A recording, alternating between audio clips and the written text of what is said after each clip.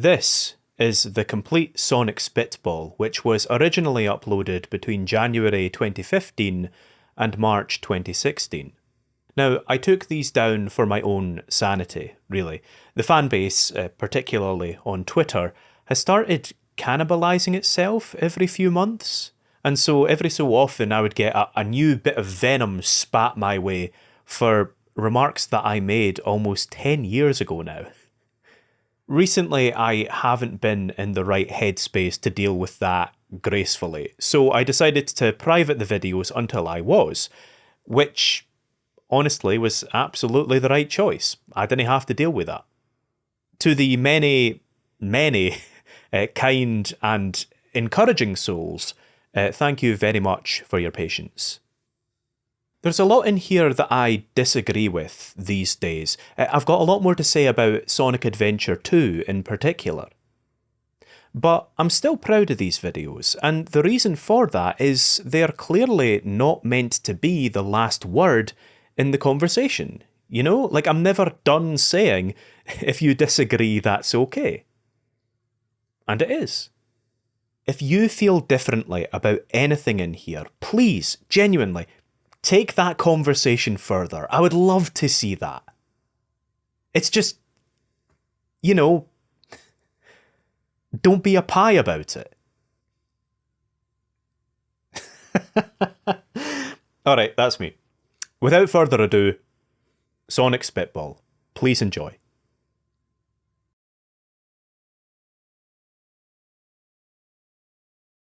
Alright, so this is going to be a long one. Hello everybody, and welcome to Shay Says a Bunch of Nonsense about Sonic the Hedgehog. This is going to be a 3-part series in which I'll be musing over Sega's Sonic the Hedgehog franchise in an attempt to consolidate an idea of where it keeps going wrong. And this video is going to be split into 3 parts. I am the Peter Jackson of Sonic reviews, apparently. In this first video, I'll be focusing exclusively on the gameplay of the Sonic series, before moving on to discuss the non-gameplay elements in the next video. For clarity's sake, I'll be going through the games in roughly chronological order. The spiel about Sonic's overall quality is a tired rhetoric that I'd really like to be able to spare you. Unfortunately, the entirety of the following 3 videos pretty much depends on it, so here we go. Back in the early 90s, Sonic the Hedgehog was on top of the world. Conceived as Sega's answer to Nintendo's Mario, the series enjoyed incredible success following the release of its first installment in 1991. It went from strength to strength in its early days on the Mega Drive, which, statistically, you'll probably know as the Genesis, before failing to capture that same success later on, due, in part, to the decidedly lower quality of the 3D installments. To put it diplomatically, since the Sega Saturn, the series has failed to achieve anything beyond a tentative, and unfortunately temporary boost in quality. A good place to start then is by going back to the Mega Drive and seeing just what made the classic Sonic titles so good. And make no mistake, they were good. Sonic's incredible hype machine was backed by some genuinely great games. I think the first broad thing that needs to be established about these games is how right Sonic feels to control. Every single movement feels absolutely natural. The way that he gains speed, the way that he loses speed, the way that he interacts with the terrain, and the way that his jump reacts naturally to all of these factors. This results in a character that is immensely satisfying to control. It just feels right. One of the most important factors is the way that Sonic will maintain momentum without player input. If the player lets go of the D-pad whilst moving or while on a slope, Sonic will keep moving in that direction. This contributes massively to the feel of the momentum in the game. It's never a chore to get Sonic to move, and he'll react quite happily to both the environment and the player's input. As a result, the game has a very low skill threshold. The first time you play it, you know exactly how Sonic is going to move, and exactly how he's going to react to different factors, as it feels completely natural. Complementing this is the control scheme, which is as simple can be. All 3 buttons make Sonic jump, and his only other action is to roll into a ball by pressing down whilst moving. Rolling exaggerates the way in which Sonic interacts with the environment. Rolling downhill speeds him up more quickly than if he were running. However, it also prevents Sonic from maintaining momentum. He has to rely on his inertia and the environment to build and keep speed while in a ball. The ring system is genius as well. Rings allow the pace to be entirely dictated by the player. The player only needs one ring in order to survive a hit, and when hit, the rings scatter everywhere, allowing the player to simply grab one and get back into the action as quickly as they like. However, there are many benefits, such as points, extra lives and bonus stages, awarded for collecting and holding on to the rings, so it's in the player's best interest to collect as many as possible at the cost of time. The rings also amplify the tension. There is nothing quite so tense as approaching the end of a level with a ton of rings in tow, knowing that one false move could result in the loss of everything you've collected. Basically, the controls, physics and mechanics are simple elegance. Of course, this wouldn't mean much without level designs that took advantage of these mechanics.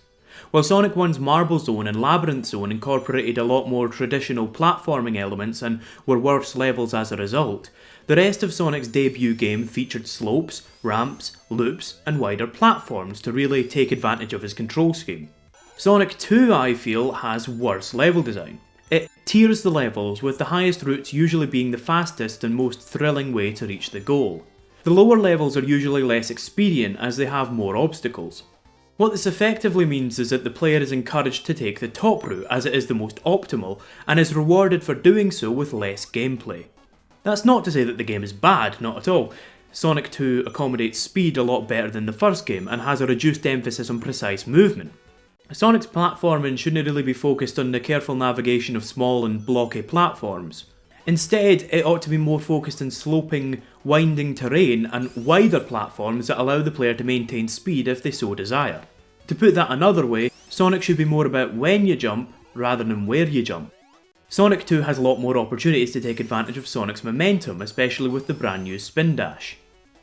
The Spin Dash is an excellent addition to the game as it gives the player an option to gain speed extremely quickly.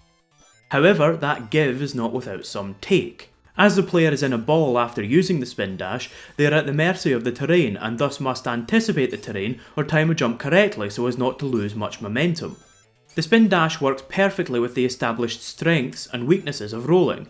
If you know when and how to use it, it's a massive advantage, but if used incorrectly, it will result in a lot of starting and stopping. As a result, Sonic 2 has a greater emphasis on learning the correct way to do the levels, which, well, that's the way it is. When we reach Sonic 3 and Knuckles though, oh boy, do you want to know how good this game is? Baby Jesus got given 3 gifts by the 3 wise men: gold, frankincense, Sonic 3 and Knuckles. Sonic 3 and Knuckles, henceforth referred to as Sonic 3 for simplicity's sake, took the first 2 games and made everything better. You could play as 3 characters with subtly different movesets: Sonic, Tails and Knuckles. These subtle differences mean all 3 play similarly, which makes no sense for Knuckles, we'll get to that in the next video, but allows all 3 to be easily accessible, while also having different nuances to master. Tails could fly and Knuckles could glide and climb walls, making exploration easier with these characters. Sonic, on the other hand, got an incredible new ability in the Insta Shield, which allows him to dispatch enemies with ease.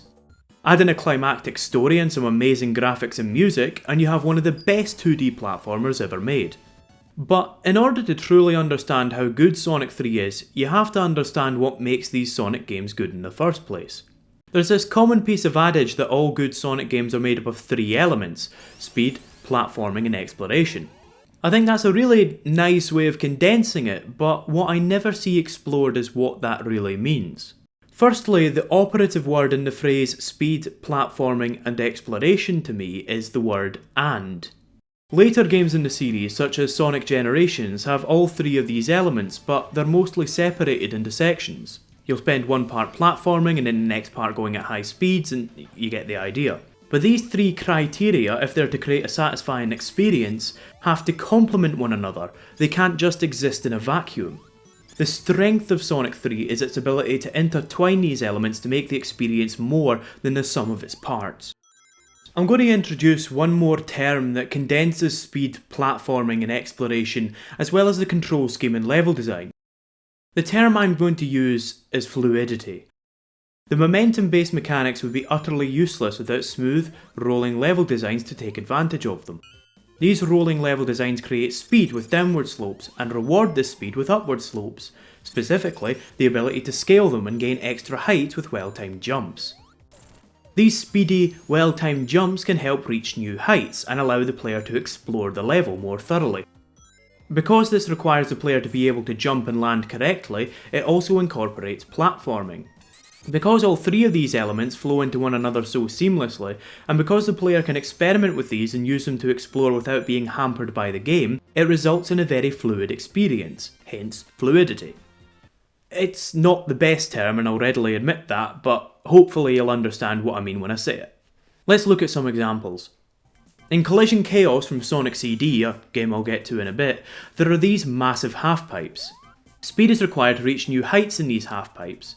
Vertical momentum is transferred into horizontal momentum, which is subsequently transferred back into vertical momentum when the player scales the other end, rewarding them with more speed before the process repeats anew. Platforming is required to get oneself in the right position to fully take advantage of the slopes.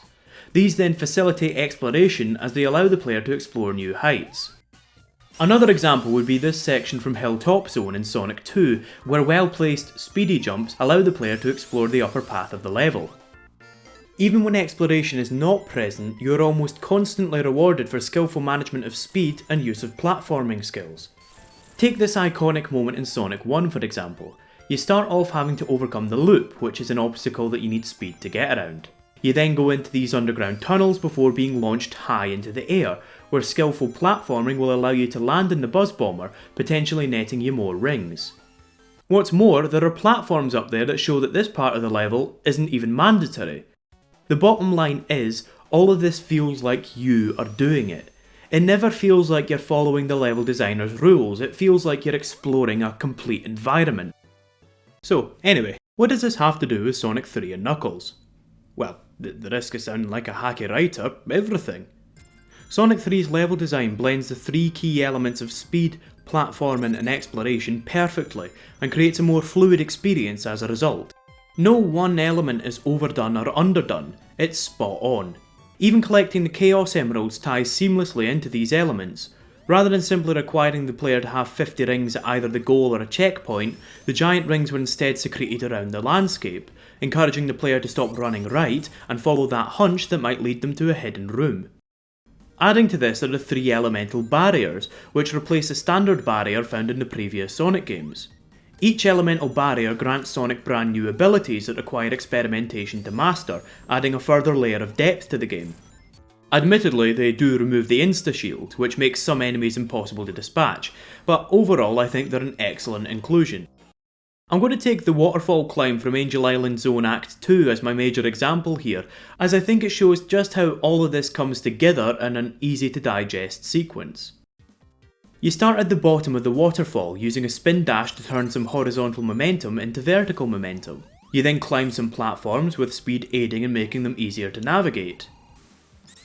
Then, by exploring, you're able to find a water barrier which, if you didn't know, allows you to bounce. Thus, by using some speed and platforming as well as the water barrier, you can just show off. All of these elements come together to create a series of games that hit that ever desirable state of being easy to pick up and play, while also having a high skill ceiling for those that want to reach it. The control scheme that is simple enough to explain in a sentence, and the physics engine which feels natural and thus is easy to grasp, combined with the level design which doesn't demand much but can accommodate so much more, to create a series of games that satisfy both speed freaks and people who demand more sophistication from their games. And yeah, I did just describe Sonic as sophisticated. See, there's this misconception that Sonic ought to be all about the speed, that it's just shallow, instant gratification for action junkies. I don't think it is though, and I think the easiest way to prove that is to point to the only serious contender to Sonic 3 and Knuckles' throne, Sonic CD. Sonic CD is a game that seems to divide people. I've seen a lot of people laud it as one of Sonic's greatest games, and I've seen a lot of people dismiss it as highly overrated. I can't cite those sources, but then I'm not a Wikipedia article, and my granny always told me that sources are for ninnies. It's why I'm failing university. To me, Sonic CD is like all of the things that I've talked about so far condensed. Exploration is made a focus as you have to travel back into the past to destroy the machines that are cyberforming the planet in the future. How do you explore? Through speed and platforming. This exploration is absolutely the focus of the game. The levels are a lot taller with multiple ways to quickly reach the top and the bottom of the landscape, unlike Sonic 2, which frequently prevented you from returning to the top of the level if you fell down. Sonic CD helps this by refusing to include any bottomless pits except in the final level, And one of my few criticisms with the game is that the final level is a bit pants.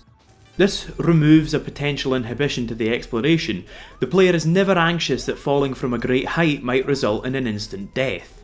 It's an attitude that I think a lot of the later games could really stand to learn from, taking place as they do, suspended over perpetual instant death.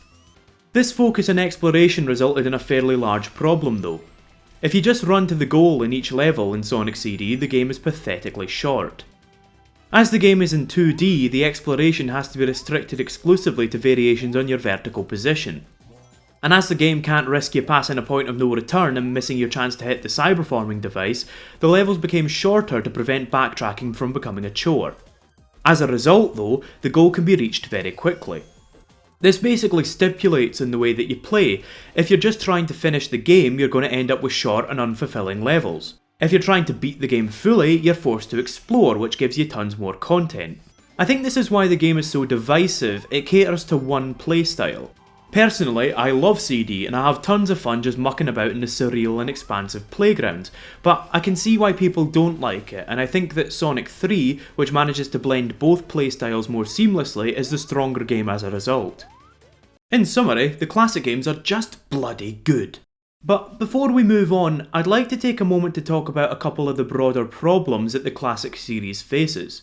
The first is that the emphasis on speed restricts how the games can be designed. Again, I'm going to come back to this in the next video, but I just want to leave the seed of the thought in your mind that every playable character has to be designed like Sonic. Anyway, that's for later. The Labyrinth Zone is infamous for a reason. It's a slow, frustrating chore of a zone. I know the old story about the developers mistakenly believing that hedgehogs couldn't swim, but I think that the way the water was handled displays gameplay limitations more than anything else. Sonic's mechanics don't lend themselves to swimming, so he was simply made to sink and became slower and more floaty underwater. It's interesting that this gameplay change then is almost unanimously loathed. Sonic 2 even seemed to recognise this, as it used water as a punishment in zones like Chemical Plant and Aquatic Ruin. You have to try to avoid the changing gameplay style. I know that on the whole water levels tend to be disliked, but I think that it's telling that the change of pace afforded by the water levels became a punishment in Sonic later on. Now, Hydro City did manage to make the water interesting and fun with the addition of speed boosters, flumes, and the water barrier. But that was very carefully designed, and I think it shows how meticulously Sonic needs to be thought through when faced with changes to the core mechanics. I think it's telling that the series never attempted an ice level until Sonic 3, but even then, questions like how will ice and snow affect the physics are largely ignored. I'm not saying it would have been better with ice physics, I'm just making the observation that Sonic is treading on eggshells when he steps outside of his comfort zone. This can perhaps be seen as restrictive. In fact, heck, we don't even need to go into 3D to see how easy it is for small changes to trip Sonic up. The Sonic Advance series has plenty of little niggles to pick at. Now, let me state up front, for on-the-go fun, the Sonic Advance series is just great.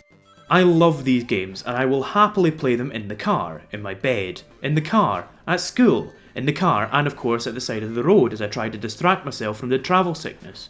But I think that the series has some pretty wonky level designs. In Ice Mountain, a single jump sends me hurtling into a bottomless pit. I know that I can't really call it a bad game for me falling down a pit, but basically the game is punishing me for experimenting and exploring.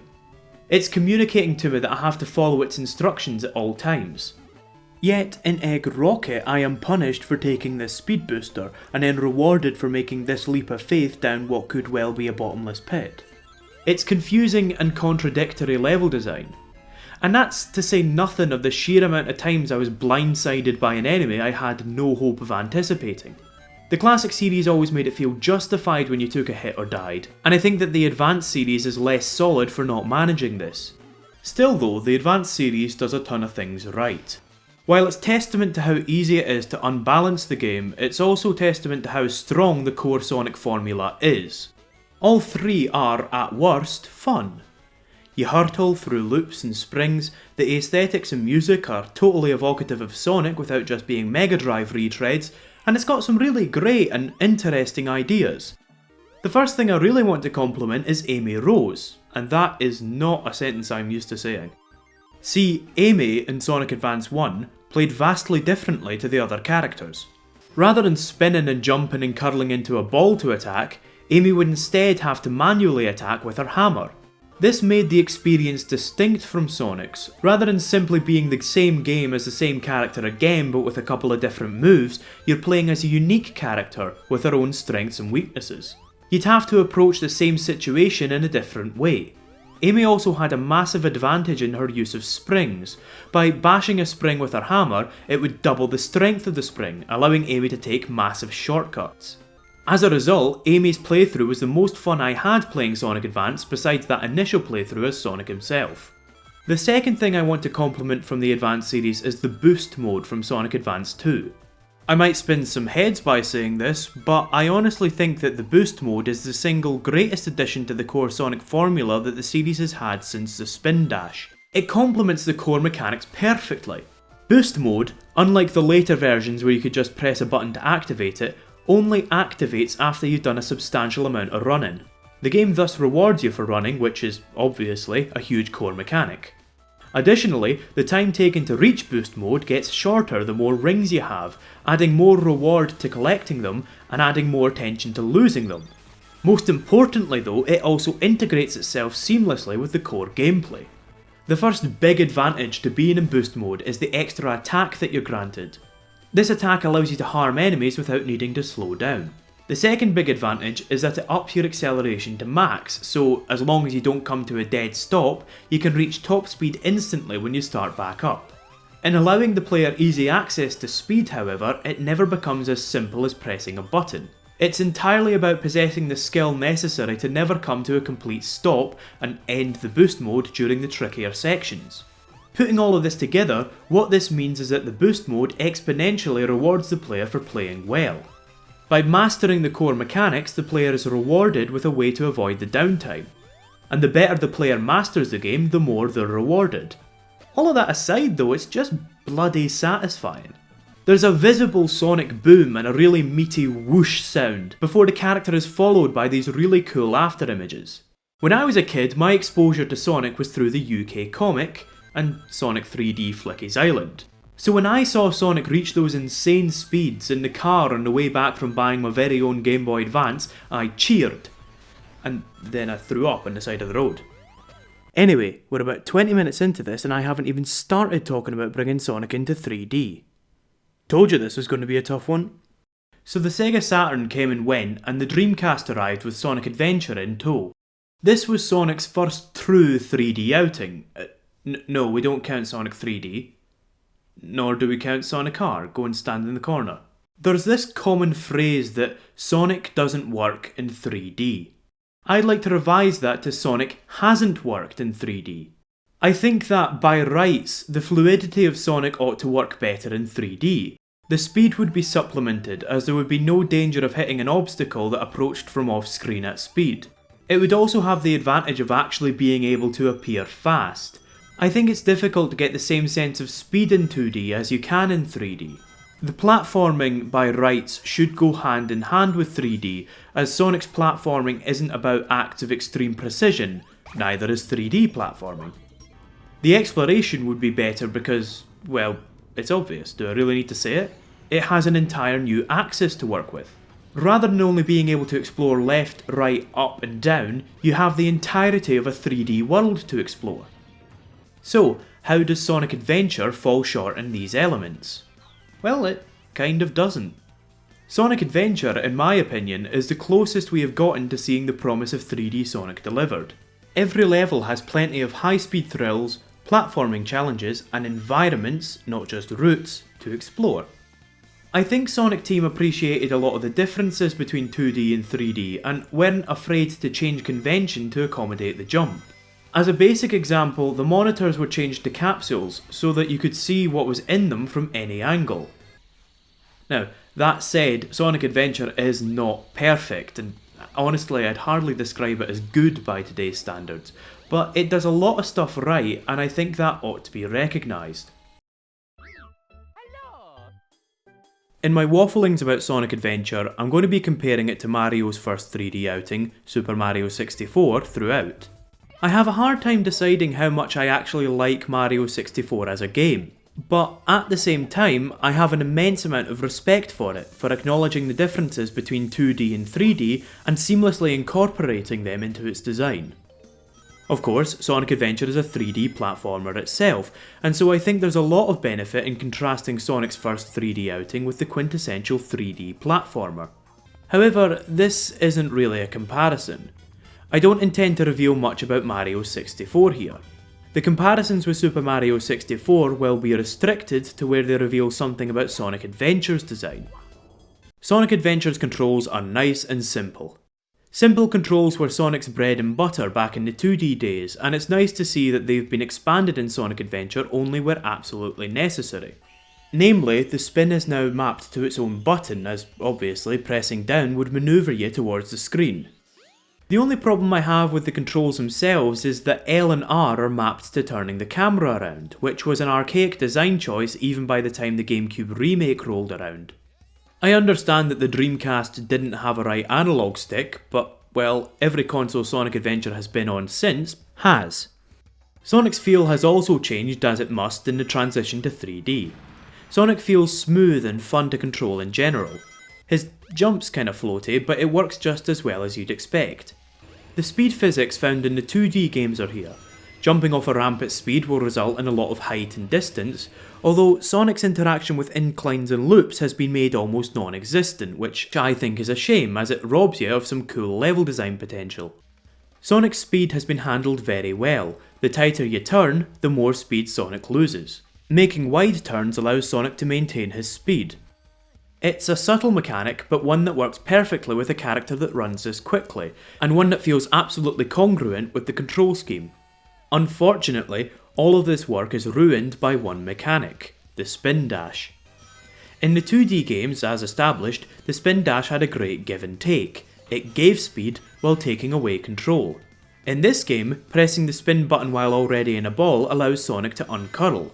Furthermore, the spin dash can be activated on a dime and requires no charge up.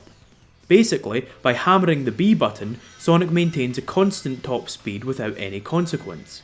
The spin even controls as smoothly as running does, so there's absolutely no reason not to be hammering the B button, except for those occasional scripted sequences that freak out if Sonic is in a ball.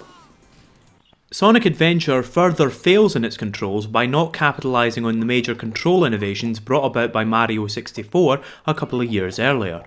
Apparently Nintendo spent ages meticulously testing Mario's movement to ensure he felt natural to control. And natural to control he feels, as every single one of his actions, such as sliding, jumping or attacking, is influenced by how he was moving and hence how his momentum is travelling.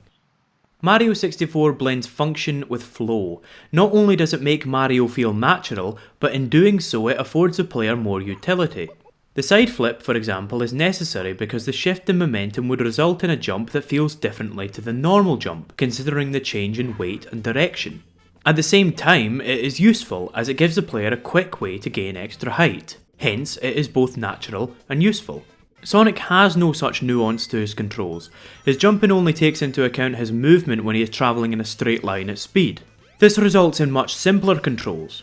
Sonic has better air control to compensate, which is a great decision, but he never feels quite as deep or natural as Mario does in his first 3D outing. But how can you have a discussion about 3D Sonic's controls without mentioning the homing attack? And what controversy this thing has caused. For those of you who don't know, the homing attack, it's an attack that homes in on enemies. By simply pressing jump in mid-air, Sonic will launch towards the nearest enemy, destroying it. This can be chained, so enemies hovering over a bottomless pit can be used as stepping stones to reach the other side. There are numerous problems with this. It makes every enemy encounter the same, and reduces them to simply pressing A and then A again. It also encourages lazy design, as all the designers need to do is position a row of enemies over a bottomless pit for a quick and easy action set piece. All the set piece involves is simply for the player to press A over and over again. The biggest problem with the homing attack, in my opinion, is that it utterly kills momentum. No matter how fast you're going, it always makes Sonic go at the same speed, and then stop once it ends. Whereas in the old games there was a flow to gaining speed and losing speed when you attacked an enemy, with the homing attack you start stop, killing any momentum. Finally, the homing attack has a bit of a tendency to get mixed up, either choosing the wrong target or not choosing a target at all. There is nothing more frustrating than careering into an enemy you weren't targeting, or coming up short of an enemy and taking a hit. Now, despite these problems, I can see why the homing attack was implemented. Like it or not, you can't be as accurate in 3D as you could in 2D. For characters like Tails and Knuckles, this wasn't such a huge problem. Tails has a tailspin that can take out surrounding enemies without much of an issue. Knuckles has punches and a glide, and besides which his levels don't tend to have him going at insane speeds. But with the speeds that Sonic goes at, dispatching enemies would become a fiddly chore without this crutch. I think that the homing attack is a necessity. However, I don't think it's ever really been thought through. Why not tie the homing attack to Sonic's speed? Rather than requiring him to jump first, why not have it as its own action, so that it can be used seamlessly in conjunction with Sonic's running? Maybe that way the challenge can shift from actually using the attack to maintaining your speed as you use it. That's one idea, but basically I think that the homing attack is a good decision on paper. I just don't think it's ever really been executed to its full potential. Overall, I'd say that Sonic Adventure does a good job bringing Sonic's controls into 3D, but there's definitely room for improvement. The levels are in much the same boat. Super Mario 64 understood that it would be difficult to craft as many levels as it could in 2D. So it instead made 15 levels and ensured that the player got the most out of them by requiring them to complete multiple missions within these levels. I think that's a good decision. However, I find that fatigue sets in during the later missions in a level. Collecting the star boots you out of the level, resetting all of your progress. To collect the next star, you have to retrace your steps in a lot of cases. In short, traversing the same terrain multiple times can and does get boring. Sonic Adventure, with its 6 playable characters, instead asks the player to approach a level in different ways. The same terrain is recontextualised by the player in accordance with the character that they're playing as. The best example I can think of is the difference in mentality when approaching a level as Sonic and approaching that same level as Knuckles. With Sonic, you launch through the level as quickly as you like. As Knuckles, you have to find 3 randomly placed emeralds, so you have to climb and dig and explore thoroughly in order to root them out. I'm not going to say that Sonic Adventure necessarily approaches the reuse of levels better than Mario 64 does, as Mario 64 does a lot of work to ameliorate its problems, and besides which, who cares? But there are 3 major problems with using multiple characters. Firstly, they require the player to learn multiple playstyles. This isn't really a problem for Sonic, Tails and Knuckles as they function very similarly, but I think it is a problem for Gamma, Amy and Big, who all control vastly differently. Secondly, none of these characters have had the full attention of the development team. The developer's attention had to be split 6 ways, and so none of these characters are truly fleshed out. Finally, if any of these characters are not fun to play, the player will spend at least 1/6 of the game waiting for it to be over. Unfortunately for me personally, only Sonic is truly fun to play. Tails and Knuckles are alright to play as, but their levels are simply too short, and in Knuckles' case, sometimes confusing. Gamma's levels, which are shooting galleries, are a decent distraction, but they're easily forgotten about once completed as they're short and extremely easy. Amy's levels involve her running away and hiding from an invincible robot in a faux stealth section, and I feel that it's incredibly slow and clunky. Big's levels are fishing in a Sonic game. As a result, I only really enjoy 1/6 of Sonic Adventure, which isn't really a great number. On a small tangent, while it's easy to question the inclusion of characters like Big and Gamma, I think it has to be remembered that Sonic Adventure was trying to demonstrate the Dreamcast's capabilities as a console, possibly even prioritising this over revitalising the Sonic series. Sega building basic shooting and stealth mechanics into Sonic Adventure might have been intended to show how the console could handle those gameplay styles. Even the fishing places a focus on the game's ability to render water, which Sega were keen to push. In fact, Chaos himself was designed for this very purpose. So now that I've banged on about the philosophy behind the level design, it's time to move on to the levels proper. Sonic 3 and Knuckles created brilliant environments that felt like a complete in-depth world that you just so happened to be whizzing through. Sonic Adventure made moves towards replicating this effect and managed to succeed in a lot of ways. The environments are contributed to by the connecting hub worlds, which establish where each level resides in relation to each other. The hub world then fulfills the same purpose as the end of level cutscenes in Sonic 3.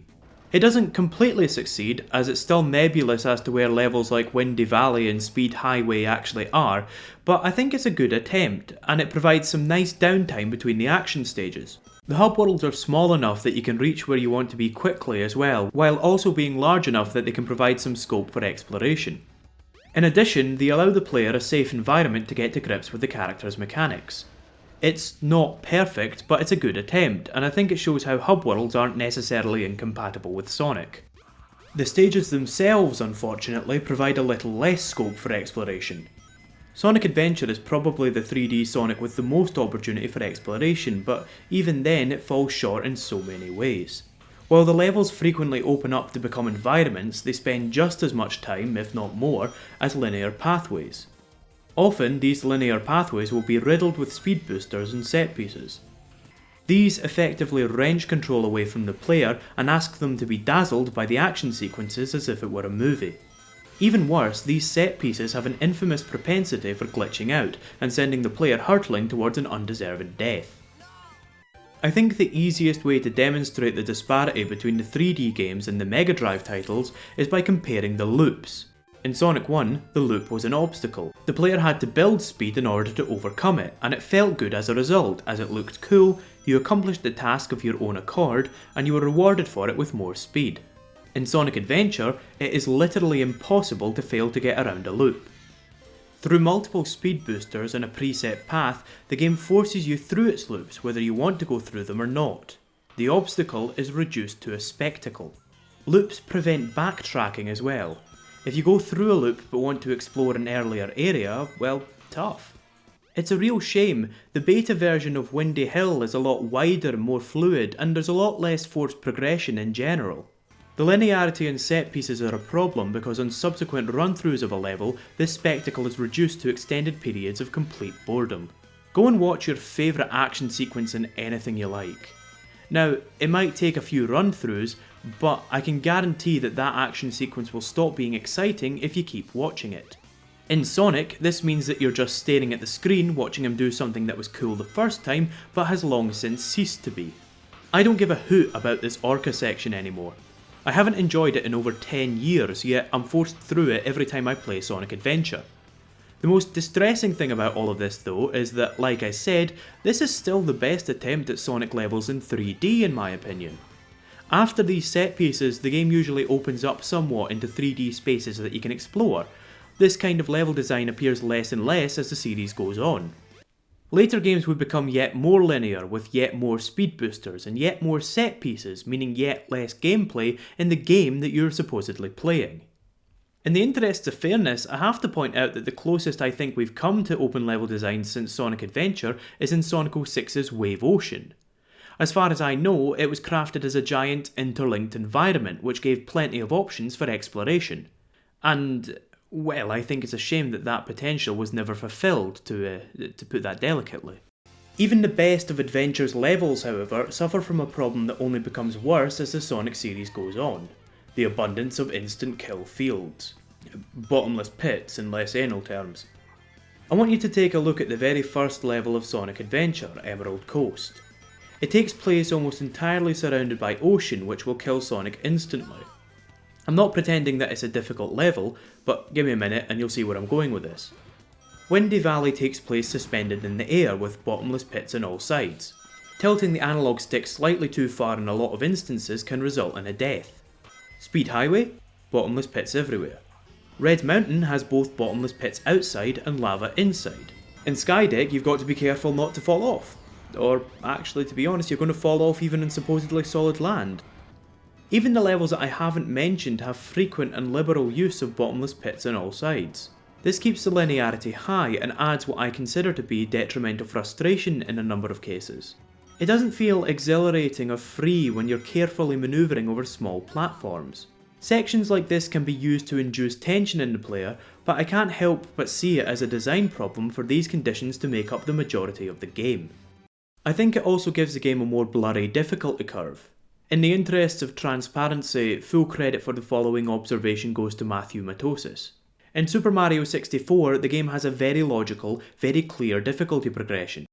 Earlier levels have no instant kill fields, Middling levels have fields that can slowly kill or damage the player, and it's only in the later levels that the game punishes poor platforming with instant death. In Sonic Adventure, however, the first level takes place almost entirely surrounded by instant kill fields, whereas the last level uses these a lot more sparingly. The last level is definitely a lot more difficult, but I can't help but feel that this difficulty progression is at least somewhat confused. I think it demonstrates that less careful thought went into Sonic Adventure. At the very least, I think instant kill fields ought to be carefully considered rather than just placed willy-nilly. So, to wrap up Sonic Adventure. It's a fun but heavily flawed game. I haven't really talked at all about all the glitches and camera issues, but yeah, there are glitches and camera issues all over the shop. I've heard Sonic Adventure defended as not being that glitchy. I'm not going to condemn or defend its glitches, but all I would say is, if you've played the game since you were a kid, the next time you pick it up, actively try to make it glitch out. In actively trying to activate them, you will notice so many little things that you subconsciously sidestep. So many little areas that seem like they would be fine but will probably result in a glitch. The big one for me was realising how often I subconsciously avoided rolling on set pieces and loops because I know that will immediately make the game glitch out, even though it is a perfectly reasonable thing for the game to be expected to do. The major problem with the camera is that it keeps wrestling control away from the player. If you want to go on an alternate path or backtrack, the camera will constantly fight to get you back on the path the game wants you to go on. It hasn't aged well. But then, I don't really think that Super Mario 64 has aged all that well either. Again, I'm going to stress, it's an incredibly designed game, huge respect for it, and I think it's leagues better than Sonic Adventure simply because 100% of it is fun to play, rather than only a fraction of it. But I think that Mario 64 is, at least in part, viewed so favourably because of what it enabled. Mario 64 was refined and its good points accentuated in its sequels and of course in other 3D games. I can't speak for everybody, but when I go back to replay Mario 64, I'm able to look past a lot of its more archaic design choices because I know that they are refined and fixed going forwards. It's a product of its time that has since had its kinks ironed out. Sonic Adventure sequels, on the other hand, seemed only to accentuate its bad design decisions, while slowly phasing out the good. I would posit that if Sonic Adventure sequels had built on its strengths, it'd be looked back on more favourably as an aged product of its time. As its sequels only seem to get worse and worse, however, its bad points are often accentuated, and its good points overlooked. When I say that its sequels only got worse, I include Sonic Adventure 2 in that, unfortunately. I'm not really going to make any friends by saying this, but I consider this game to be the beginning of the downward slope for the series. I'll be talking largely about the story and atmosphere of the game in the next video, but for just now, I'll be comparing the gameplay of Sonic Adventure 2 to Sonic Adventure 1. Sonic Adventure 2 is a really ambitious game. While it pared back the 6 gameplay styles to 3, it opted to include unique levels for every character. The game has over 30 levels, and it ought to be applauded for managing to make each one feel substantial. That's pretty much where my praise ends though. Although the playable styles had been reduced, each one had been made worse than its counterpart in Sonic Adventure 1. The first problem is the controls. All of the characters have been given more moves, but the simple control scheme has not been adapted to accommodate this. This means that all of the moves are assigned to a single action button. Now, context-sensitive actions can be done well, and in fact Tails and Eggman have 3 moves assigned to the action button, but this never becomes confusing.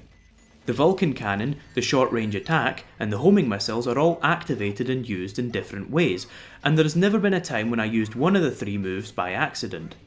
However, Sonic and Shadow have 3 actions assigned to the action button as well, the Somersault, the Lightspeed Dash, and the Spin Dash. These are activated by pressing B, and pressing B for slightly longer, respectively. It doesn't help that the Somersault is an absolutely useless move that kills all momentum and could have been integrated without issue into the Spin Dash. Combined with the homing attack air dash confusion from Sonic Adventure 1, there are a lot of times where the controls are just not on the same wavelength that you are, which is a massive problem. If a character doesn't control well, it doesn't matter how well the rest of the game is designed. You encounter everything in the game through the medium of the character you are playing as, so if that conduit is broken, the rest of the experience will be tainted as well. Sonic and Shadow control about as well as Sonic did in the first adventure, but the confusion between the somersault and the spin dash, and the fact that the somersault completely ruins all momentum, can make them feel a bit choppy. Knuckles and Rouge are largely the same as Knuckles was in Adventure 1, but attacking can sometimes lead to the character careering off in a straight line, which, again, can result in them feeling a little more clunky. Tails and Eggman, who have adopted Gamma's style from Sonic Adventure, control much, much worse. Their machines are bulky and heavy. They just feel bad to control. They're not just clunky, they're clunk incarnate. I understand that extra weight to a character can feel satisfying, but this isn't. It's just awkward. Overall, I just feel that Sonic Adventure 2 is much less smooth. The levels have only gotten worse as well.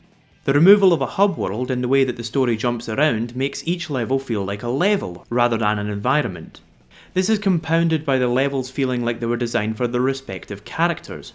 One of the major advantages of multiple characters visiting the same level was that the environment had to be designed for those multiple playstyles, and so it felt less like it was designed with a certain character's abilities in mind. Here, every moment of the game is designed to play in a certain way, and as a result, it feels a lot less like a real place that you just so happen to be whizzing through. The levels feel completely removed from the surrounding environment, with half-pipes and thin walkways suspended over nothing, for no reason other than to accommodate the character. The level's mechanics have gotten worse as well. Sonic and Shadow's levels have little in the way of exploration, feeling like a succession of linear paths rather than a 3D space. This problem is compounded by the new rail grinding mechanic, which takes linearity to its logical extreme. I can see the purpose behind the mechanic's inclusion in this game, besides the sponsorship, and in all fairness, Sonic Adventure 2 does grinding pretty well, with it requiring constant input to maintain speed around corners, and usually being used as an alternative to other routes. Nevertheless, it does allow the game to dictate the player's direction to quite an extraordinary degree, and this problem has only gotten worse in future games. Anyway, Tails and Eggman's levels have less of a focus. Gamma had a time limit during his levels, which could be increased by dispatching multiple foes at once. This element is gone in Sonic Adventure 2, so Tails and Eggman don't have much tension or drive to their levels. Finally, Knuckles and Rouge's levels managed to actually impress me by making a treasure hunt linear. See, in Sonic Adventure, Knuckles' radar would ping no matter which emerald piece he was near. In Adventure 2, however, the radar only acknowledges one emerald piece at a time. The game has a set order it wants you to find the emeralds in, and in an inherently non-linear experience, it tells you to do it in a specific order. It's bonkers. The sensation that the game wants you to play it in a certain way is only compounded by the inclusion of a ranking system. You get graded on how well you complete the level, encouraging multiple playthroughs to try and suss out the way the game wants you to play it to get an A rank. Honestly, I really dislike the ranking system. It fundamentally changed the way in which the game was played. For example, it changes the way that the rings feel. The tension of running with a lot of rings was changed to genuine stress, as taking a hit resulted in your missing an A rank.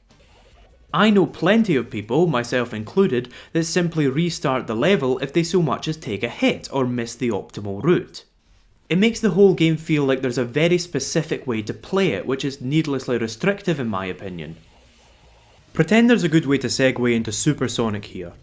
At this point, Super Sonic has become too much of a staple of the franchise to go much longer without mention.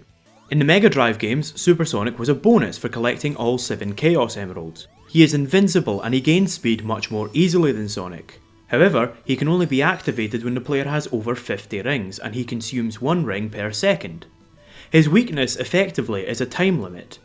It was a bit frustrating that he was incredibly easy to activate, as all one needed to do was jump in Sonic 2 or press A in the air in Sonic 3. I completely ruined the final boss for myself as I accidentally activated Super Sonic, destroying any tension or reward that the fight may have had. But otherwise, Super Sonic was a reward befitting the difficult task of gathering the emeralds. However, Sonic 3 started a trend with Super Sonic that only got worse as time went on: the final boss fight. A final boss ought to be a culmination of the game's mechanics. It ought to be the point at which all of the skills you've put to use throughout the game come together in one last climactic encounter. In Sonic 3, it wasn't too bad. The game gave you a tough final boss to face, and then, if you had all of the emeralds and thus had used Super Sonic before, you unlocked the Doomsday Zone. The Doomsday Zone lumps a whole new control scheme on your lap and asks you to learn it while fighting what should be the most difficult boss in the game. Still, it's a very simple control scheme and it doesn't take long to work out what's going on. In Sonic Adventure, Super Sonic controls exactly the same as regular Sonic. However, the player needs to get used to the fact that they're literally invincible, but on a time limit, as their rings are running down 1 per second.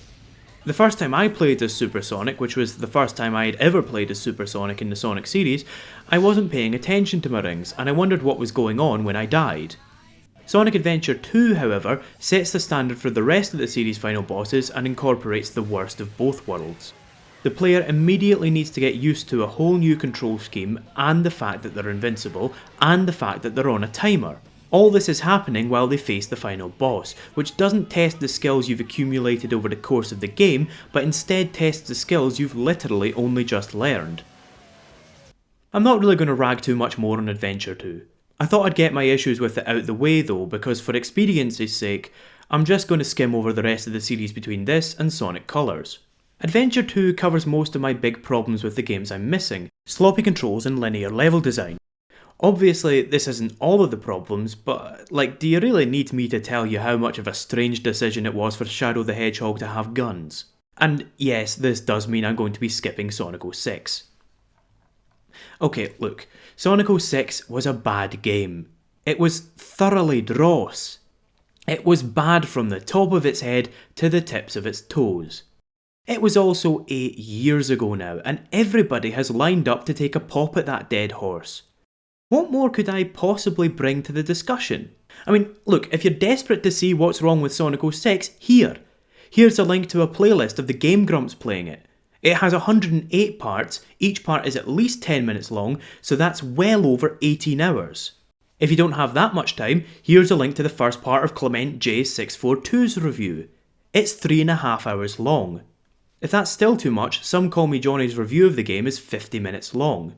Any of these 3 videos would inevitably cover all of the points I could possibly make. The only thing I have to say about Sonic 06 is, can we be done with Sonic 06? It's crap, and it's hilarious to see people reacting to how crap it is, but it almost eclipses the rest of the franchise. It precludes potentially valuable discussion about the rest of the series. A lot of the time, discussion about Sonic's output is referred back to Sonic 06, the sheer badness of which sucks in any and all reasoned critique. And I think there's a lot of valuable information, good and bad, to be mined from the rest of the series. So without further ado, let's start mining. I'm going to pick the series back up with 2011's Sonic Generations, but first I'd like to give a quick helping of praise to 2010's Sonic Colors, which I have a lot of fondness for. In the run-up to Colors, I was almost certain that the Wisps were going to be a flop. They would either completely overwrite the rest of the game, or they would be a gimmick that was used once or twice and then forgotten about. The only way that the Wisps would work would be if they were used to expand the levels, to allow the player to explore alternate routes and find hidden paths. Lo and behold, that's exactly what they were used for. It even tied into the ranking system, which no longer rewarded expediency, but experimentation with these Wisps. There were tons of lovely little touches, like the way that the game paused for a second when you used the Wisp to allow you to accommodate for the shifting control scheme, or the way that the Drill Wisp could be used in underwater levels to actually make them fun. I know, fun water levels, in a Sonic game. I also particularly love the final boss, which makes use of all of the abilities you've been using throughout the game. As a result, when the game cries Cube, you know what to expect. It's a great idea. The final boss should be a test of all the skills you've gathered up until that point. The final blow struck against the machine, where all of the Wisps team up to create a massive laser, is extremely climactic and satisfying. In my opinion, it's the best final boss the series has had since Sonic 3 and Knuckles. Colors wasn't without its problems, mind you. Some abysmally long periods with no interaction and some incredibly awkward jumping controls meant that it never quite reached the point of being an incredible game.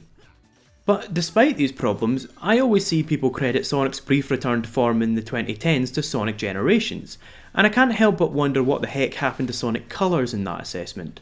Anyway, speaking of Generations, let's just get right to it. I'm going to basically skip classic Sonic here. It's a reasonable facsimile of the Mega Drive games, but has none of the subtlety or nuance about it. That's not to say it's not fun though. I'm going to be concentrating on the modern Sonic formula established by the Xbox 360 and PS3 versions of Sonic Unleashed. I find modern Sonic's control scheme to be the absolute worst case scenario for a control scheme. The controls are quite complex. The A button jumps and homing attacks, the B button stomps and crouches, and the X button uses Sonic's boost, which is represented by a meter at the bottom of the screen. In order to accommodate the extreme speeds Sonic can reach whilst using this boost, as well as make up for the fact that he is quite stiff to control, the game has to use all 4 of the triggers to let him manoeuvre properly. L1 and R1 let Sonic quickly dash to the left or right, and the triggers let Sonic drift as if it's a racing game. In fact, this drift is the only way to tackle even the simplest of turns whilst moving quickly. Effectively, the triggers are dedicated to overcoming the limitations of the core control scheme. While it can be argued that this is good design as the designers noticed the flaws and rectified them, I would instead argue that a control scheme that requires 3 dedicated buttons in addition to the analog stick to simply turn is probably somewhat flawed. What's even worse than this though is that the mechanics of the game are fairly simple without much depth. While the Mega Drive game's simple control scheme disguised some complex mechanics, modern Sonic is the opposite with a complex control scheme that disguises some simple mechanics. I would call this a worst case scenario. Once you get used to the controls though, they function just fine. But let's look at how Sonic moves. As I've said, Sonic is incredibly stiff, especially when moving at speed. While turning quickly in Sonic Adventure would slow Sonic down, the option to turn quickly in Sonic Generations is completely gone. That is, of course, unless you use the drift. But try to control Sonic in the same way that you would control any other character, that is to say, just with the analog stick and using that to adjust your speed, and you will find that Sonic is incredibly stiff and unresponsive. Instead, you have to bring Sonic to a near stop and then turn. The jump doesn't react naturally to your speed, it always feels stiff, and the air dash and homing attack have no flow or momentum to them. You dive straight forwards and then straight up. There is absolutely no fluidity to these controls. The way the rings work has been changed as well. Rather than all of Sonic's rings scattering upon taking a hit, Sonic instead loses a percentage of them. This helps keep the pace up, but also makes the consequences of taking a hit more vague. When I take a hit, I'm not really sure how I ought to feel about it, as I can simply tap X again to regain all of my speed, and with rings in reserve to boot. The biggest oversight with the modern formula though is that there is absolutely no way to manipulate the camera. The right analog stick is doing nothing anyway, and yet the player is unable to change the camera to get a better view of their surroundings or see what they want to see. In a 2011 3D platformer, that is astonishing and not in a good way. The reason this is the way it is though is because everything is designed to have Sonic hurtle forwards in a straight line as quickly as possible. Enter the boost. The boost is probably the most controversial addition to Sonic's arsenal since the homing attack, and it's easy to see the problems with it. By pressing one button, Sonic will immediately hit top speed, and by holding it, he will maintain this speed while also ploughing through any enemy unfortunate enough to get in his way. In Generations, it is extremely easy to spend the whole level boosting, as there's an abundance of rings and stunt pads which refill the boost gauge. The rings even home in on you if you run past them at speed, which I'll admit is incredibly satisfying, but it makes it ridiculously easy to boost forever. The problem with boosting forever is that it diminishes the impact of the speed. In the classic games, the player was forced to acquire speed for themselves, either by slowly building it up or by making use of the terrain. The games rightly acknowledged that speed is meaningless without context. If you spend the whole game moving at the speed of sound, then the speed of sound ceases to be valuable or exciting. You can argue that the boost is another way of earning your speed, as it requires the player to learn the level sufficiently to keep up with the pace. I'd argue that it's a less fun method given that it basically gives you the reward up front, that being Sonic's top running speed, but it's a good argument. The problem is how this constant high speed influences the level design. While there are multiple paths that intersect at various locations, the player still lacks much autonomy. You cannot make an informed decision about your environment unless you've played the game before. You simply choose a route with no idea where it will take you. You're not running on this wall because you saw the wall and got curious, you're running on the wall because you grinded on this rail a while ago and you have no way of getting off that path. Exploration in 3D should involve seeing something and wanting to go and investigate it. At the beginning of Bob-omb Battlefield, for example, the camera points in this direction. This is to try to interest the player in that mountain in the background where the goal is. Generations reduces this wonder to spectacle. What would be a point of interest is reached and passed before you even have the chance to see it coming. By the time you know this clock tower exists in Rooftop Run, you're already halfway up it. I can't help but feel that this makes the game quite claustrophobic, as these routes often give the player very little idea of where they reside spatially, and are often linear paths rather than 3D spaces. It also robs the player of a lot of their input and decision making. The level design, as a result, falls into a lot of the traps that Sonic Adventure 2 fell into. The ranking system asks the player to find an optimal route and stick to it. Combined with the linear level design, Generations has that old problem that Sonic 2 had, where the player is rewarded for skipping content and refusing to explore, a major come down after Colors punished the player for just rushing to the goal. While the clever application of speed used to reward you with more content, now the clever application of speed is to cut out parts of the stage.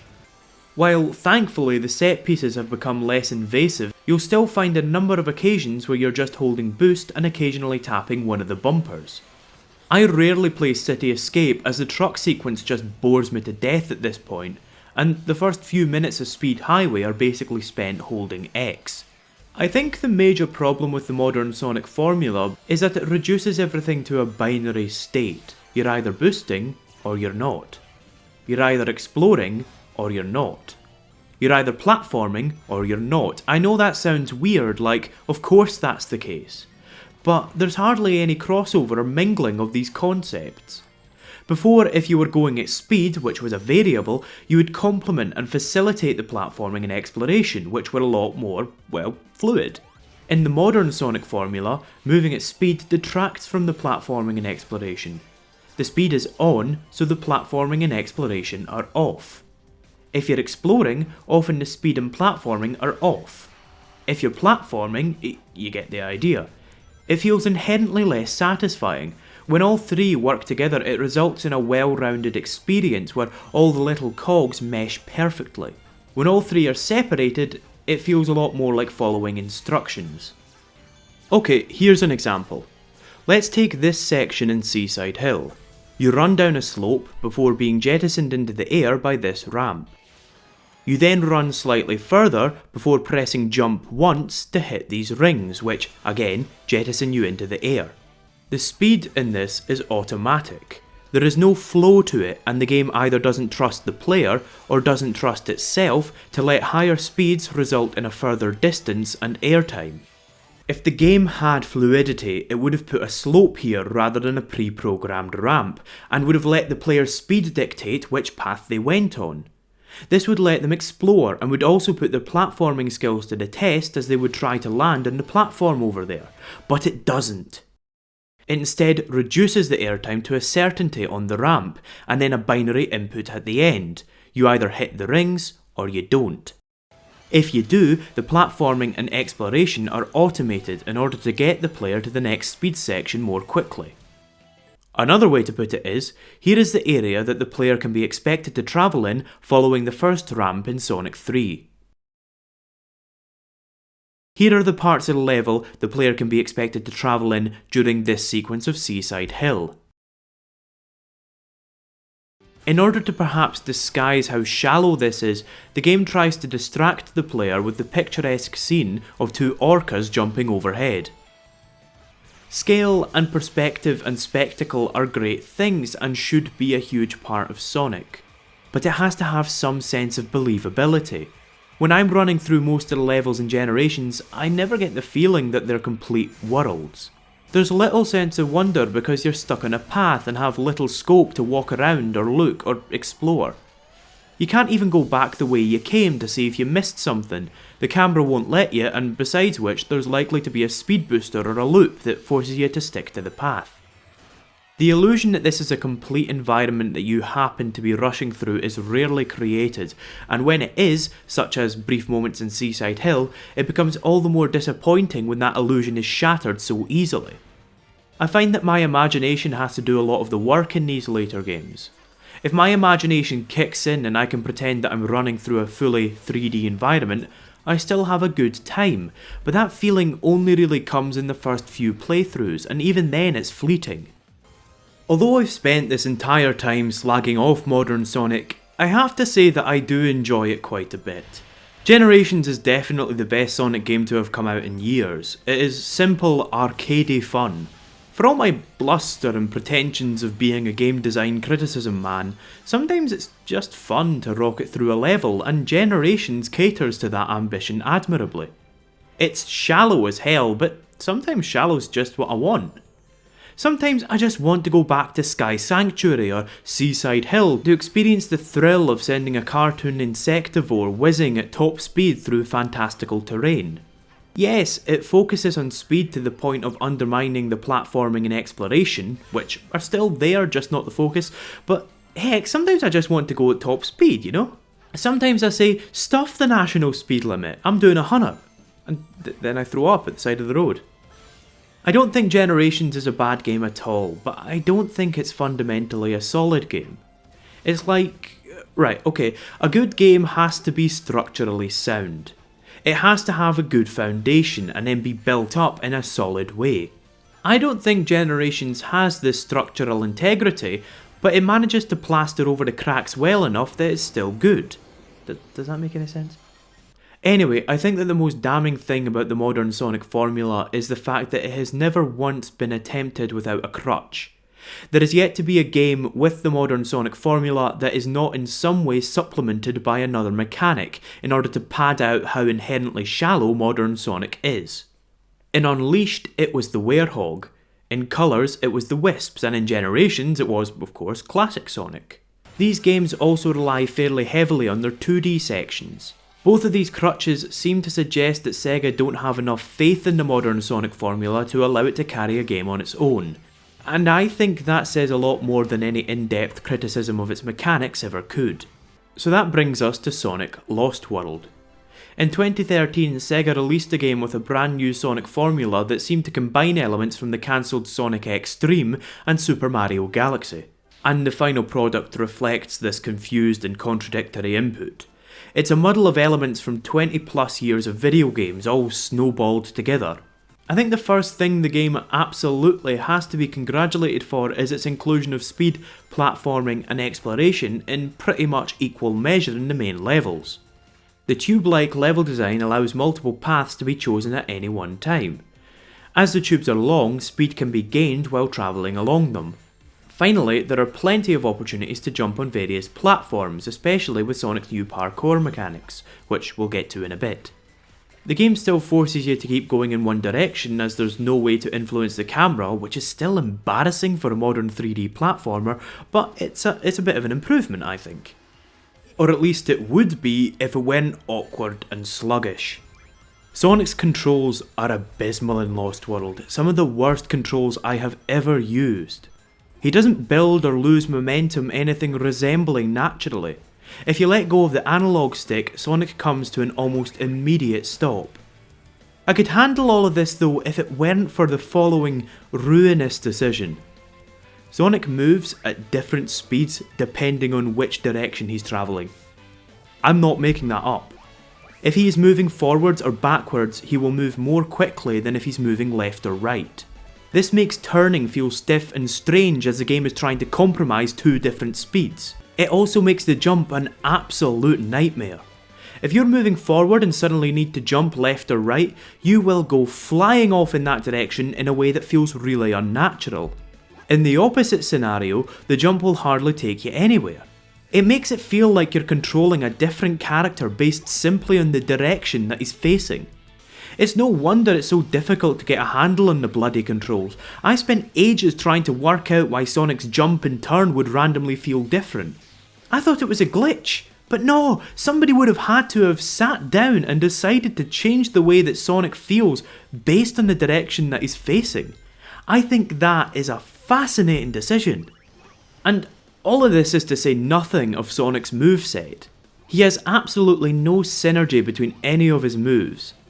Okay, to explain this. In Team Fortress 2, as with most other games, each character has a multitude of weapons that are designed to work with that character's particular strengths. For example, the soldier, who is one of the slowest characters, has a pickaxe that, when he is low on health, he can use to gain speed. This helps him beat a hasty retreat when things aren't going his way. The Pyro, whose job it is to set people on fire, has an axe that does more damage to burning players. Do you see what I mean? Each of their weapons is designed to work with the character. This allows the player to plan and create tactics around this synergy.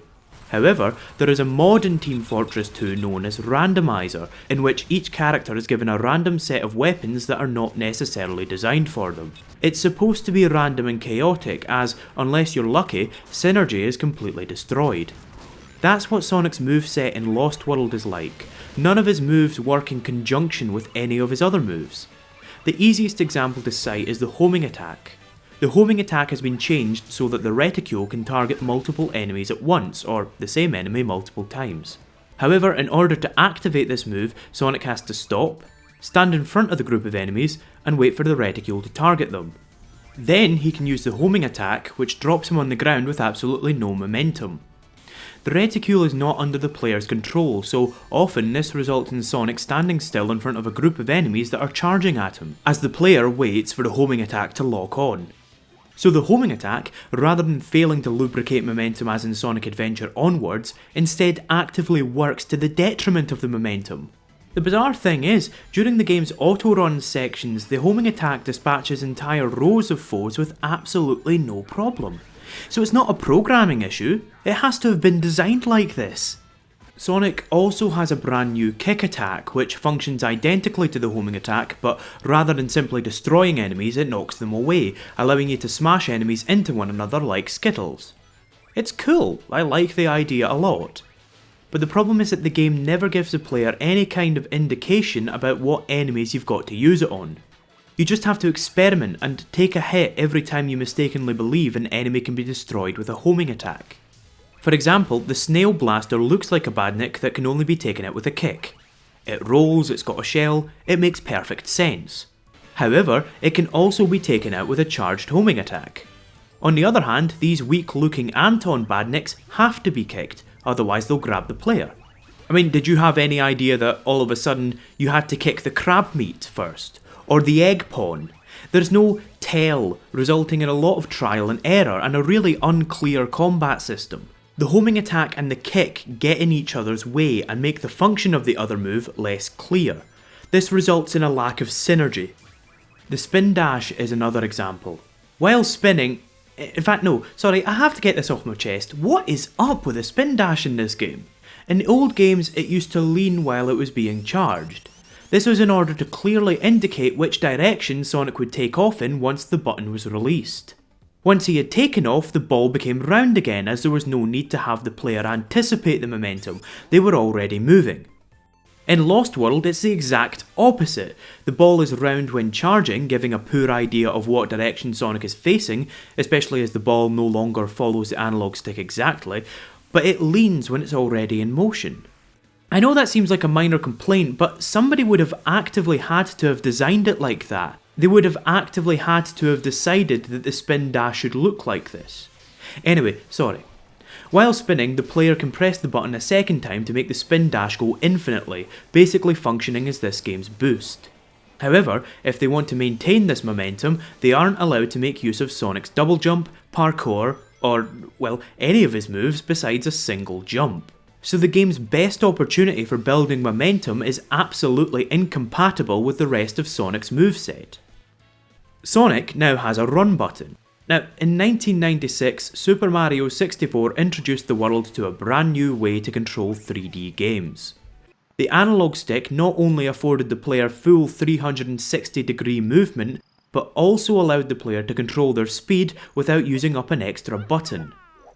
It baffles me then that in this day and age where analog sticks are standard with every single console ever, that games still insist on using a run button.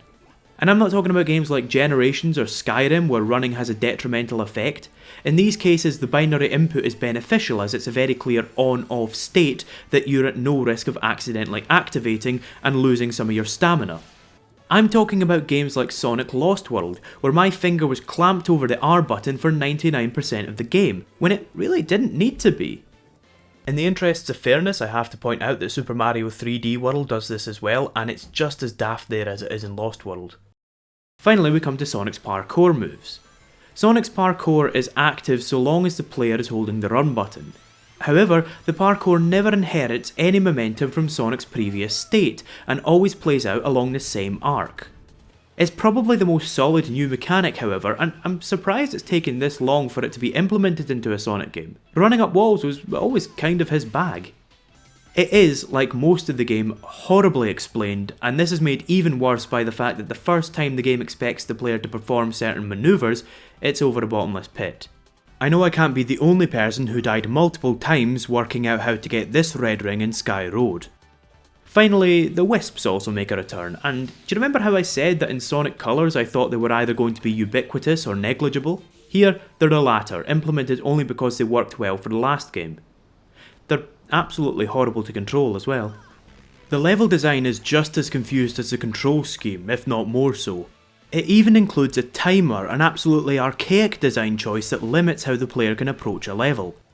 You know how come I've been prattling on about environments this whole time?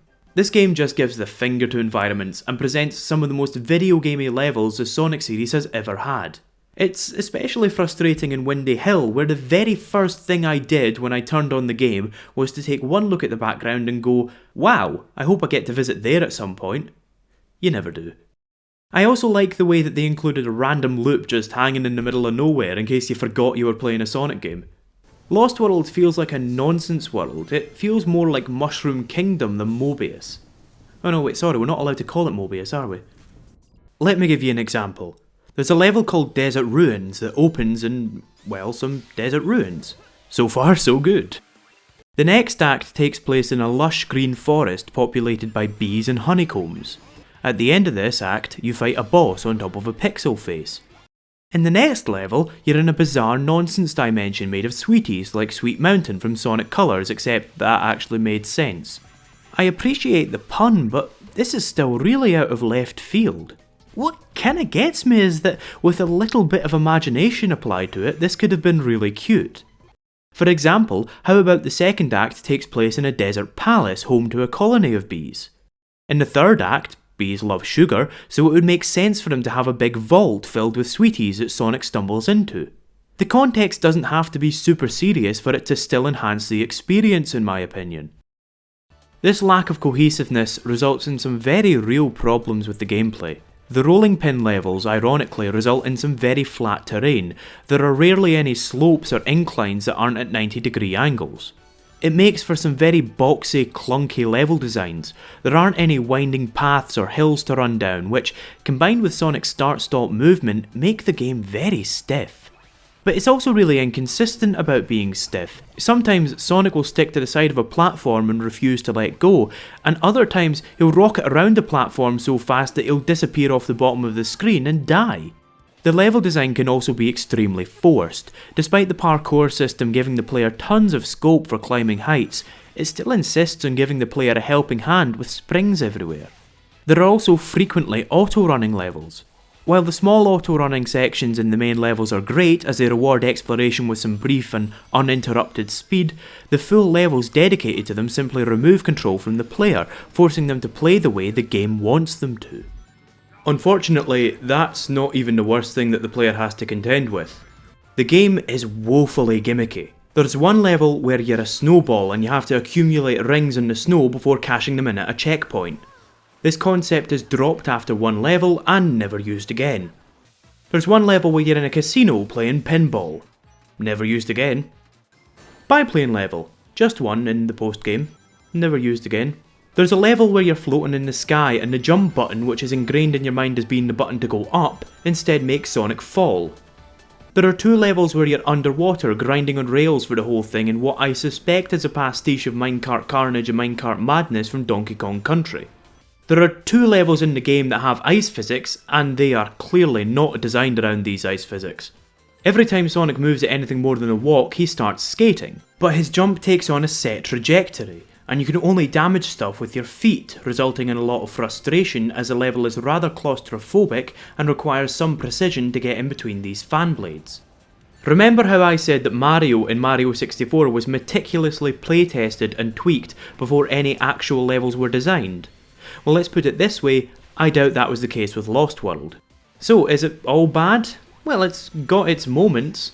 The first thing I really like is the removal of the ranking system, so whichever way you choose to approach the level, the game will neither praise nor punish you for it. This encourages experimentation and drastically shifts the way that the game feels for the better. It's even managed to retain the best of both worlds by ranking it in the time trial mode. If you're going for the time trials, the game gives you a very clear indication of what it expects for an S rank, and puts these rankings in a mode separate to that of the main game. The graphics are really nice, and seeing all of those old Sonic set pieces like springs, capsules, cannons, and the blurry legs really warms the barnacles of my heart, especially as they've been reimagined appropriately in 3D. The capsules especially add incentive to explore. The rings are probably the most satisfying they've ever been to collect. The hitbox for Sonic collecting rings has been expanded so you don't have to be as precise when you collect them. I have some real fun collecting the rings in this game. I could go on. The bottom line is though that Sonic Lost World is far from the worst game that I've ever played, it's just so confused. I get absolutely no thrust or cohesive direction from it. The ebb and flow of Sonic, the fluidity I've coined and then conceitedly proceeded to rub in your face was very satisfying. You gained speed, rolled into a ball and then lost speed. Obviously there's more to it than that, but that basic idea has a lot of rhythm.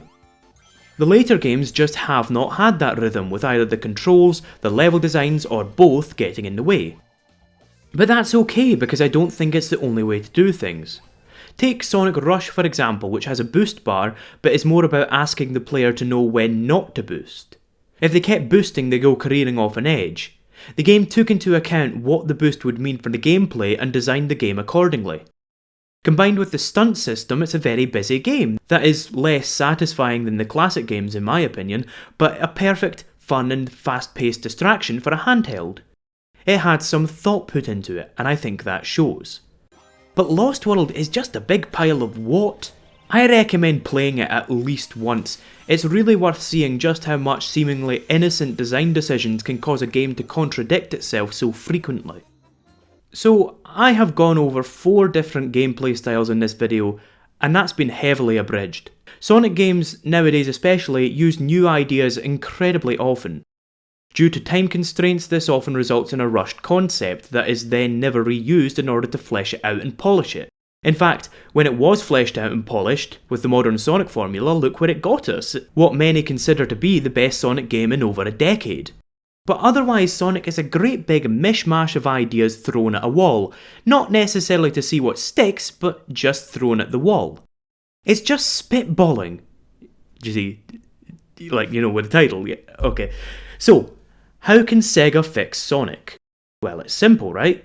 All Sonic Team have to do is pull their heads out their arses and spend some time polishing their games, right? It might not be so simple. See, Sega, according to 2 Minutes research, isn't in the best financial situation just now. I wouldn't exactly say it's in dire straits, but it's not exactly in the best position to be taking many risks.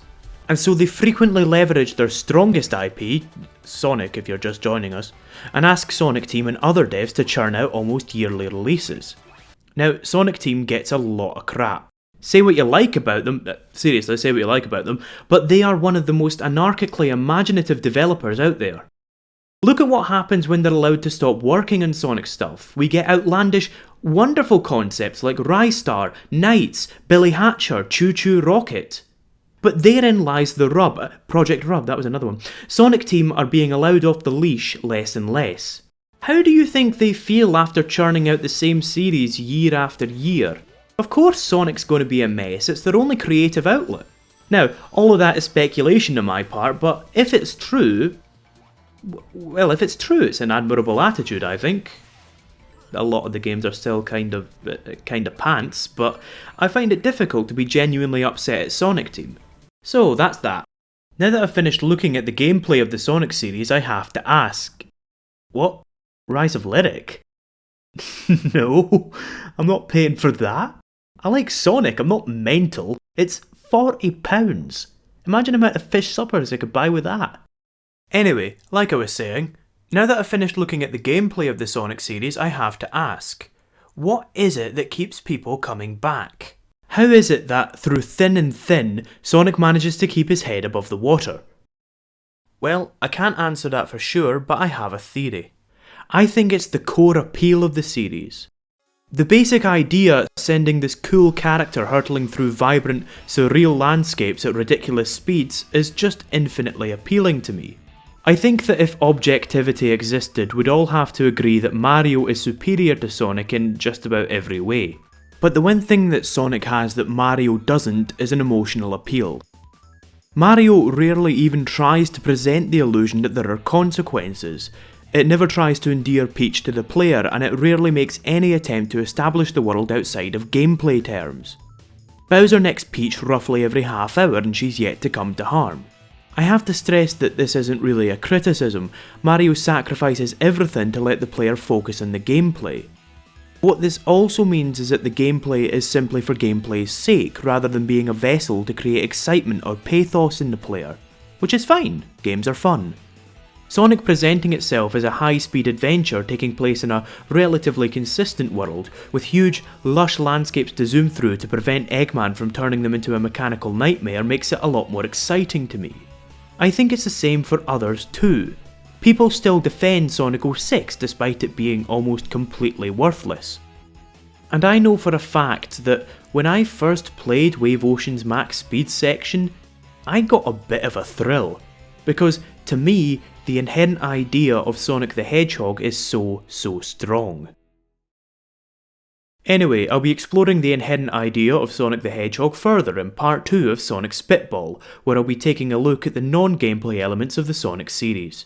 I hope you enjoyed this video, and I hope I'll see you then. Cheers!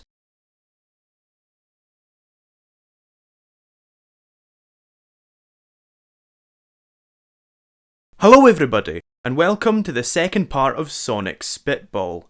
If the words second part didn't clue you in, this is the second part of an in-depth analysis I'm doing on Sonic the Hedgehog. If you haven't seen the first part, you can click this link, and hopefully I'll see you back here soon. In that video, I tried to demonstrate how the Sonic series keeps spitballing, or throwing ideas at the wall without really thinking them through. In this video, I want to demonstrate how poorly new ideas have been handled, and more importantly, why that is harmful to the series as a whole. I intend to do this by looking at the non-gameplay elements of the Sonic series, its aesthetics, character designs, and of course the story. And if that didn't clue you in, there are hoofing great spoilers to follow, although honestly, if somebody spoiled a Sonic the Hedgehog game for me, I probably wouldn't be wildly upset.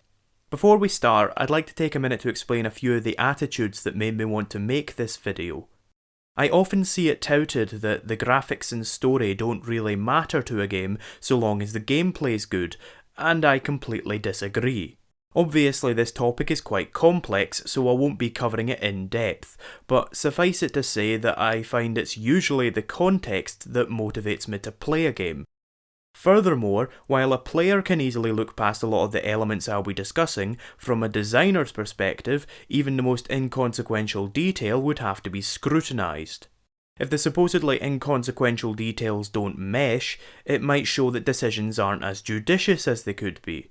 Finally, I think that the aesthetics, story, and character designs are effective at demonstrating the problems with Sonic's spitballing.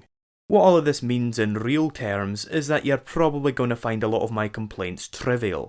They aren't really intended to be reflective of a game's quality as a whole. I'm more interested in the philosophy behind the design decisions. So, fair warning about that. While I'm making fair warnings, I'd probably also better explain this up front. While I'm going to attempt to justify my perspective as much as possible, an intrinsic part of my argument here is that what I want from Sonic is absolutely not what other people want from Sonic. What I consider extraneous to the series, you might consider integral. I might slag off the very thing that got you interested in Sonic in the first place. I get that this stuff is subjective, and I also get that the Sonic series has survived 20 plus years and countless iterations. I can imagine that somebody who got into the series with, say, Sonic Adventure 2 would have a vastly different idea of what Sonic is than I do. In that case, a lot of my criticisms probably won't ring true.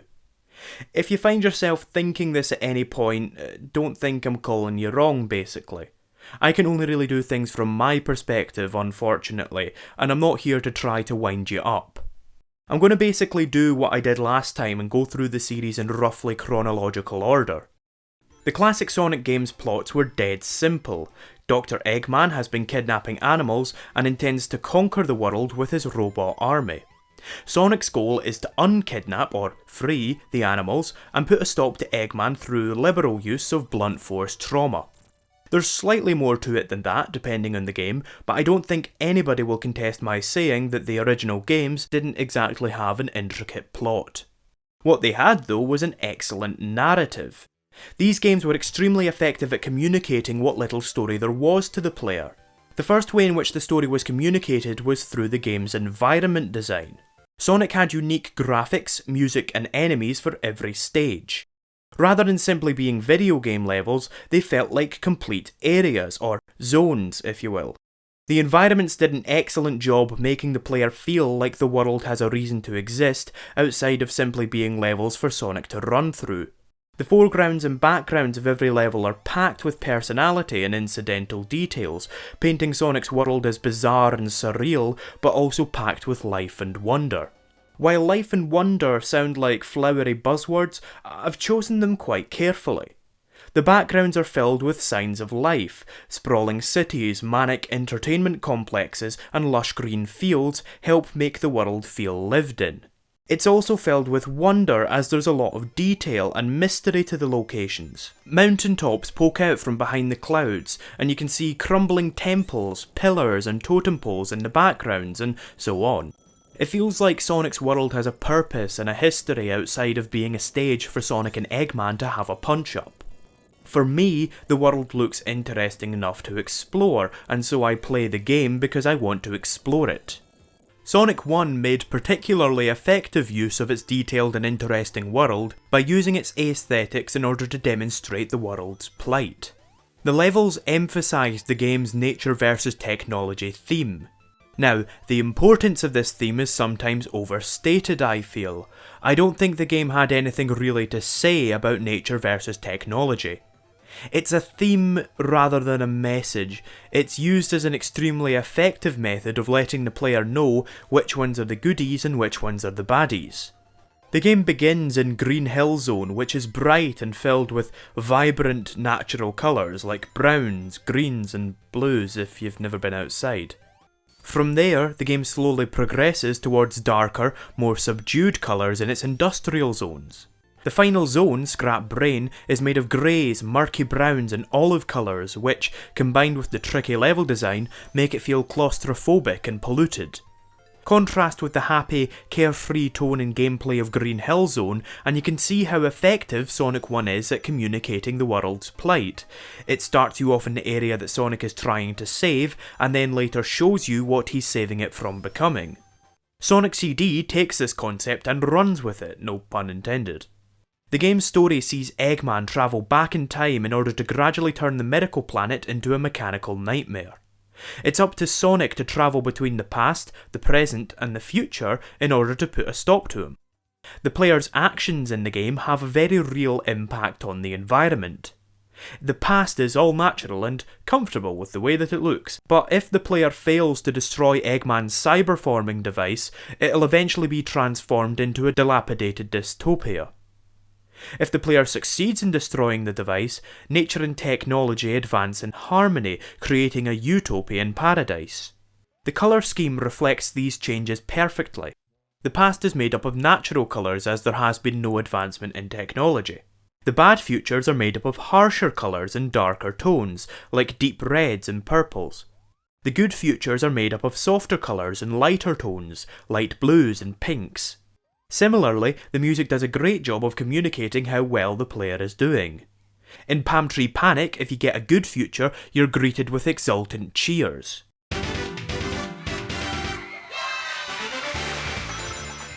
In the bad future, the very same cheers that were congratulating you are pitched down to become a forlorn wail. Sonic CD is also the game that makes the best use of its fantasy setting in my opinion. It presents the player with bizarre, larger-than-life locations. For example, the whole game takes place on a tiny wee planet that is chained to Sonic's world by Dr. Eggman. That is an incredible idea that leaves a distinct and memorable visual imprinted on its players' minds.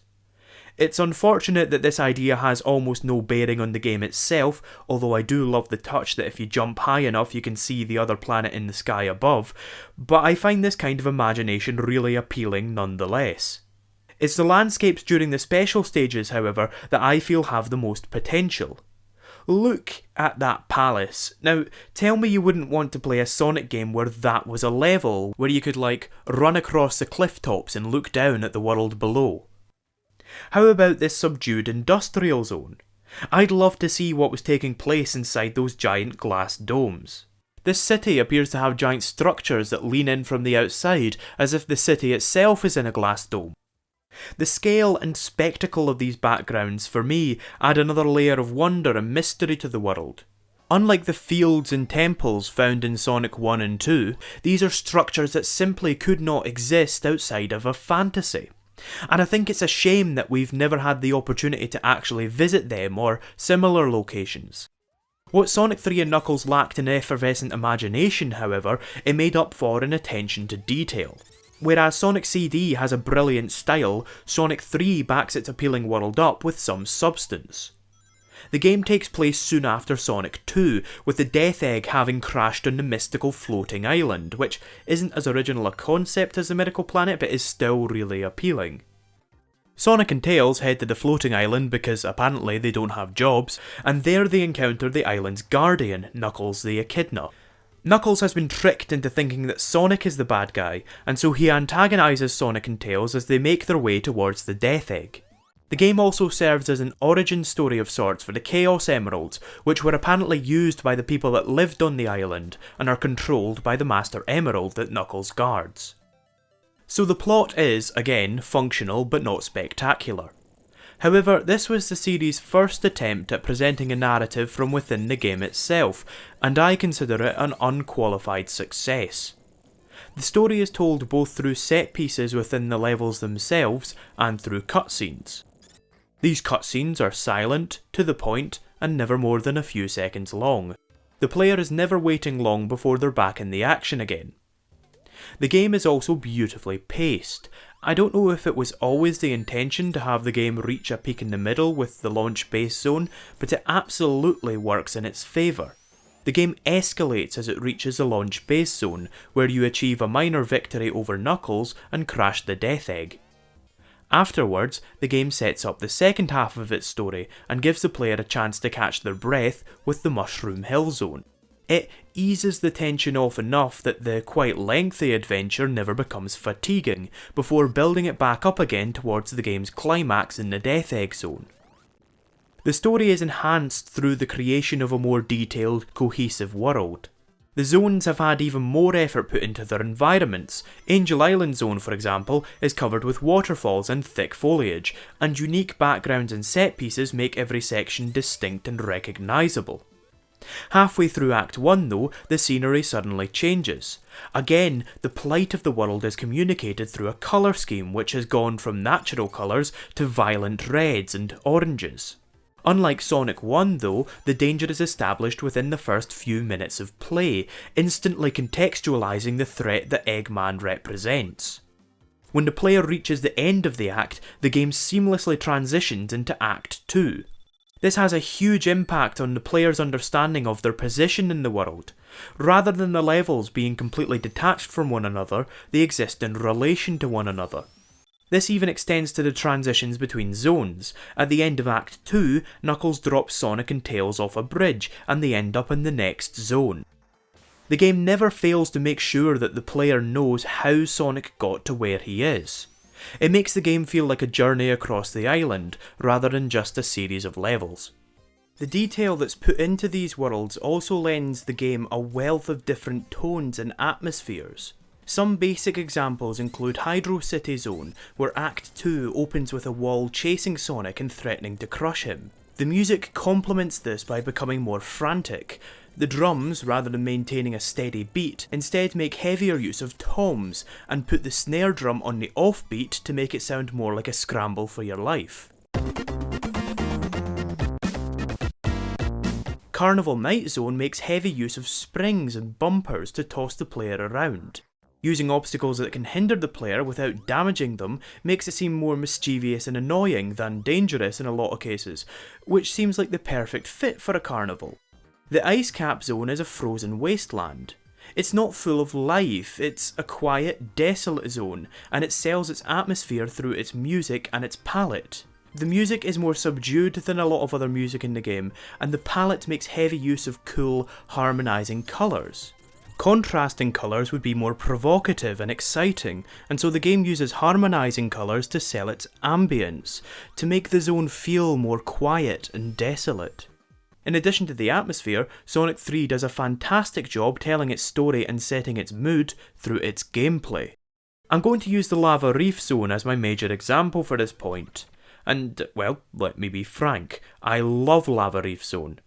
I don't think I can put into words how much I love Lava Reef Zone, but let me put it this way. I have names picked out for my future children. If it's a girl, I'm going to call her Constantine, and if it's a boy, I'm going to call him Lava Reef Zone. You spend the entirety of the Lava Reef Zone creeping closer and closer to the Death Egg in the background. The Death Egg approaching in the background built some anticipation for the end of the level, as well as gave the player an idea of where they resided in a 3D space, which was generally difficult for 2D games to do.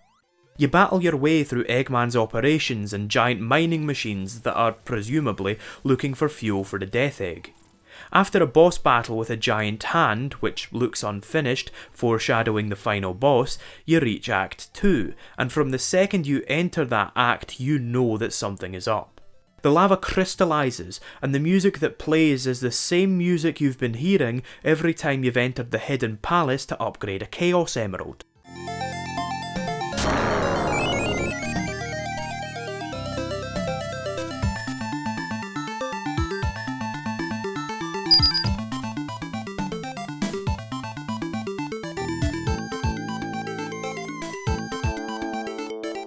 This implies to the player that something big is going to happen in this zone, and builds a lot of anticipation for the beginning of the end of the Mega Drive trilogy.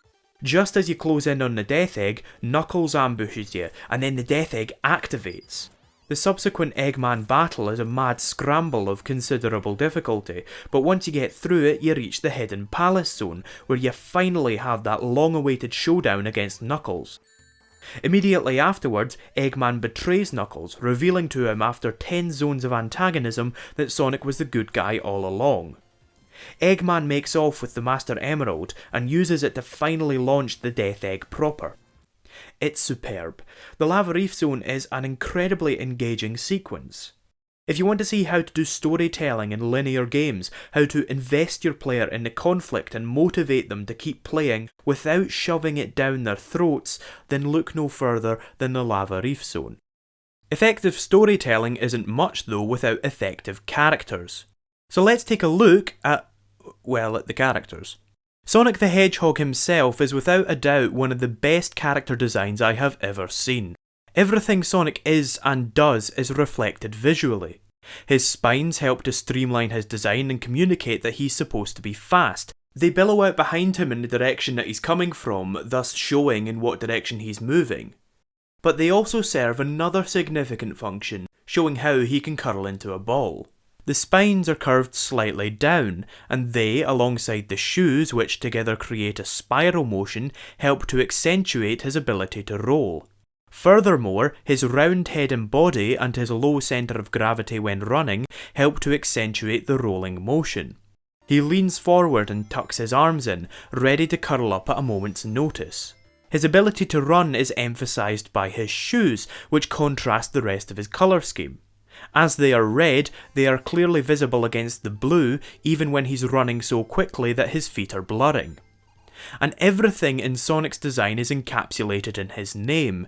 Sonic is often associated with the speed of sound, and the first things most people think of when they think of a hedgehog are its spines and its ability to curl into a ball. Sonic the Hedgehog runs fast and curls into a ball. Everything about him is designed to aid in communicating this. Sonic's face is also extremely effective at communicating expression. Now, I'm going to go into a bit of my own and others' character design theory here, so bear with me. The first concept I want to introduce is Scott McCloud's idea that the simpler a cartoon is, the easier it is for the reader to associate with it. In Understanding Comics, he says, when you look at a photo or a realistic drawing of a face, you see it as the face of another. But when you enter the world of the cartoon, you see yourself. Now, I'm not proposing here that when we see Sonic the Hedgehog, we mistake ourselves for Sonic the Hedgehog. What I'm saying is that the simpler an art style, the easier it is for an audience to empathise with the characters. With stipulation comes contradiction. The more detailed you make something, the more specific it becomes, and thus the more differences your audience can spot between themselves and it. For example, this simple face could represent me, but this detailed face could not, as I know that that is not me. Okay, simply put, the simpler a face is, the easier we associate with it. So how does this relate to Sonic? Well, this part is based on my own observations, so I could be wrong, but for me, in cartoons, the parts of the face that most influence expression are the eyes, including the eyebrows, the cheeks, and the mouth. Here we have a sad face. But that's not the whole story, as the eyebrows show that it is in fact a grumpy face. And for me, the cheeks emphasise that. Now, of course, that's incredibly simplified and there's more to it than that, but the explanation serves my purposes. See, all of the expressive bits of Sonic's face, the eyes, the cheeks, and the mouth, are very clearly delineated. The eyes are huge, taking up most of the face, and are separated from the rest of his face by a single, clearly defined line.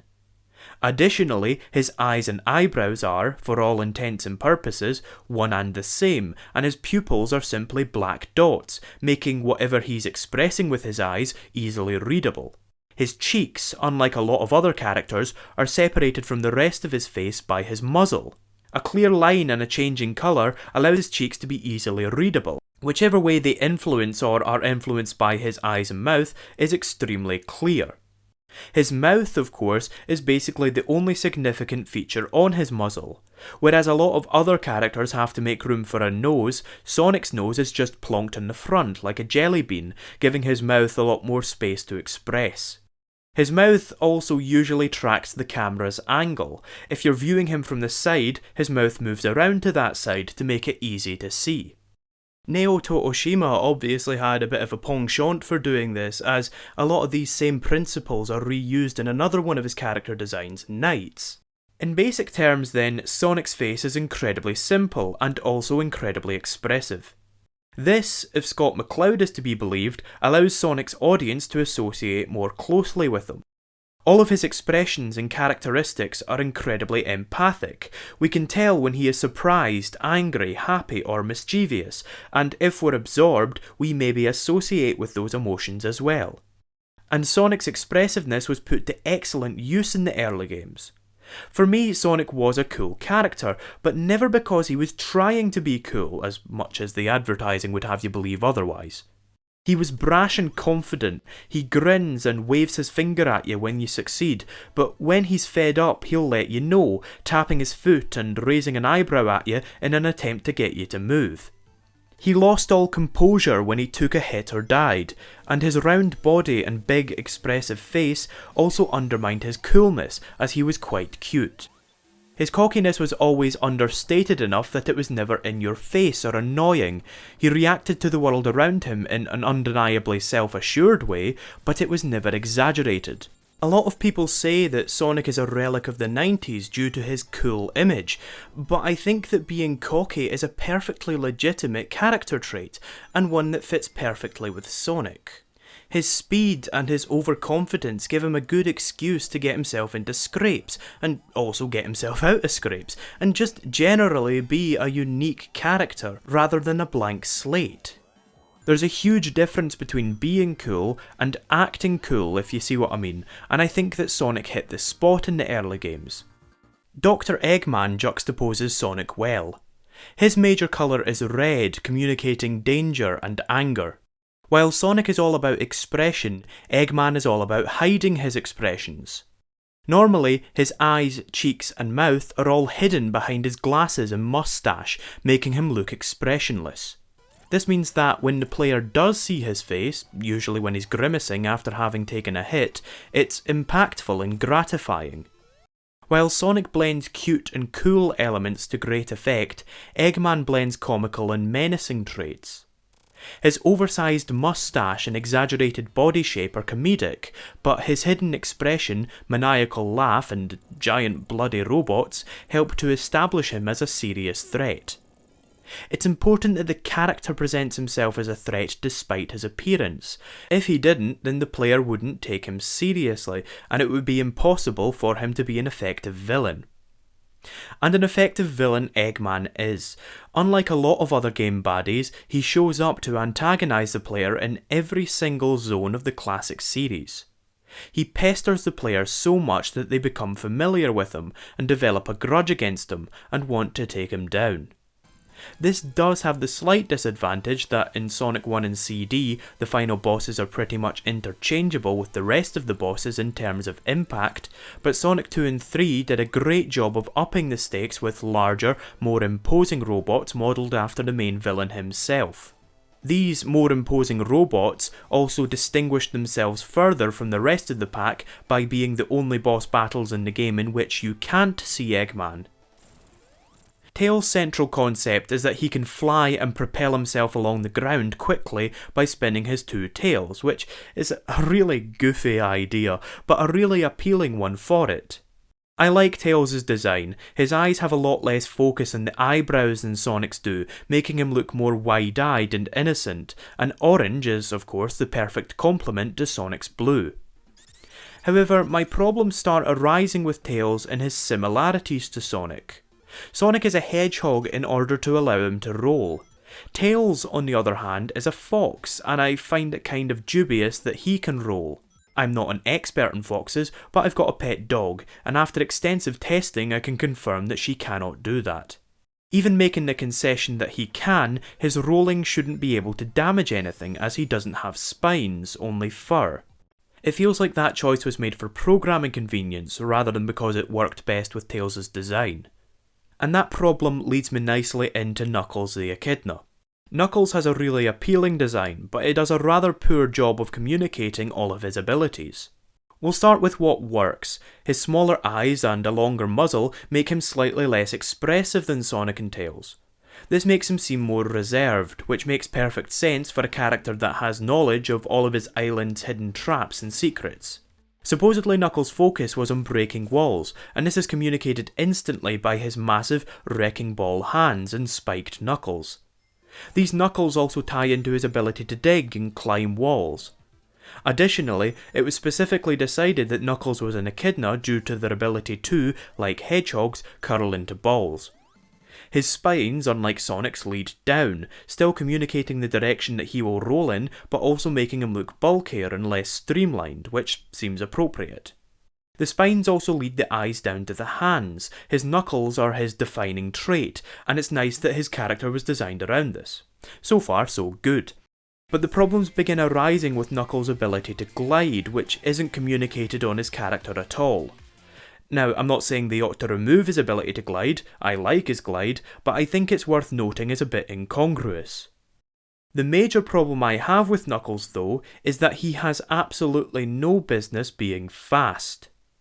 You see, thematically, Knuckles is supposed to be Sonic's antithesis: ancient instead of modern, red instead of blue, strong instead of fast. But he isn't, he's strong and fast, because the gameplay requires this to be the case. It would have been a lot of work, and not to mention a huge risk, to design an entirely new gameplay style from the ground up. Now, I am glad that they made the decision that they did. It's unlikely that Knuckles would have been as fun to play if he had played vastly differently from Sonic and Tails. However, I think it hurts suspension of disbelief a little, not to mention undermines the impact of Sonic's supposedly unique powers.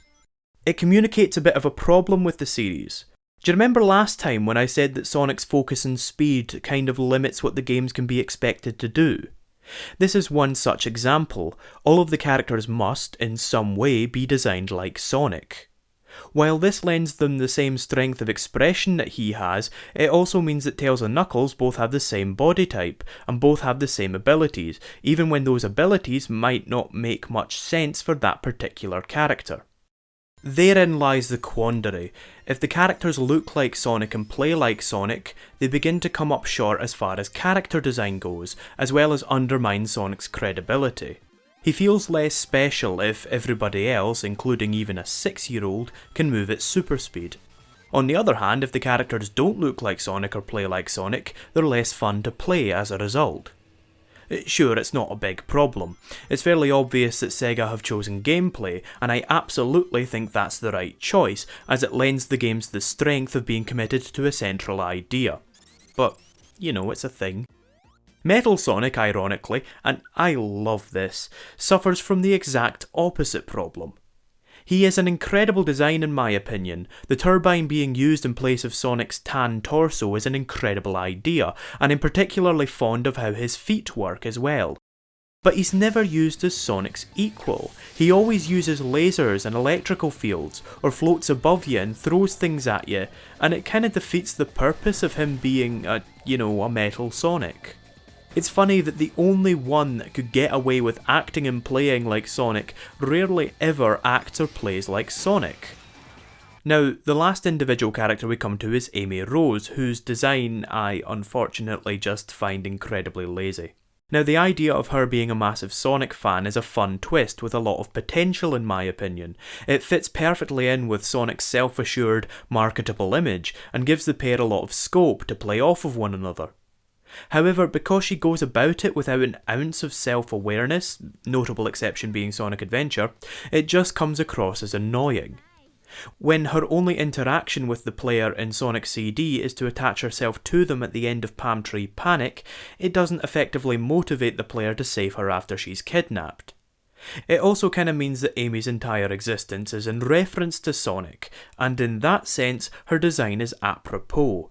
She is literally just a pink Sonic, which is without a doubt one of my least favourite design concepts. She has no reason to be a hedgehog other than because she is the girl version of the main character. She can't curl into a ball, and she rarely makes use of her spines. Her lack of identity isn't really helped by her name. Now, the Sonic naming convention usually attracts some derision, but I think that the names are usually really effective at communicating what the character's about.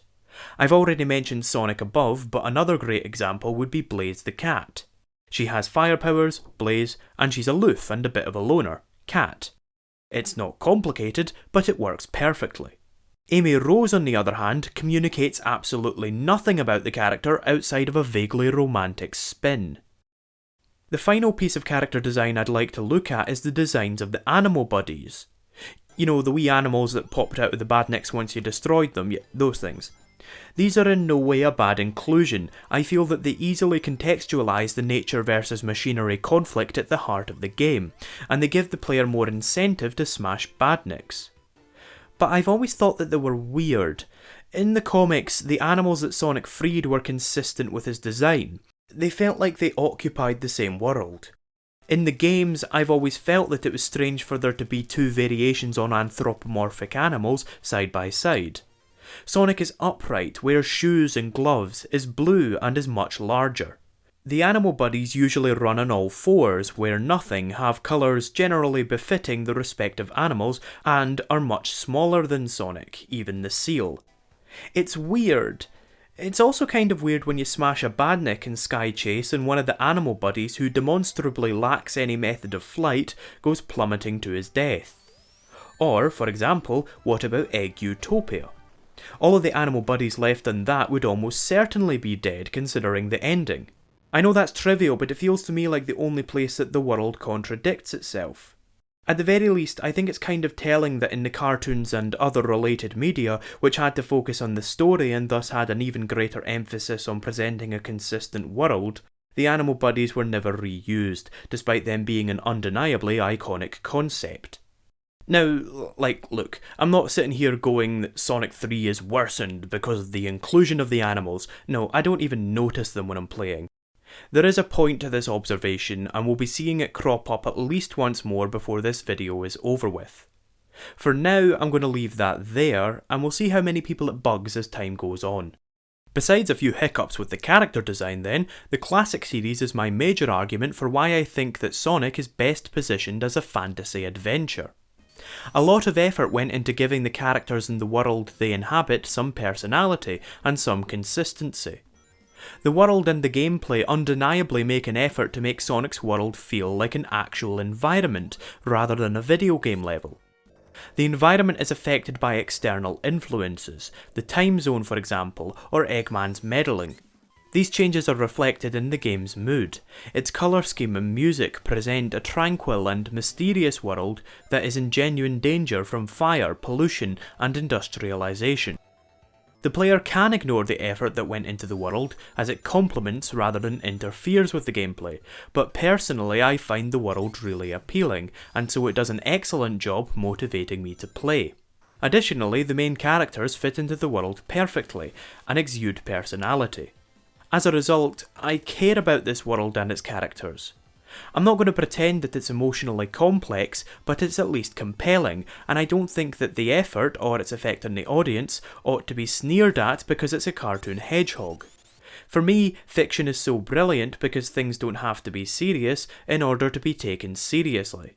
Through effective storytelling, an audience can find themselves caring about, say, a plastic cowboy becoming jealous of a plastic spaceman, or an ice wizard singing the Cheers theme. So then, I feel that the classic series was largely successful at presenting its world and story. I mean, it would make sense for the Sonic series at this early stage not to have a problem with spitballing a ton of new ideas. Unfortunately, it kinda bloody does have a problem with spitballing a ton of new ideas. Even as early as this, the Sonic series was throwing ideas at the wall with full force. In addition to the games, there was an off-the-wall and hyperactive television series, another darker and grittier television series, a television series that casts Sonic as a prince who was in a band with two of his siblings, a comic series that went from being a children's comedy to a relationship drama, a comic series that played out like a combination of Marvel, 2000 AD and the Beano, a video movie from Japan, and probably a bunch more besides. I get the feeling that Sega weren't particularly reluctant to hand out the Sonic license, let's put it that way. And while this created legions of Sonic fans, it also fundamentally divided them. These different continuities all had massively different stories, worlds, and tones. To many, Sonic was a comedy. To many, Sonic was a dark drama. To me, Sonic was a narcissistic arse. Even at this early point, franchise disparity was setting in, and this really came back to bite Sega when Sonic Adventure rolled around. Sonic Adventure's story is one large narrative told from 6 characters' perspectives. Eggman has shattered the Master Emerald, thereby releasing the ancient monster Chaos. He intends to gather the Chaos Emeralds in order to make Chaos stronger, and eventually use them to destroy a city called Station Square. It's up to Sonic and Tails to nab the Chaos Emeralds before Eggman can. Meanwhile, Knuckles wants to reconstruct the shattered Master Emerald, E102 Gamma gains sentience and rebels against Eggman, a cat called Big tries to retrieve a frog, and Amy tries to avoid getting kidnapped because she's a girl in a video game. Now for me, an effective game story is one that enhances the gameplay. By that, I don't mean anything too complicated. It can be something as simple as making the game's environments feel more connected. Unfortunately, Sonic Adventure's story is a worst case scenario as it often disrupts the gameplay. See, while the story is simple, its presentation is extremely complicated. A lot of time and effort evidently went into the story, and I feel that this effort was kind of misplaced. Now, the cutscenes aren't totally detrimental. As I said last time, the hub world fulfills the same purpose as the cutscenes from Sonic 3, in that it creates a more cohesive world. In Sonic Adventure, the cutscenes are instead dedicated to the characters' motivations, why they're heading to the next level, or why they're fighting the next boss. I think this is a worthwhile reason for their inclusion, even if just because they tell the player where to go next. The problem is that they are far longer and far more in-depth than they ever need to be in order to accomplish this task. The story is never complicated enough that it needs the amount of time it takes. The characters' motivations are straightforward and usually fairly constant. The villain's schemes aren't particularly complicated, and it's always fairly clear what you're supposed to do next. As such, I feel that the length and the frequency of these cutscenes often far outweigh their importance. The point of the cutscene that's playing just now, for example, is to establish to the player that Eggman is going to try to stop Sonic from reaching him, which, you know, that's pretty obvious and doesn't need a minute-long cutscene to explain. Besides all of this, most of the time the cutscenes utterly destroy the pacing of the game. The cutscenes are lengthy and often interrupt the player when they just want to head to the next chunk of gameplay. Now, of course, the cutscenes are skippable, but in that case that's a huge amount of time and effort wasted on a part of the game that a lot of people won't care about. The cutscenes had to be planned with reference to the levels, plotted, written, the voices recorded, and the scenes animated.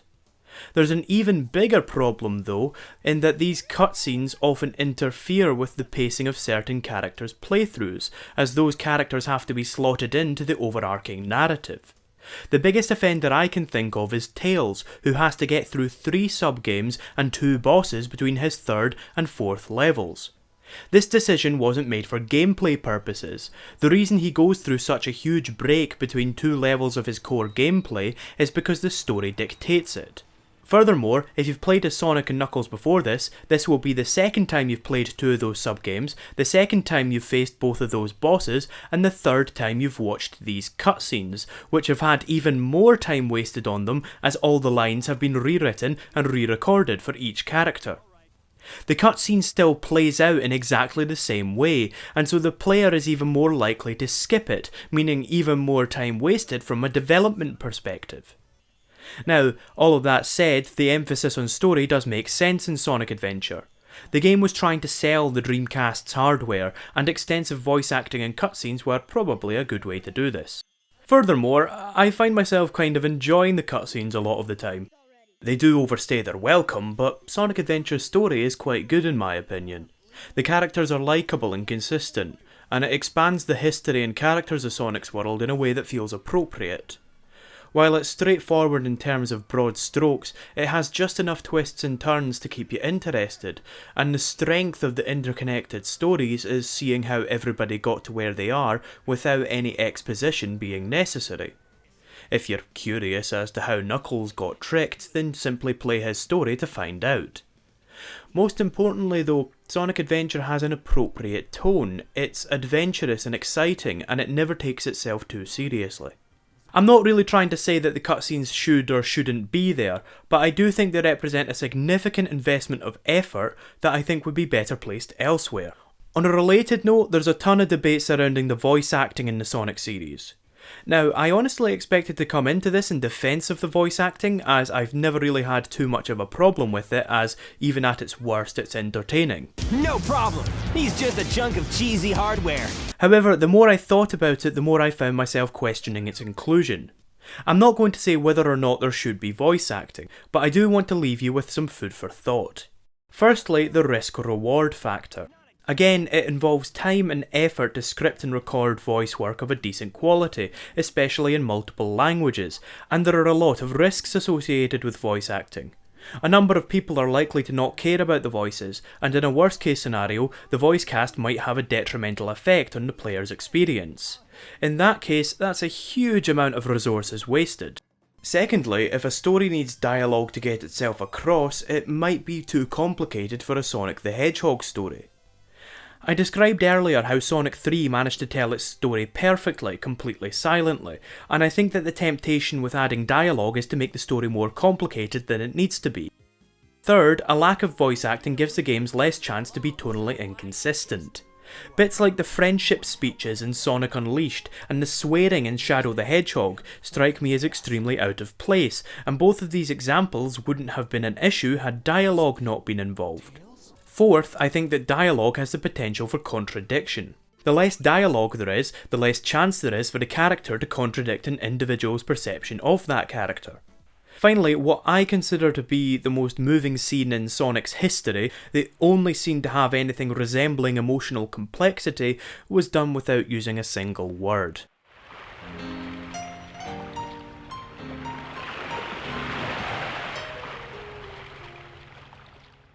While I totally understand people liking the voices though, I think a general rule is not to have conversations during gameplay. This was a huge problem in Sonic Heroes, and I guarantee that it will crop up again before this video is done. It's distracting and often repetitive, especially if a player loses a life and has to restart a section. I'm jumping a fair bit ahead here, but the Egg Dragoon from Sonic Generations makes a pretty good argument for no voice acting all on its own. While Mike Pollock's Eggman is a joy to listen to, it nevertheless becomes tiresome when he constantly repeats the same lines over and over, to the point of being ridiculous. Time for a change of pace! Time for a change of pace! Conversely, I think a much greater impact is achieved when Sonic silently dusts himself off at the end of this battle. If he had spouted a cool one-liner, I think the impact would have been diminished. Anyway, that's in 2011 and I'm still not done with 1999. Up until now, I've been complaining about Sonic Adventure's inherent problems, but I feel that one of its biggest problems is in how it impacted the series as a whole. You see, up until 1999, although there were plenty of continuities, you could pretty much rely on a set number of consistencies between them. Tails was Sonic's underconfident yet earnest sidekick. Sonic's arch-nemesis was Dr. Robotnik, and Sonic lived on a planet called Mobius. So when Sonic Adventure rolled around in 1999 and followed the Japanese continuity, telling us that Tails was a mechanical genius, Sonic's arch-nemesis was called Dr. Eggman, and that Sonic lived on Earth, it was a bit jarring to say the least. I want to rag on these points. Can I rag on these points? Tails being a mechanical genius is kind of out of place for the kid's sidekick in my opinion. I like him being a pilot as thematically it fits with his propeller tails, but having him be a genius capable of feats like the Tornado 2 is a bit of a stretch in my opinion, especially as this aspect of him is reflected nowhere on his character design. Besides all of this, at only 8 years old, Tails can run as fast as Sonic, can fly, and is as good with machines as Dr. Eggman. Tails is OP, Valve please nerf. Dr. Robotnik being changed to Dr. Eggman was a really stupid change, and not actually because I dislike Eggman. I'm used to it now, I think the majority of kids are used to it now, and I like it as it fits with the idea of him being a bit of a cleverclogs. Egghead, Eggman, you get it. But it was a stupid change nonetheless, as at the time that the change was made, Dr. Robotnik was a famous character, being the main antagonist of a pretty popular franchise. Of course changing his name was going to cause confusion. Even now, 15 years after the fact, people still refer to him as Robotnik. And I think this is at least partly caused by Sega's own trepidation about sticking to the name. They make oblique and infrequent references to Dr. Ivo Eggman Robotnik, obviously in an attempt to placate the old fans. However, it's incredibly ham-fisted, as in most instances the old name is either ignored or mocked. Dr. Robotnik! Nobody calls me that anymore. I think the whole move would feel a lot stronger if they just ditched the old Robotnik moniker entirely, but in trying to have their cake and eat it, they commit only to indecision. The biggest change, however, and the one that has the biggest effect on the gameplay, is the change of Mobius to Earth. See, the Sonic fanbase is diverse, whether it be in our tastes, our opinions, our locations, the colour of our skin, our sexuality, but the one thing that I can safely say about every single person who has played a Sonic the Hedgehog video game is that they live on Earth. This means that everybody who has played a Sonic game can tell that something's not quite right, that this is not Earth. It's subtle, but if you look closely you might notice a cartoon hedgehog in this screenshot, which, after extensive research, I can confirm does not exist on Earth. Okay, sure, I'm being sarcastic, but I do feel that the decision to locate Sonic on Earth restricts the games as it has one of two detrimental effects. It either limits the environments to being slightly more realistic, in which case they are less suitable for a Sonic game, or it doesn't, in which case the levels are incongruous with the presentation of the rest of the world as Earth. To put that another way, the hub worlds appear to present a stylised Earth, whereas the levels themselves present a world that is demonstrably not Earth. The clash makes the world that bit less cohesive, and thus makes the gameplay that bit less engaging to me. I feel there's only something to be lost by setting Sonic on Earth, and I think that, conversely, there's no disadvantage to setting it on Mobius. That is the name that most people are accustomed to calling it, with most of the rest now calling it simply Sonic's World, which is a duff name, and frankly, I like Mobius. It sounds cool, like never ending. Plus, it associates the planet with Sonic's spinny legs, which are a Mobius loop. The decision to relocate to Earth also had another problem, which ties into that nitpicky problem I talked about earlier with the Mega Drive games. Remember that complaint that I had about the animal buddies not really seeming to fit in the same world as Sonic? Well, it's even worse when Sonic the Hedgehog stands next to a human being. It looks like two different games mashed together. The game really likes framing this contradiction explicitly. You're not supposed to bat an eyelid at a cartoon hedgehog standing right in front of a realistic orca, or a cartoon cat hanging out with a realistic frog. It's like photoshopping Bugs Bunny into the animals of Farthing Wood. It looks weird to me.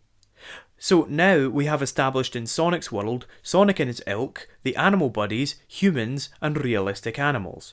You can probably see the problem by this point, but if not, I'll be coming back to it one last time before the end.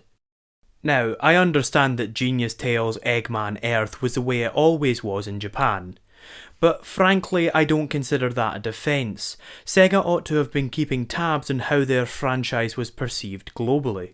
When it came to incorporating a more involved story then, they probably ought to have alerted the team developing the game that, for most of their audience, the story they were writing was going to directly contradict what people thought they knew about Sonic. I know we're all used to it by now, but I distinctly remember being quite confused when I first started playing Sonic Adventure. And that's kind of the thing, whether these changes are good or bad is really besides the point. I have my preferences, but the changes are so entrenched in the franchise now that people are going to like and prefer them. The thing I want to put across is that it was a bad, or at least a very risky decision, to change these elements in the first place. Sega only divided their fanbase even further. I personally was obstinately opposed to the changes for the longest time because I was so used to something else. Presenting people with an alternative tacitly asks them to have preferences. And if you're about to type or have already typed out a rebuttal in the comments, please do, because that's exactly the problem. They have fractured their fanbase so deeply that we are disagreeing about what the most basic story points of the series are. While the aesthetics are less focused than the Mega Drive games were though, Adventure's atmosphere is bolstered by an absolutely incredible soundtrack. There are a huge range of styles on display here. The music almost tells the story. Speed Highway has its dizzying, looping roads accompanied by a pulse-pounding song that frequently tells you that you're going up and down and all around. The game also gives you a sense of how high up you are and how fast you're going, with the wind whistling by in the background. Then you run down a skyscraper and the music becomes chaotic, like scrambling and tripping over itself.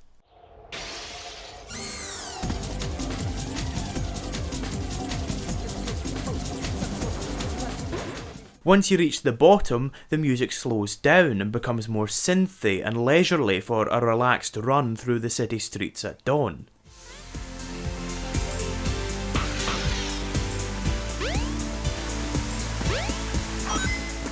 Lost World breathes I don't know at the player every so often. In Red Mountain, after an exhilarating climb, the inside sells how hot it is through screams and wailing guitars.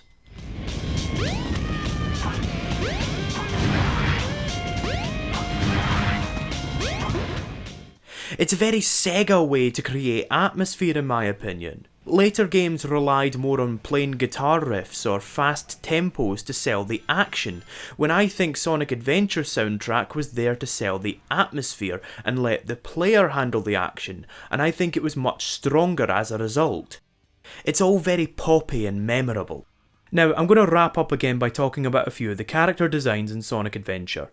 Gamma is a really ace design, looking cool but also functional, instantly evocative of Dr. Eggman while also having a ton of his own unique traits. He has loads of hidden gadgets and modes. He also has some of the best lines, as every situation, no matter how ridiculous, is treated with a measured, deadpan pragmatism. Found. Location unknown. This presents a problem. His voice is great as well. It's like robotic, but it's not a generic robotic voice. I also really like Big the Cat. I think he's the perfect example of a character being really easily identifiable as a Sonic character without resorting to using the same face and body shape. Now, Amy I still have a lot of problems with. I don't think they knew what to do with her. I appreciate the attempt to move her away from simply being a pink Sonic, but now she's just like a pink cross between Sonic, Tails and Knuckles. She has Sonic's eyes, Tails' nose and tuft of hair, and Knuckles' dreadlocks. She also, for no apparent reason, now wields a giant hammer that she pulls out of nowhere. Again, I don't think they had an idea in mind, so they just slapped a hammer on her and called it a day. Now, sure enough, not everybody's quite as anal about character design as I am, but let me ask you this. What's the point of giving her an oversized hammer that makes her look unstoppable if her gameplay is centred around running away? A hammer, to me, communicates brute force and strength. I don't feel vulnerable with a giant hammer. Now, in their defence, there was no obvious solution to this problem that wouldn't involve fundamentally altering the character, but it's still kind of lazy in my opinion. But all of this is still ignoring my biggest problem with Amy, which is her incredibly short skirt. I don't think an incredibly short skirt is the best choice for a character that does a lot of flips. Give her a pair of trousers for goodness sake, nobody wants to... Oh, okay, I don't want to see that.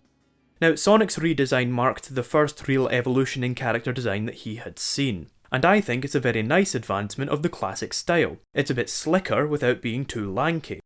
A lot of the decisions are very sensible. He's been made slightly taller and his spine's longer in order to exaggerate his animation in 3D. In the 2D games, his spines and legs only had to be shown from the side, so they could be much shorter and it would still be clear what they were. However, in 3D, as the camera is behind Sonic, the spines would point directly towards the camera, and the legs' animations would be less exaggerated and thus less clear. In order to accentuate the shape and movement, the spines and legs were made longer, which is a great decision in my opinion.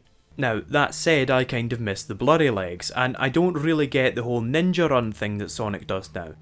Rather than lean forward, being ready to curl into a ball, his arms are thrown backwards, requiring him to lean back. It's not a huge problem, but I think it's less strong from an animation perspective. It makes him look like he's putting in less effort when he's going like the clappers. The other change to Sonic's design that I want to bring up is his eye colour. Whereas his eyes used to be black dots, they now have green irises. Now, before we continue, I have to stress, I have absolutely no preference about what colour his eyes are. It is such a minor detail that I literally couldn't care less, and this is coming from the guy that's just complained about Sonic's running animation.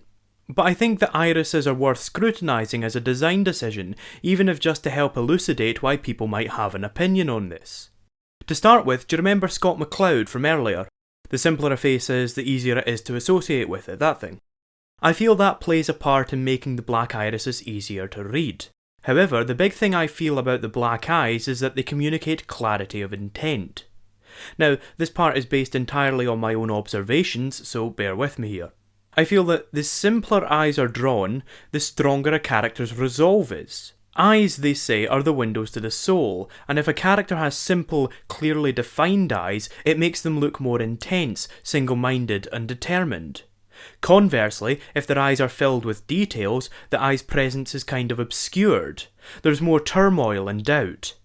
Now, that sounds like pseudo-philosophical nonsense, right?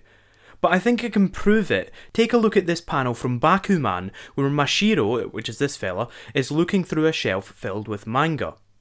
Now, despite it being a tiny picture at the bottom of the page, my eyes are immediately captured by the picture of Son Goku, the protagonist of Dragon Ball Z, at the bottom left.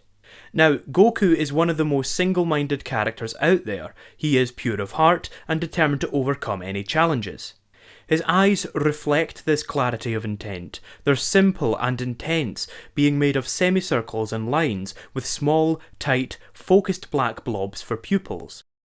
Conversely, Mashiro's eyes are much more detailed, and I think they command less presence as a result. To use another example, in Battle of Gods, Goku manages to power up, transforming into a Super Saiyan God, and while he's happy that he attained that power, he's also frustrated that he couldn't manage it by himself. As a result of his turmoil, his eyes become much larger and less focused. Now, back to Sonic. Although I feel that the green irises are slightly less clear and focused, I by no means think they look bad. They add a nice little splash of colour to Sonic's face, which was only made up of blues and tan colours before. The fact that they're green also draws attention to them, as nothing else on Sonic's design is green. I also think that larger eyes make a character look more compassionate. With the emphasis on storytelling in the later games, I think having larger eyes with a splash of colour drawing attention to them was a great way to make Sonic look more sympathetic. Finally, if we're assuming my clarity of intent idea to be true, then I think that the more complicated eye design works for Sonic. He's always been mischievous and had some tricks up his sleeve, and so the clear, pure intent communicated by black eyes might not be the best fit. Now, I say all that, but, well, to be perfectly honest, the reality of the situation is probably just that it's a stylistic choice. The new artist, Yuji Uekawa, probably just liked doing characters' eyes like that, so he did it. And that kind of makes that whole rant completely pointless. Now, the last wee bit I want to talk about with regards to Sonic's design is his personality. You see, Sonic is now cool. That sounds weird, right? Like, he was always cool. But I think there's a key distinction. In the classic games, Sonic being cool wasn't his personality, it was a result of his personality. He was cool because he was confident and cheeky. In the Sonic Adventure games, I can't help but feel that Sonic being cool was the idea rather than the effect. It feels like a boardroom decided how a cool dude should look and act. Extreme sports are cool, so Sonic now grinds down rails and does elaborate flips and stunts while on a snowboard. His old run wasn't cool, so now he does an awesome ninja run. He breakdances, and he says hip phrases like, Oh yeah! This is happening! I think the most expedient way to exemplify my point, however, is to compare the game's idle animations. In the Mega Drive games, he became impatient and tapped his foot sarcastically at the player. He was cool because he was impatient and irreverent. In the adventure titles, he stretches or looks around, shouting, Better get going! He's been rounded off, given less attitude, made more of a cool, laid-back dude. The problem is that, paradoxically, the quickest way to make something not cool is to try to make it cool. A lot of Sonic's lines, while I find them endearingly cheesy, really date the game. You can tell that this was something made in the 90s. I really think there was an increased emphasis on bodacious radicalness in the adventure titles, and this suggests to me an anxiety surrounding Sonic's image and how to keep him relevant. And this anxiety manifested itself in all of the worst ways in Sonic Adventure 2. Sonic Adventure 2's story is a lot less straightforward than Adventure 1's was. In essence, Eggman infiltrates a government facility that contains the ultimate life form, Shadow the Hedgehog, who just so happens to bear a close resemblance to Sonic. Shadow and Eggman then nick the Chaos Emeralds in order to power Eggman's grandfather's big space laser, because of course his grandfather had a space laser, and of course it's powered by Chaos Emeralds. Apparently double A's don't exist in Sonic's world. Meanwhile, Sonic is mistaken for Shadow and arrested, and it's up to him to break out of prison and head up to space in order to stick his big toe up Eggman's arse. Along the way, they encounter conspiracies layered on conspiracies, genetic experiments, an army called Gun, existential crises, and instead of fighting badniks, Sonic fights the government. These two stories play out across two different campaigns, Hero and Dark. Now, I'm not really interested in doing a blow-by-blow breakdown of the plot, as there's plenty of that out there, and this video's bloody long enough already. But suffice it to say that tonally, the game clashes with the rest of the series. Sonic Adventure 2 is really where the franchise began to take itself too seriously. Even in Sonic Adventure, disaster retained an appropriate tone. When perfect chaos destroys a city, it's treated like a triviality. It feels more like a monster movie than anything else. While I've defended Sonic being compelling earlier in this video, as I think it's supposed to be an adventure, the problem with taking him too seriously is, well, it's a cartoon hedgehog. For kids. Now, the more complex story made the cutscenes much more worthwhile in my opinion, as I feel that a lot of the levels and intents do require contextualisation. The story jumps around in location quite a lot, meaning little to no continuity between levels, and making each feel more self-contained, so I think the cutscenes are once again necessary to contextualise why the characters are where they are. It's also quite interesting to play as the villains for once. It's nice to have a story driven by action rather than reaction. That said, the dark story does have kind of the same problem that Tails had in Sonic Adventure 1, in that Shadow only appears in 4 levels throughout its 14 level campaign. Again, this decision wasn't made for gameplay purposes, it was made so that Shadow would fit into the story.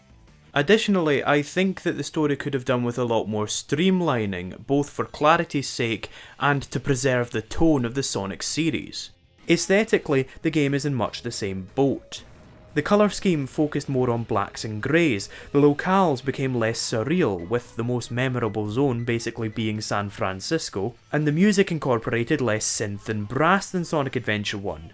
In its place there were more guitar riffs, gloomy electronic music, and of course, Knuckles' infamous rapping. The way Sonic jumps had been changed as well. Rather than curling into a ball, Sonic instead did a series of forward flips, and instead of the classic sound effect, there is a whoosh sound. Now, I'm not about to sincerely condemn the game for changing a sound effect, but to replace such an iconic sound with such a generic alternative strikes me as a bad decision. So, again, I feel that Sonic Adventure 2 is where the franchise began to take itself a bit too seriously. And nowhere is this summed up more than in series newcomer and perennial fan favourite, Shadow the Hedgehog.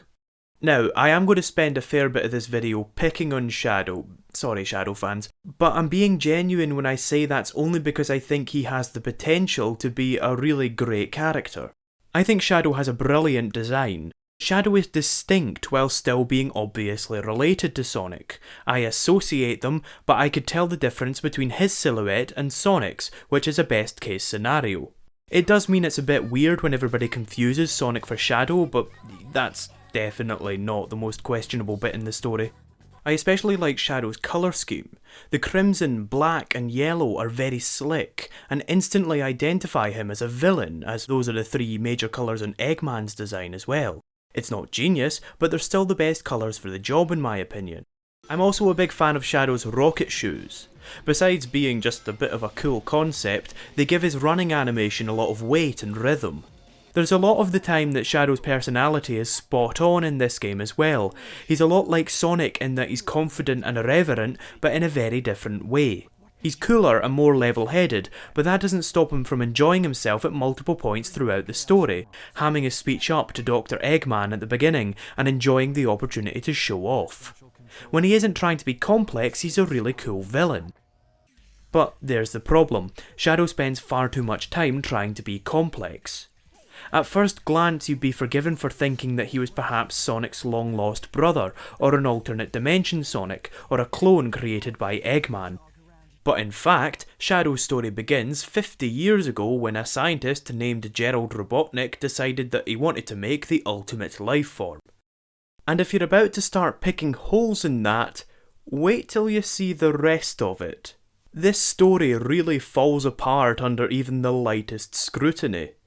After creating a giant lizard, Gerald realises that the ultimate life form must, in fact, be a 3-foot-tall cartoon hedgehog with all of the same powers as Sonic, except 50 years before Sonic ever existed, because what the hell else would the ultimate life form be? This has always baffled me. Shadow's entire existence is in relation to Sonic. He is far too similar for this to be passed off as coincidental. So what you are telling me is that the world's greatest scientist thought, 1, let's make the ultimate life form, 2, let's make the ultimate life form a hedgehog, and 3, let's give the hedgehog rocket shoes so that he can move at super speed. Then, coincidentally, half a century later a hedgehog would be born that has all of those abilities naturally.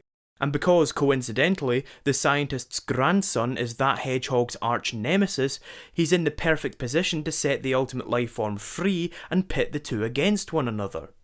It's fortunate as well that this ultimate life form has undergone some trauma to make him evil, giving him the motivation to go along with the grandson's plan. It's unbelievable coincidence layered on unbelievable coincidence, and so my suspension of disbelief is shattered before the story has even started. Anyway, the military aren't happy that Gerald made a hedgehog, so they shut down the research and murder his 12-year-old granddaughter in cold blood. Gerald, in response, goes insane, reprograms the Ark to crash into the Earth, from jail somehow, is implied to have altered Shadow's memories to make him enact this plan, again from jail somehow, and then writes a diary that documents all of this. Like, a diary that actually says, "Dear Diary, today I went insane." Then Gerald is put in front of a firing squad, like, on camera and everything, but not before telling Gunn all of his plans in great detail. He was also somehow capable of programming the Ark to play the footage of his execution when all 7 Chaos Emeralds were gathered. What a bizarre story this is.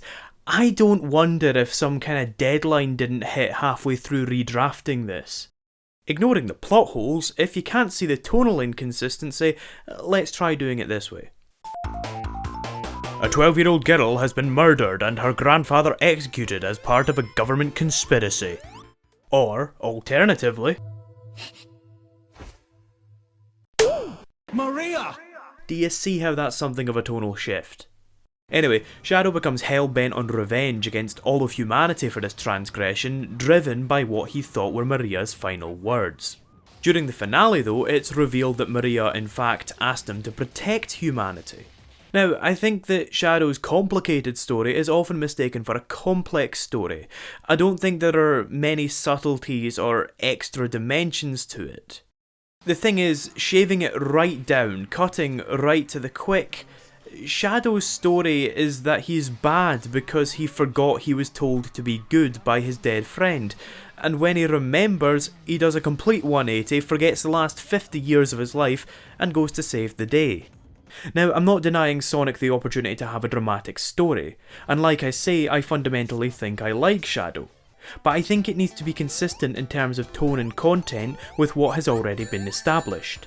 I mean, do you remember how I said that Sonic blends cute and cool elements? Well, Shadow kind of doesn't. Whereas the previous games frequently took a moment to poke fun at Sonic, Shadow maintains his composure throughout the game. Even when taking a hit, he doesn't look surprised or anything, he just kind of takes a step backwards basically. He's a more serious, tragic character, and I think it's just kind of out of place. His story could easily hit many of the same beats and be a lot easier to understand if he was simply a clone made by Eggman. You see, for me, his design is a clone of Sonic, and his gameplay is a clone of Sonic, so the easiest way to make him really feel focused is to make him a clone of Sonic. So let's do a wee fantasy scenario here where Shadow is a clone. This gives him the motivation to prove himself against Sonic, rather than the pair becoming territorial because another male hedgehog exists. He gets sent on a mission to nick the Chaos Emerald, where he meets a girl named Maria whom he befriends, and despite being a clone built for evil purposes, he slowly grows to realise that he doesn't have to be an awful turd. Now, that's a lot more cliché, and I'll readily admit that. But for me, that story has the potential to hit a lot of the same beats as Shadow's story, as well as capture a lot of the same themes as Shadow's story. Him being a clone also gives him that free will, nurture over nature theme that comes about if you believe that Gerald really did reprogram his mind. In addition to this, I feel that the tone is a lot more appropriate, and it's a lot easier to understand. I just can't help but feel that the consternated effort to make Shadow complex and tragic has made him tiresome. They even give him a heroic death scene at the end that is undone in the very next game. That move had a complete lack of foresight. It was obvious that people were going to like Shadow, and so it was obvious that Sega were going to want to bring him back. I think it's telling that the scenes in which Shadow is coolest are the scenes in which he acts like a straight up villain, an evil Sonic basically, which I think could have been accomplished by him just being a clone or something. Of course, that's me. As I've established, people are going to have different opinions, and to many, Sonic is gritty and serious, and this is the way that Shadow should be. But even so, I feel that there are plenty of ways to create emotional weight that would be a lot more appropriate for Sonic. The comics, for example, usually do a good job of drama without over-egging the pudding. And speaking of over-egging the pudding, Rouge the Bat, everybody. At the risk of sounding like a huge pervert, I actually like Rouge's design. She's evocative of a kitschy spy movie femme fatale, with the love heart motif tying her whole design together. She's consistent and well designed. It's just the proportions. I don't think I need to explain it, it's a cartoon bat, it's a bit weird. Now, before I move on, a few people were asking me why the games from Sonic Adventure 2 to Sonic Colors weren't represented in the last video, which is a totally legit question. Basically, I always envisioned this to be an exploration of Sonic's broad problems rather than a comprehensive retrospective. Honestly, the problems with the games from Heroes to Unleashed are well documented, and besides which I don't feel they contribute much to my overall argument that isn't covered elsewhere in the video. And these videos are long enough that I don't really want to go over everything simply for completion's sake. Now, I mean, obviously I do have my problems with these games, such as the fact that nobody in Heroes shuts up during the levels, but, well, if you're looking for something more in depth with these games in particular, I can only apologise. Now, that said, there are 2 points that I'd like to cover, and this seems like the best time to cover them. The first point is Shadow the Hedgehog, as in the game rather than the character. I'm not going to sum up the story as, frankly, I don't understand it. You go through 10 different parallel scenarios which are on a spectrum of pure evil to angelic holiness. But the gist of it is that Shadow is tasked by a mysterious alien invader with collecting the 7 Chaos Emeralds. Shadow somehow jumps to the conclusion that collecting them will reveal his past, which motivates him but not the player, as the player should already know his past if they've played Sonic Adventure 2. Also, why doesn't he just ask Rouge? Like, she was there for the whole thing, just ask her. Anyway, long story short, Shadow is an alien, and this is the point at which the Sonic series reaches maximum stupidity for me. See, the thing about this is that this whole scenario, an amnesiac alien cartoon hedgehog wielding firearms and going through a moral dilemma, sounds like a Simpsons joke. It tried to make Shadow cooler in the most juvenile way possible. He broods, he doesn't care in the most self-important manner, he's deliberately unhappy, he teleports, he can stop time, he can shoot lasers, he rides a motorbike, he uses firearms. And it is totally serious about making Shadow cool, but without even the semblance of levity, the stupidity of the whole situation sticks out like a sore thumb. The juxtaposition is unintentionally hilarious. A 12-year-old girl gets shot in the head and then it cuts back to a grimacing cartoon hedgehog. The president makes a speech about never surrendering to terrorists with a picture of Sonic and Shadow on his desk. It's trying well too hard, and what was a cool character is turned into a walking parody of himself. I think the story that they were trying to tell here is well beyond the scope of Sonic the Hedgehog, and I think that ought to have been recognised. Like I said last time, I'm sure you don't need me to tell you any of that, but the fact is the Sonic series was spitballing with such reckless abandon that it was experimenting with a tone and a genre that it should never have even attempted in the first place. The second problem I'd like to talk about is that Eggman is no longer remotely a credible threat. In practically every game around this point, his position as the main baddie is usurped, often at the last minute, by the secondary antagonist, Chaos, BioLizard, Metal Sonic, Black Doom, Iblis and Mephiles, and Dark Gaia. That's not even counting Emerald, Gemerald and Eggman Nega. Yeah, seriously, look 'em up. It got really predictable by the time Dark Gaia rolled around, and I think that it showed a massive lack of faith in the series' main villain, and in fact one of gaming's most iconic antagonists. Sonic Colors and Generations, fortunately, reinstated Eggman as the main villain, and had much more straightforward storylines as a result.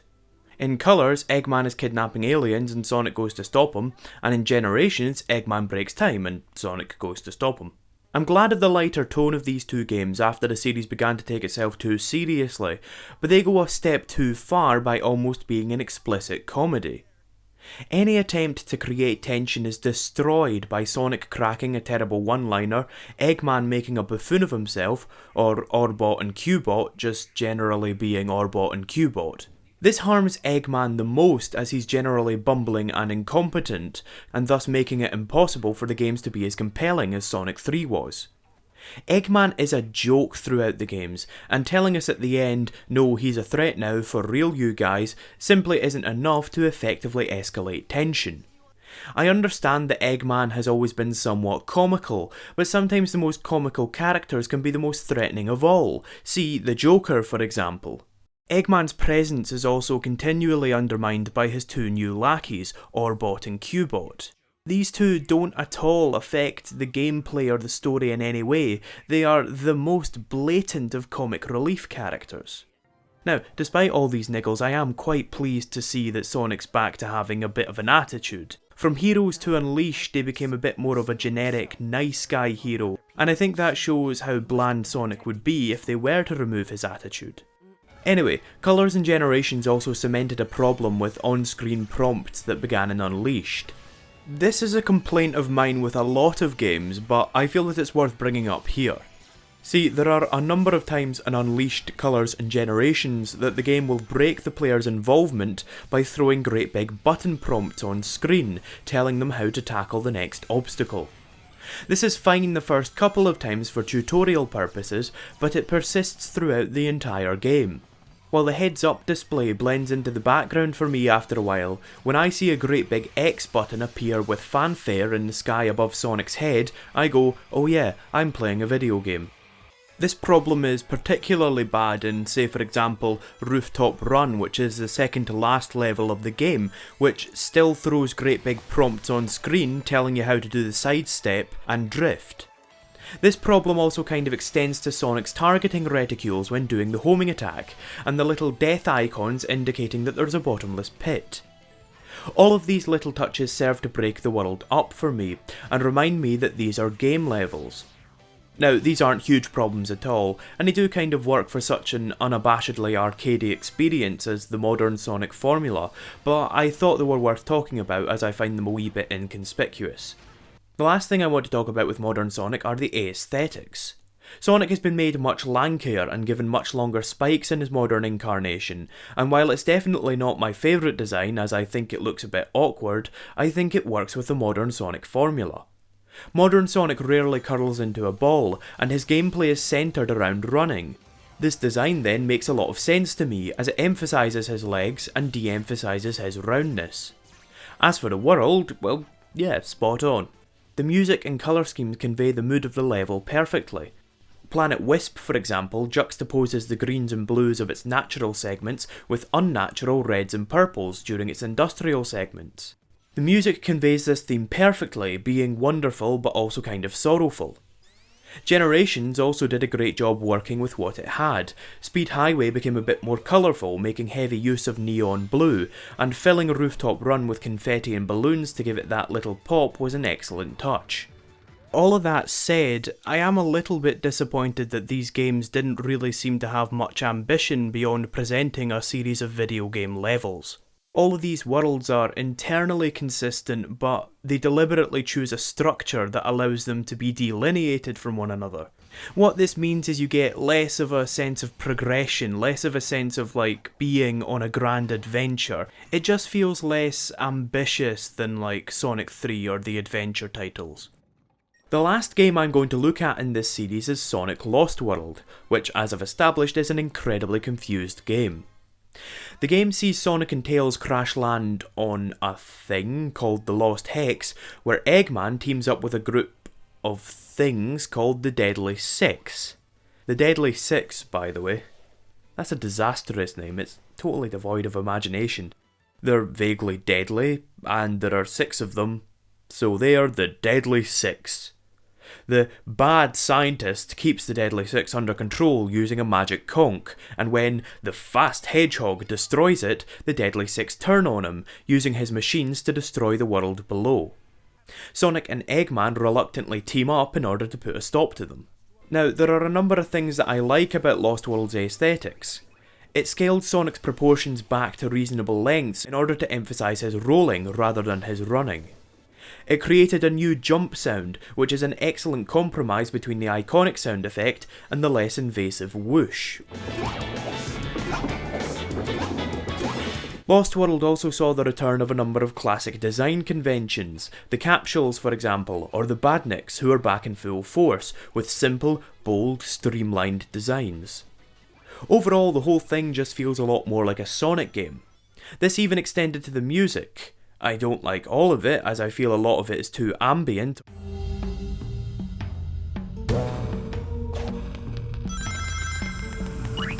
But there's a lot of synth-based songs in there that I associate quite strongly with a Sonic vibe, particularly stuff like Frozen Factory.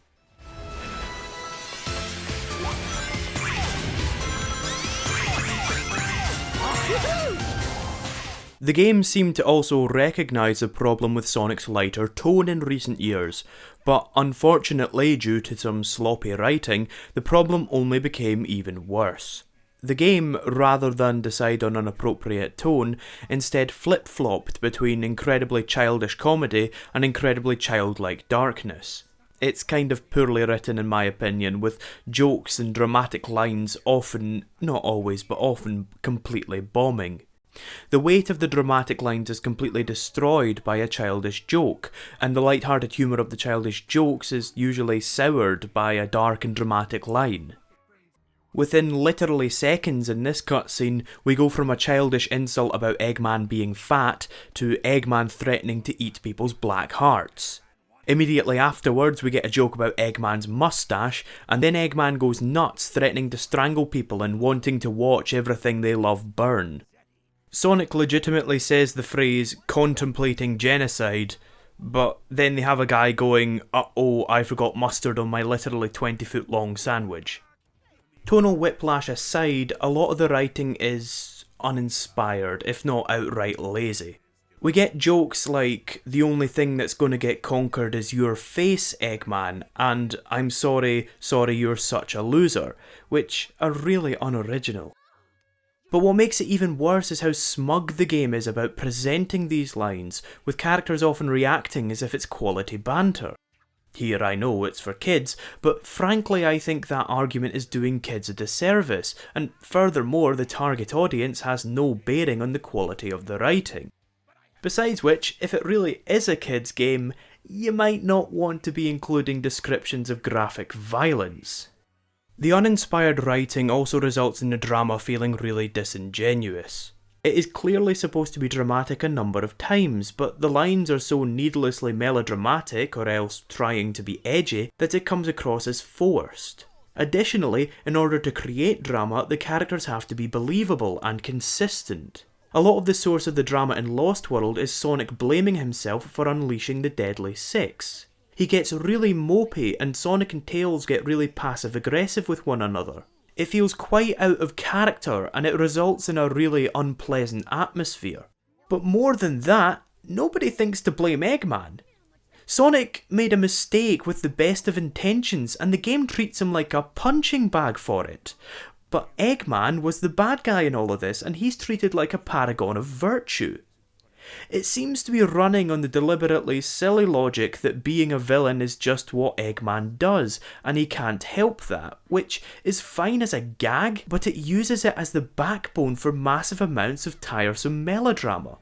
I mean, I know I said earlier that Sonic's cockiness would be excellent for getting him into scrapes, but I didn't mean this. I meant like Sonic runs headfirst into a situation and has to fight a giant robot, not Sonic runs headfirst into a situation and everybody dies and he gets depressed. I don't mean to disrespect anyone, maybe there were some tight deadlines, or maybe the writers aren't that interested in Sonic, or maybe the writers were given some confusing guidelines or forced outside of their comfort zone. But whatever the reason, the game goes between humour that only the youngest of children would enjoy, and overwrought, edgy drama that only kids preoccupied with not appearing childish would get a kick out of. I can't work out who this game is for, and I think that's a shame considering the amount of time and effort that evidently went into these cutscenes. But even ignoring the tonal whiplash between lines, the drama is completely undermined by how incompetent the villains are. The Deadly Six are, for me, the worst villains the series has come up with. They're all entirely one-dimensional, with their personalities being simply leader, crazy, fat, old, depressed, and girl. Yeah, really. Their designs, while distinct enough visually, are useless at communicating their skills and abilities. The crazy one has a big moon that he throws at you. The fat one does tornadoes, the old one magically manipulates fruit, the depressed one uses owls and electricity, and the girl one builds snowmen. Furthermore, their big special power is that they can manipulate magnetic fields, but where's that communicated on their design? They're all completely ineffectual as well, with not a single one of their plans going right. There's a bit where Tails is turned into a robot, and that is resolved within seconds. This is all emphasised by how easy they are to beat in the game itself. All of this would at least be tolerable if it weren't for the fact that the game seems so assured of the Deadly Six's appeal. After almost every level is a cutscene dedicated to showing the player what they're up to. They make an appearance in every second level of the game, and even when they're not on camera, they have a voiceover in these levels. Oh man! I can't believe he made it this far! Do you remember my complaint about voiceovers in the levels earlier? This is one of the major reasons I brought it up, with many of the lines appearing just after checkpoints, meaning that if you die, you have to hear the same poorly written joke over and over again, which does not help if you're becoming frustrated at the game's kinda clunky mechanics. See, I'm usually all for establishing a villain, but I think there's a difference between strongly establishing them and throwing them in the player's face. If they are going to be thrown in the player's face, it's absolutely imperative that they are appealing. Now, of course, appeal is all about opinion, and if you like the Deadly Six, I'm not trying to call you out with this. But for me, they were nowhere near interesting, humorous, or basically entertaining enough for me to want to spend any time with them. What kind of adds insult to injury here for me is the fact that the main villain, Eggman, is once again reduced to an utter joke. I'm going to spell this out in case it's not obvious. There has never been a more likeable, iconic, and just plain appropriate villain for Sonic the Hedgehog than Dr. Eggman. Lost World is not reserved about making Eggman the punchline, even outright stating that Tails is more intelligent than him. To put that another way, the sidekick is better than the villain at what the villain does. Now, I'm not sitting here preaching the holy sanctity of Dr. Eggman. This doesn't genuinely upset me, but it does make me think, why?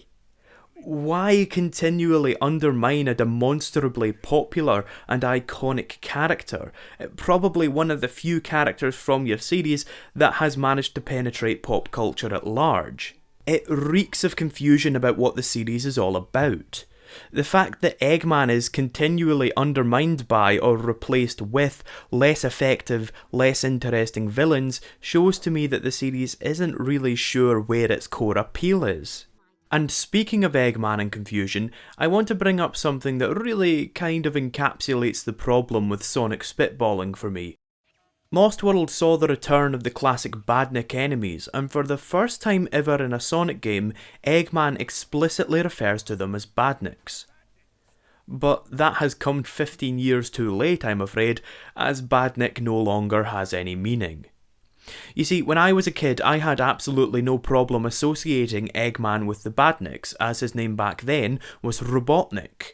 The Nick suffix immediately associated Robotnik with his robots, even in my tiny child mind.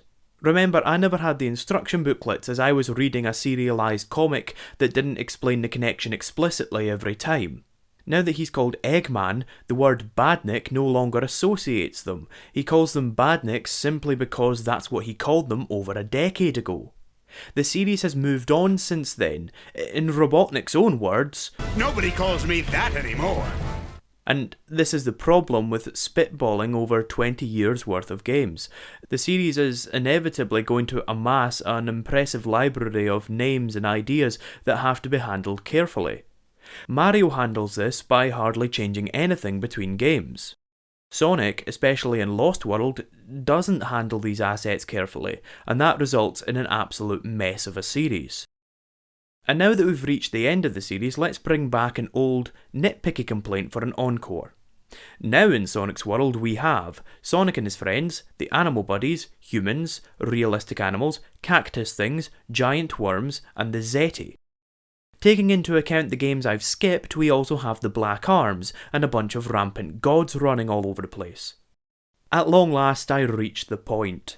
I'm not sitting here going, they should take out the animal buddies, they're ruining Sonic. What I'm saying is, all of these things that look like they belong in different series when lined up like this suggest to me that there is very little communication between artists, writers, and game designers. It suggests that there is little attention paid to the established elements in the series thus far. You'll notice I neglected to mention the flickies, the chow, and the wisps, as well as stuff like the time eater. This is because they actually feel like they fit in a world with Sonic the Hedgehog. I'm not making an arbitrary distinction here. They have legitimate reasons to exist, both in story and gameplay terms, and they were designed to look like a part of Sonic's world. Conversely, almost everything on the Lost Hex feels straight out of Mario to me, with the Deadly Six reminding me more than anything else of the Koopalings. The Bio-Lizard and Black Arms look like something out of a sci-fi action game. The humans look either straight out of an anime, straight out of real life, or straight out of a Pixar movie depending on the game, while the realistic animals are, of course, realistic. Meanwhile, Dark Gaia, Iblis, Solaris, and in fact most things in Sonic 06 look like they belong in Final Fantasy. It's inconsistent, but it doesn't feel like that was the intent. It feels like Sega just introduced new elements without thinking how they would fit into the franchise as a whole. Franchise expansion is not at all a bad thing, but it needs to be integrated as naturally as possible into the existing elements of the series, rather than just smashing two things together. I think a strong direction is of paramount importance, but this feels like a mad scramble of elements. It doesn't feel like it's presenting a cohesive world. And while I appreciate that a lot of people don't really give a monkey's arse, the fact that they're not presenting a cohesive world suggests to me that they're also not really presenting a cohesive idea. It doesn't feel like Sega are choosing a direction and sticking with it, and I think that attitude is harmful even to those of us that only care about the gameplay. Sonic is cool because he's cute, cheeky, and has some cool superpowers. What made Eggman menacing was that he thought he was menacing. He looks goofy, but he also builds giant space stations and death rays, and you kinda have to respect that in a man. I think the series turned to dark drama, then all the way back to explicit comedy, is symptomatic of it having no trust in the strength of its core design. It's almost like Sega itself has bought the argument that because Sonic stars a cartoon hedgehog, the characters can't be taken remotely seriously. When to me, their design is incidental. If the story is well told, there is no reason that people can't get into it. While I like drama and tension, however, Sonic also can't take itself too seriously either, as that creates juxtaposition between the cartoony visuals and the serious tone, which would be detrimental to an audience's suspension of disbelief. The series, in my opinion, is best positioned as a fantasy adventure like Sonic 3 or indeed Sonic Adventure. It's escapism. It asks its audience to vicariously transport themselves to this fantasy world for a while. The world, while undeniably unrealistic, can't just be nonsense. It has to present itself as having a consistent internal logic in order to suspend its players' disbelief and engage them in the adventure. And again, I don't think it ought to be dismissed simply because the characters are cartoon animals.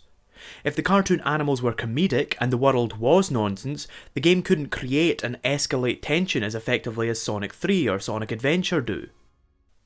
Okay, basically I feel that Sonic can be a compelling adventure that takes itself seriously, so long as it does so with the understanding that it is a cartoon hedgehog that is fundamentally aimed at children. But rather than sticking to his guns, no, not those guns, Sonic keeps reinventing himself to try and stay relevant, when I think if the series just had some faith in itself, it would still be relevant on its own strengths. Instead, the series can't decide on a tone or a direction, and continues to confuse itself with desperate attempts to ape what's popular. The Werehog, God of War, Generations and Sonic 4, retro nostalgia, Lost World, Super Mario Galaxy. I'm glad that Sonic isn't stagnating, but there's such a thing as too much innovation. And if this spitballing is reflective of the way the games have been made in general, well, it's no wonder Sonic's been having such a rough time. So, maybe a reboot is needed. Just, pare everything back, get back to basics. Well, evidently Sega had the same thought, as in 2014 we got the latest Sonic reboot, Sonic Boom. When Sonic Boom was announced, Sega were quick to assure us that this was a spin-off rather than a reboot.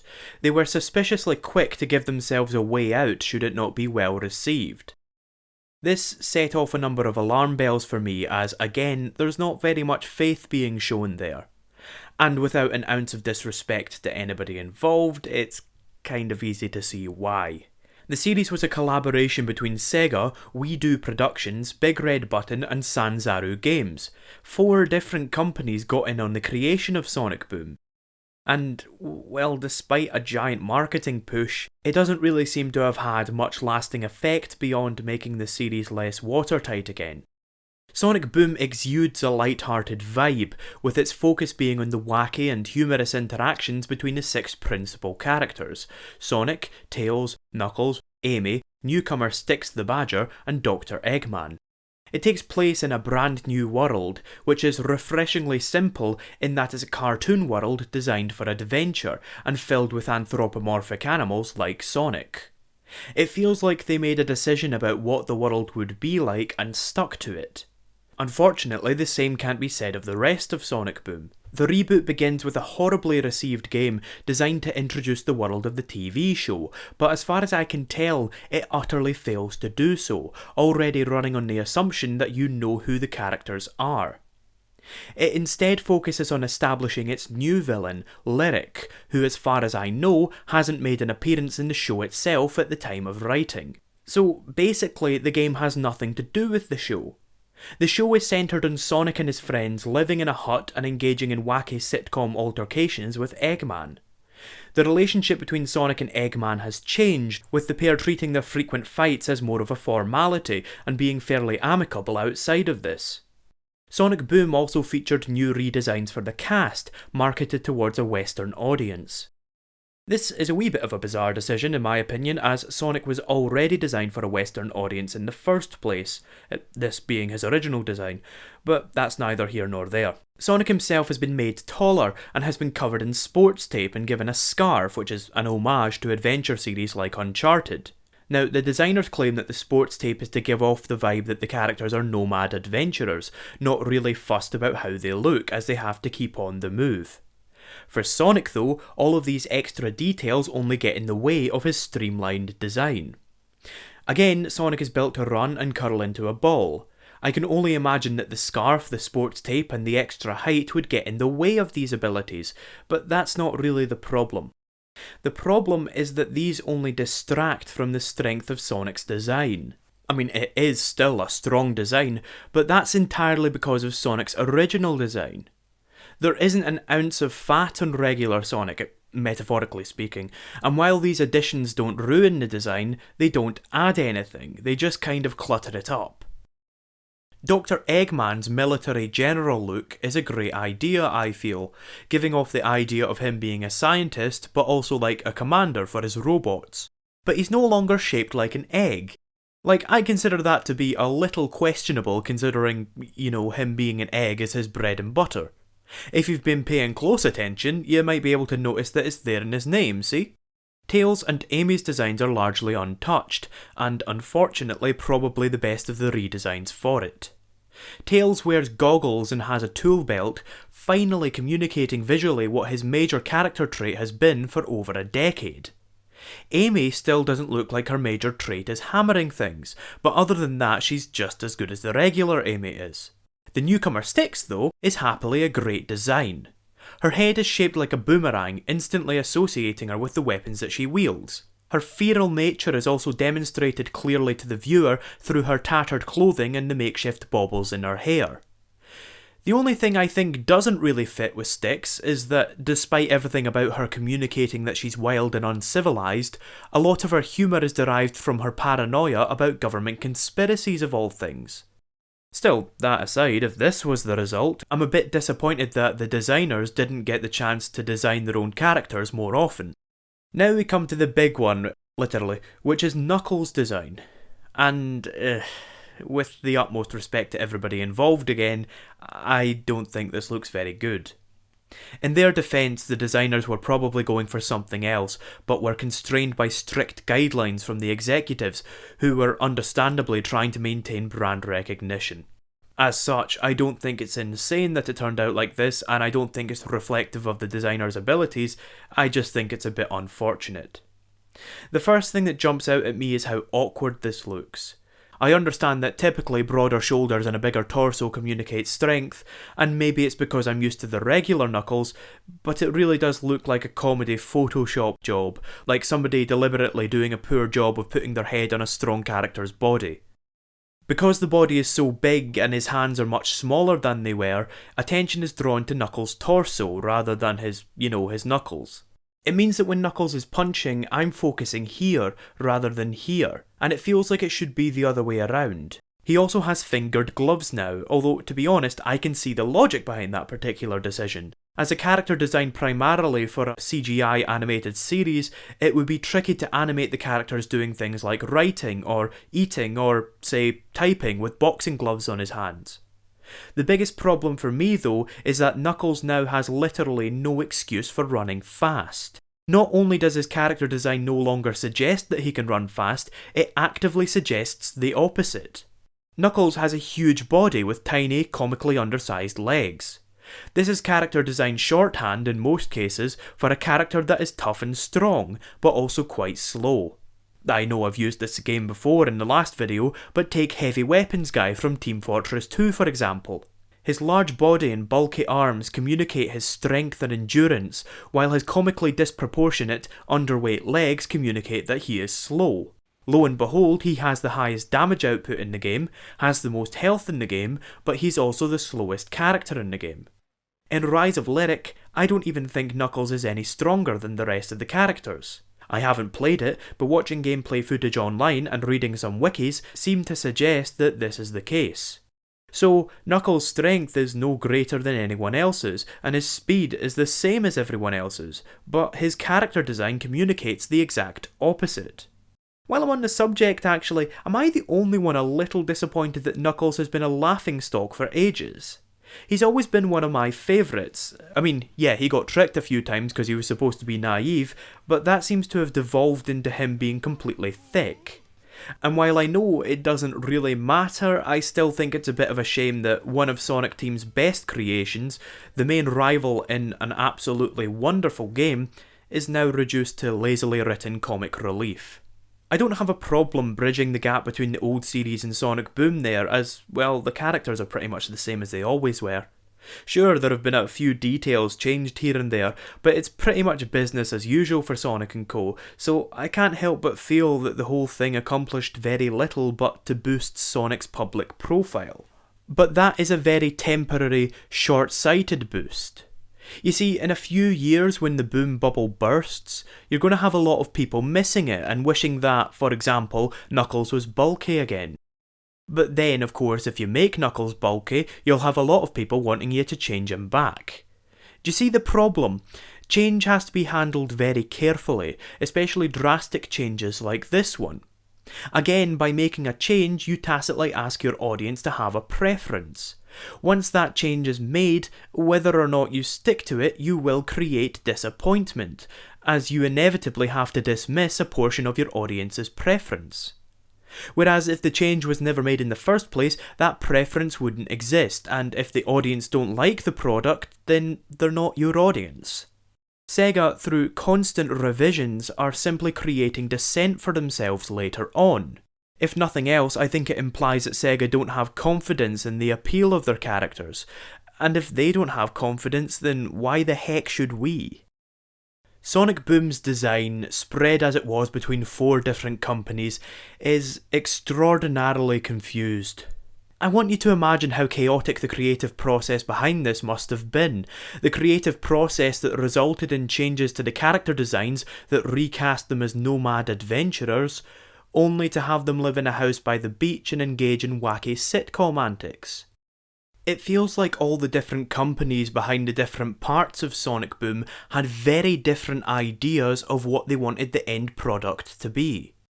Now, credit where it's due, I watched a couple of episodes of the TV show, and while I have no intention of watching it religiously, largely because I'm self-conscious about taking up yet more of my brain space with Sonic the Bloody Hedgehog, I enjoyed it. All my criticisms aside, it is perfectly serviceable children's entertainment. but it isn't really Sonic. It's good on the strengths of it being a sitcom.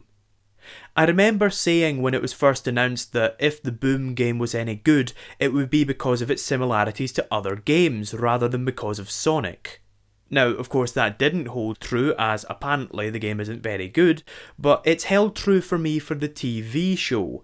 Frankly, I think you could easily replace Sonic and his friends with any other leader, Science One, Dumb but Strong One, Girl One, and Crazy One, and retain much the same effect because the characters are so cookie cutter for a children's sitcom. I'm definitely not against Sonic going in new directions, but those new directions have to complement Sonic, rather than just slapping his mug on a new show. I mean, the Sonic Boom game is absolutely nothing like a Sonic game. I think this is symptomatic of Sega, again, not really thinking it through. They're just throwing out another annual release with a marketable gimmick, and not giving their creators the time to make a quality product. Sonic Boom evidently had an incredibly troubled development that I won't go into, but I think Sega's insistence on crunching out Sonic game after Sonic game is doing irreparable damage to this series. I mean, the Boom team obviously had some really talented people aboard, but they obviously didn't have the time to capitalise on some of these amazing concepts. I think Sega's policy of yearly releases has damaged Sonic's credibility almost beyond repair. Every bad or mediocre release only cheapens the Sonic brand. The big shame is, they were so close to having the series back under control. Just before Sonic Boom was announced, there had been a streak of good games, with the slight blip being Sonic Lost World, and there were only two continuities. The games and the Archie comics, both of which presented similar tones, designs and intents.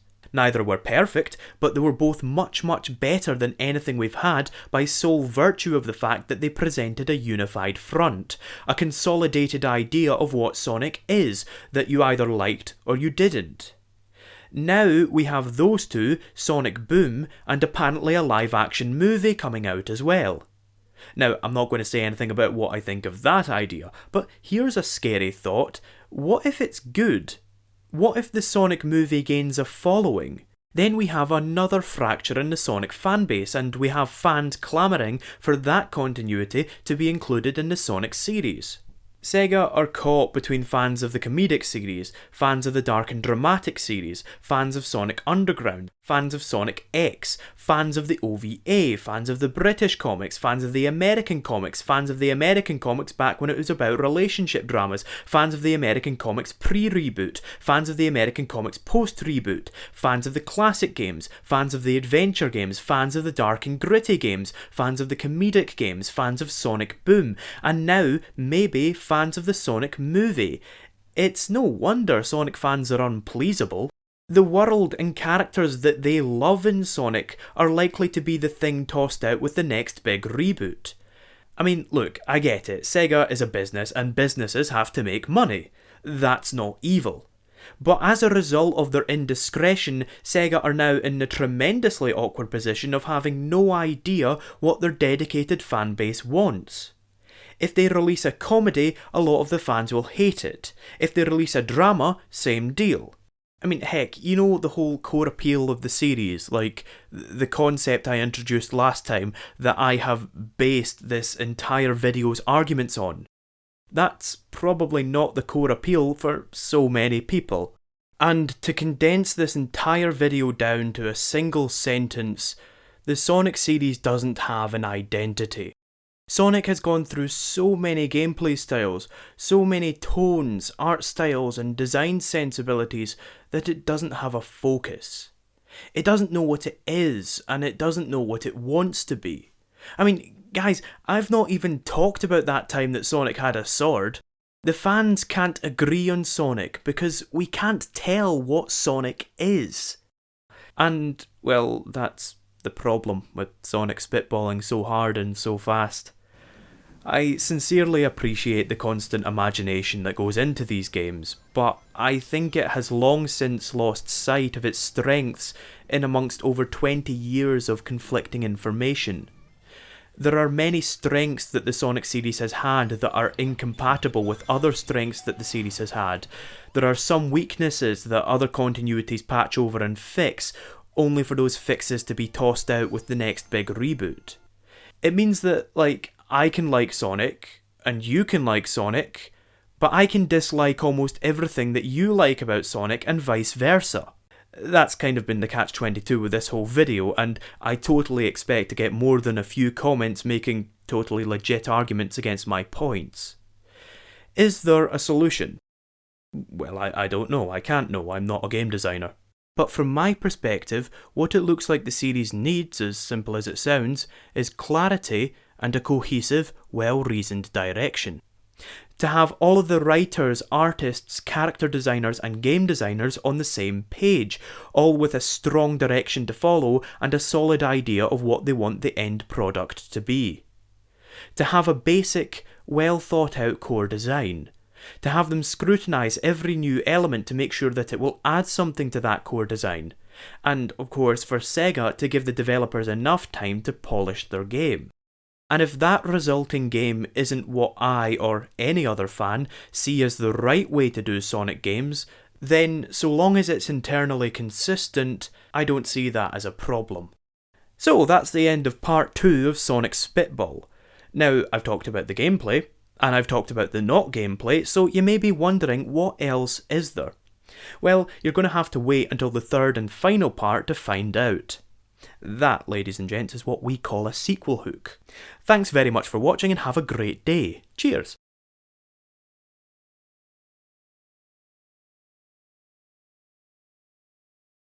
Welcome to the third and final part of Sonic Spitball, which isn't, in fact, a 3-part review of Sonic Spinball. That would just be bloody mental. If you've been keeping up with these videos so far, you will know what they're about. I'm trying to consolidate an idea of where the Sonic series keeps going wrong. To that end, I performed a stupidly long critique of the series gameplay in part 1, and a stupidly long critique of the series narrative in part 2. If you want to see either of those videos before you start on this one, then you can click on these links and hopefully I'll see you back here soon. The conclusion that I reached in these videos was that the Sonic series has incorporated so many different ideas over the years that it no longer has an identity. Since its inception, the series has gone through tons of different stories, gameplay mechanics, tones, styles and continuities. There's been no consistency in the gameplay, aesthetics or story. This lack of consistency results in some rushed and unpolished games as new ideas are incorporated in quite a reckless manner. As a result, there is no single, definitive idea of what Sonic is, and so the series doesn't have any idea what its audience wants. You might be wondering then what this video is going to be about. Well, here I'm going to take a very different approach. Imagine, if you will, that everybody at Sega suddenly had a big aneurysm and decided that the perfect person to direct the next Sonic game would be that loquacious Scottish guy off of YouTube. That's what this video is going to be, a thought experiment in which I design an imaginary 3D Sonic game. This imaginary 3D Sonic game will be an object lesson designed to accomplish 2 goals.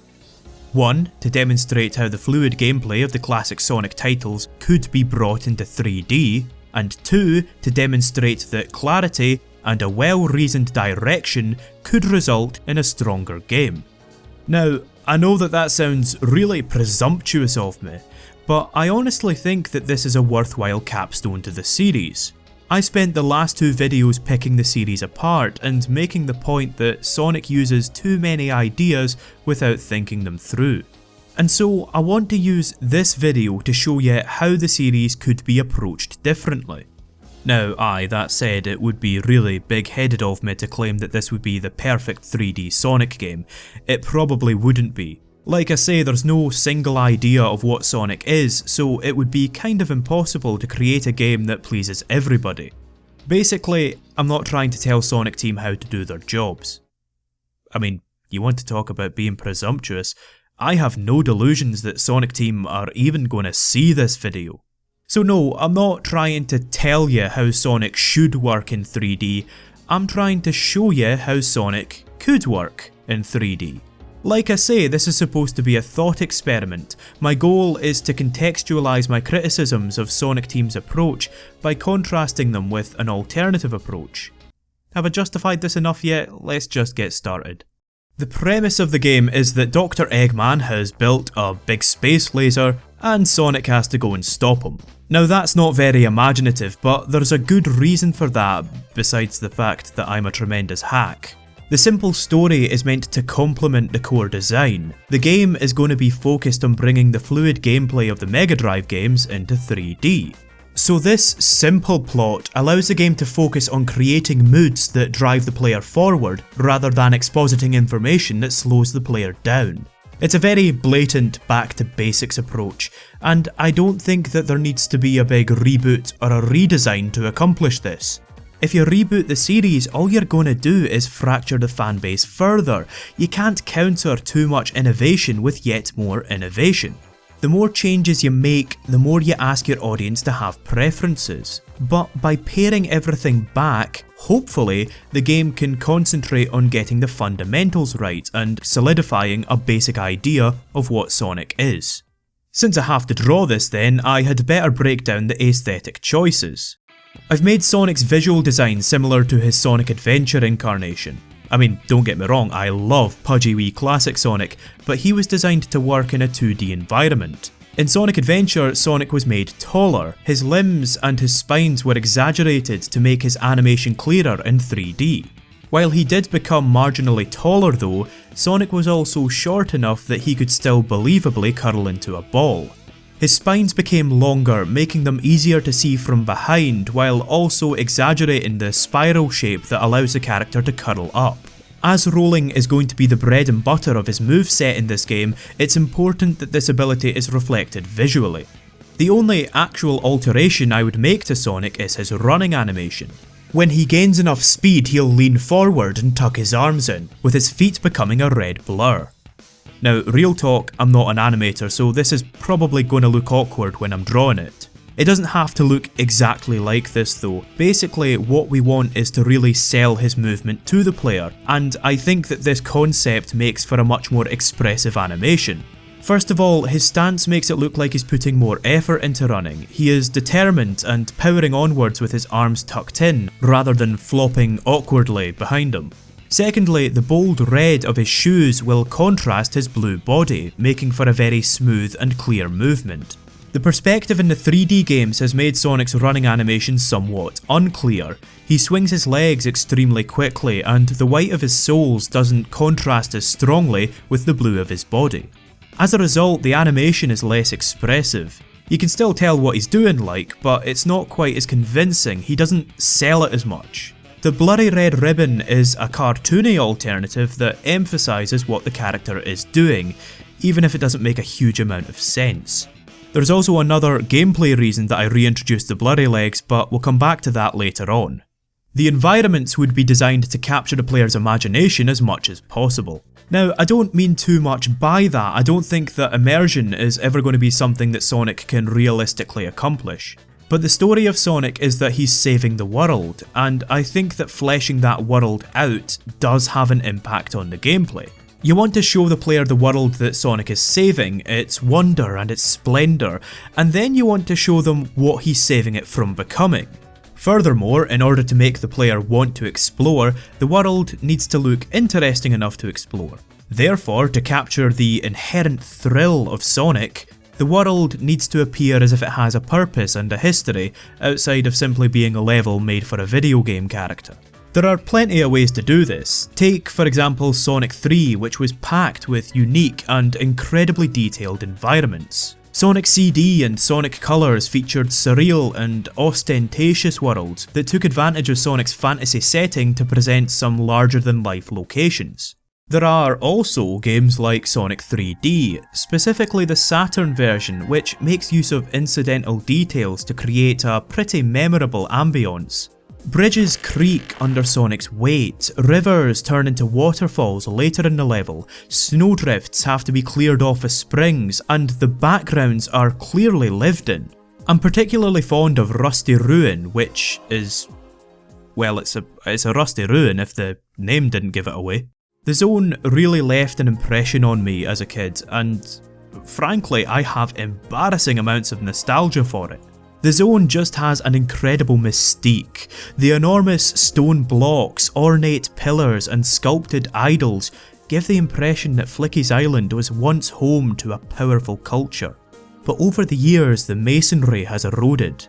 Rain and fog drift lazily through the level. The giant stone slabs are slicked with moss. The whole zone feels damp and dilapidated, and in the background a solemn choir and wistful piano melody mourn the passing of this once great civilization.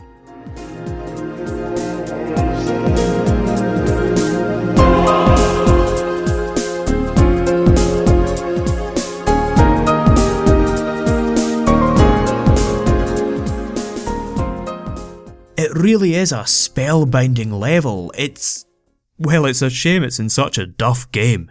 My point is though that there are plenty of ways to make the world compelling. And this is something that I think Sonic has gotten almost universally right. I mean, look, I've just complimented Sonic 3D, even that game managed to make something of Sonic's world. And while I doubt that I'll be able to draw anything half as mystifying as the examples that I've given, I hope I've at least shown you why I find Sonic's world interesting. It's that kind of interest that I would try to create in the player to inspire them to keep playing. With those preliminaries out of the way, it's time to start talking about the actual gameplay. As I've said, the goal of this game is to bring the fluid gameplay of the classic Sonic titles into 3D. Now, you might be asking yourself, why does he keep saying the word fluid?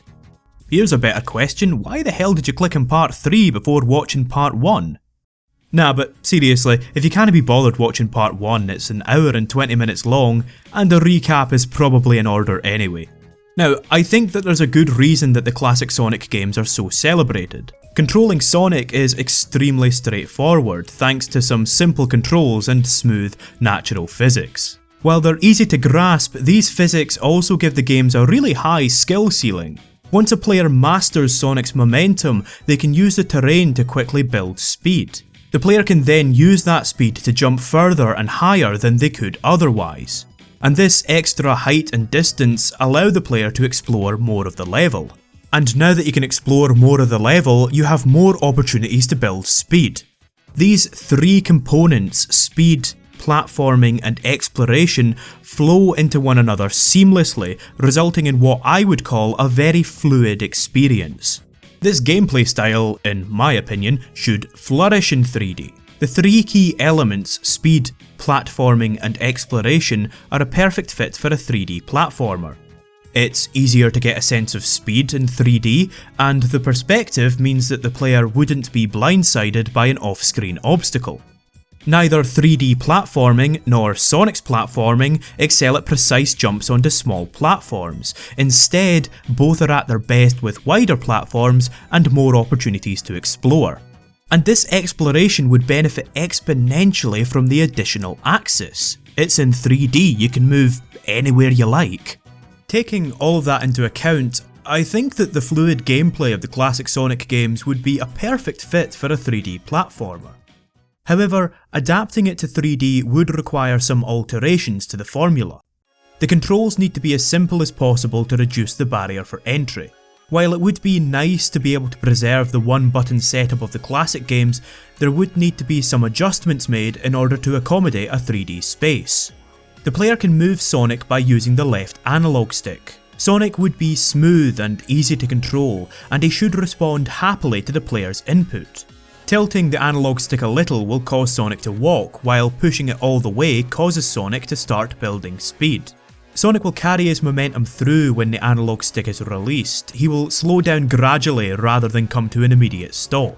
This ensures that he will feel fluid and compliant, and gives the player a constant idea of how his momentum is carrying. The player shouldn't ever feel like they have to keep forcing him forwards.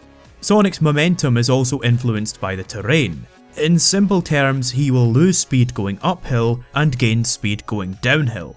This gives the player the opportunity to exceed Sonic's typical top speed by nimbly navigating the hills and slopes of the stages. Turning at a shallow angle allows Sonic to retain most of his speed. However, making sharp turns causes him to lose speed proportional to the tightness of the turn. This means that while running, the player has a choice. They can either turn slowly but maintain their speed, or turn quickly but lose their speed. Alternatively, they can skid to a halt by holding the analog stick in the opposite direction. In short, the player has complete control over their speed and direction using only the analog stick. The right analog stick is used to control the camera, with the button centering it behind Sonic. I don't have too much to say about the camera other than it ought to let the player go where they want to go and see what they want to see without forcing them to wrestle with it. Obviously, some automation would be necessary, but as a rule of thumb, the camera ought to prioritise clarity over spectacle. Sonic's jump is mapped to the face buttons. Now, having 4 buttons for one command might seem redundant, but it helps player retention. The player's right thumb makes Sonic jump. The longer the button is held, the higher Sonic will jump. Jumping makes Sonic curl into a ball, allowing him to destroy enemies if he jumps into them. The jump can be controlled in the air in much the same way that Sonic can be on the ground. It takes his momentum into account and allows the player to alter their trajectory in inverse proportion to their speed. There should also be a spot shadow directly below Sonic as he jumps in order to clarify the perspective. One detail I would like to stress is that the jump should begin the instant the button is pressed. In Sonic Generations, Sonic had a very small priming animation that delayed his jump by a split second. In a high-speed action platformer, you want the character to be as responsive as possible. That split second can mean the difference between life and an unfair death. Pressing the jump button in mid-air won't make Sonic do the homing attack. Instead, he will perform the insta-shield. Now, the insta-shield was introduced in Sonic 3, where it made Sonic invincible and increased the range of his attack for a split second. While it took some practice to get the timing down, this allowed the player to attack enemies that they would normally miss, or attack shielded enemies without getting hurt. Its inclusion in this game is primarily to aid with some of the inaccuracies of 3D gameplay. When you want to attack an enemy, the player can either maneuver precisely or reach an approximate position and time the insta-shield correctly. However, the 3D perspective means that the range would probably have to be slightly increased from its Sonic 3 incarnation. The right triggers are the spin buttons. Essentially, your right finger will make Sonic spin. While this might seem like a strange decision at first, having the spin on a trigger allows the player to keep both their thumbs free to control Sonic and the camera as they begin rolling. If the player taps R while running, Sonic will transfer his speed into a spin. However, if the player holds the trigger while standing still, Sonic will perform a spin dash. Spinning makes Sonic curl into a ball while travelling along the ground. In this state, the player's control over Sonic is reduced, as spinning exaggerates the environment's influence on his speed and direction. Instead, the player must rely on Sonic's inertia. Now, if you've played the classic games, you'll know exactly how this should feel. Sonic can't maintain his momentum independently. He's in a ball, he has to rely on the speed that he's already gathered, or gain more speed using a downward slope. The upside to this is that his acceleration increases exponentially while spinning. In essence then, spinning means more speed at the cost of sustainability. Now, the problem is that previous 3D Sonic games have failed to recreate the delicate balance between running and spinning. Spinning, generally, is simply the dominant strategy. It's the fastest and easiest method of getting around. Sonic Adventure let the player spam the spin dash and gave them complete control as they did so. Lost World also allowed the player to spin infinitely, and while the player's control was reduced, the levels were straight lines anyway, so it didn't really matter. To remedy this, I would introduce 3 limitations to strike a balance between running and rolling. Number 1, the spin dash could only be used from a complete standstill and would have to be charged by waiting. It wouldn't have to take long to reach full charge, maybe just a second or so, but this incentivises the player to find other methods of gaining speed if available. Number 2, the player could not uncurl from the ball by simply tapping the button again. They would have to either brake or jump in order to uncurl. Number 3, the ability to turn tightly would be removed. While running, Sonic can choose to turn tightly but slow down, but while rolling, Sonic can only make wide turns proportional to his speed. While in a ball, the player would have to either exit the ball and then turn, or be forced to turn in a wider arc. Sonic is, after all, in a ball, and to really sell the feeling of him rolling, he shouldn't be able to just turn on a dime when he has speed. Now, while this reduced control would be a disadvantage, it would also be kind of advantageous in that the player could adjust their angle more confidently. They wouldn't have to worry about overshooting a turn. As such, they could be more accurate when attacking enemies. But basically, all of this adds a layer of decision making to spinning. It has advantages and disadvantages. Essentially, it's a risk-reward system. There are huge potential benefits to spinning, such as more speed and the ability to attack, but this comes at the cost of reduced control. The game should both encourage the player to use the spin appropriately and penalise inappropriate use. While I'd love to leave it at 2 inputs, those being jump and spin, I think that a third command is necessary to accommodate the complexity of a 3D space. The left triggers, or left finger if you prefer, make Sonic parkour.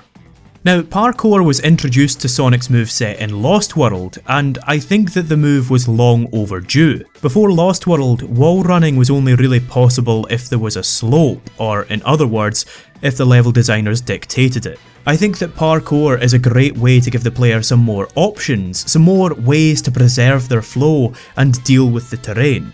However, Lost World seemed to take its cues from Prince of Persia. Sonic could only go up or along the walls on a set trajectory. While that worked fine for Lost World's more blocky level design, this game is supposed to be more fluid, so it wouldn't really mesh. I would instead take my cues from another game, Spider-Man 2. In that game, Spider-Man will preserve the angle and the speed that he had when he hit the wall. Wall running also allows the player to freely move up and down, and indeed all around. So in this game, pressing L next to a wall would make Sonic transfer his speed and trajectory into a wall run. There he could run freely on the wall, he could jump, with the jump responding to his angle and momentum, jump between walls and blend all of these movements in a seamless and natural way. Of course, the momentum mechanics would still be in full effect. Running up the wall would lose speed, and running down the wall would gain speed. Hitting the top of a wall with speed would launch Sonic into the sky, and jumping down from the top of a wall would let Sonic run down it. The disadvantage to all of this is that Sonic would be unable to perfectly transfer his momentum to the wall. Transferring onto a wall along the same axis would allow Sonic to retain his speed, but jumping onto or off of a wall at an angle would result in some speed being lost, as some of Sonic's momentum is travelling at a perpendicular angle. In an extreme scenario then, hitting the wall or the ground head on would result in Sonic coming to a dead stop. What this means basically is that the wall run is an option for the player to preserve or transfer speed in creative ways. However, without slopes, its application is limited. The player is unable to take full advantage of their wall running without a slope, which keeps the terrain relevant. Sonic's final move is the homing attack. You didn't really think I was going to forget that, did you? The homing attack is a really great idea, but its execution in previous games has been somewhat lacking. The move is designed to compensate for Sonic's high speed. It automates an attack that, as the name suggests, homes in on an enemy. But although it's intended to compensate for Sonic's speed, in previous games it's actually been incompatible with Sonic's speed, as it doesn't carry momentum through. In this game then, the homing attack would work in conjunction with Sonic's speed. The move is performed by holding the parkour button and pressing spin, but only while moving quickly enough. The player will be able to tell if they're moving quickly enough by looking at Sonic's feet. If he's got blurry legs, they're moving quickly enough to use the homing attack. You see? I've thought about this. I've thought altogether too bloody much about this. So, by holding L and pressing R with enough speed, Sonic will crash into a nearby enemy like a missile. He then exits the move with the same speed he had going into it. However, Sonic would be running in a slightly different direction. He had to change direction to hit the enemy and wouldn't automatically correct himself.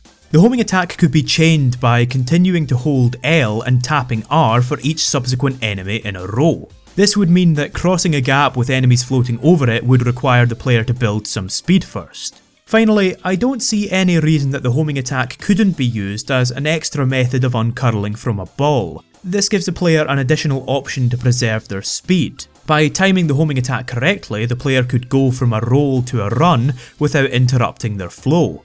This would then probably necessitate a new spinning animation to let the player know when they're going fast enough to use the homing attack. Extra functionality could also be added to the homing attack by allowing it to transfer horizontal momentum to vertical momentum and vice versa. By holding jump while performing a homing attack, so in other words L, R and A, Sonic could transfer his momentum upwards rather than forwards. Alternatively, if the homing attack were used while falling, the downward momentum could become forward momentum. This would allow the player to transfer their speed horizontally to vertically and vice versa. It might also, potentially, recapture the satisfaction of rebounding off an enemy in the classic games. However, there would need to be some limitations to the homing attack. First of all, the enemy would have to be in front of Sonic for the move to work. This ensures that Sonic's movement retains its flow and also forces the player to do the bulk of the manoeuvring themselves. Additionally, the homing attack would be unable to lock onto springs or item boxes. This ensures that there is absolutely no confusion about what Sonic is going to lock onto. My reasoning behind the homing attack is that at lower speeds, the player ought to be able to attack enemies without automation, especially with the help of the insta-shield. At higher speeds, I think that the homing attack is necessary to be accurate. As such, in this game, the move works in tandem with Sonic's speed. It can only be activated while the player is moving quickly. As the player is moving quickly, they have a window of opportunity to use the move, and as they're likely to change direction when using it, they have to be ready to steer Sonic back on track. After all, keep in mind that if they oversteer, Sonic's gonna lose his speed. As such, the challenge comes from handling your speed. You need to time the move correctly and steer Sonic back on track, but without losing too much speed in the process. Now, all of that is well and good, but this means that the gameplay is all about speed, which can be seen as restrictive. So the question is, how do you diversify Sonic? Well, it's simple, but the answer might seem counterproductive. You simply make the other parts of the game about speed as well. For example, you could diversify Sonic's moveset by giving him the ability to swim.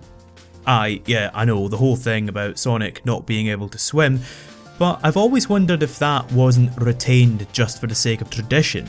Anyway, you might think that sounds a bit daft, as swimming would be a bit slow, but Sonic Team have produced a solution within the series already. By holding R, we could give Sonic the ability to drill through the water without the wisp.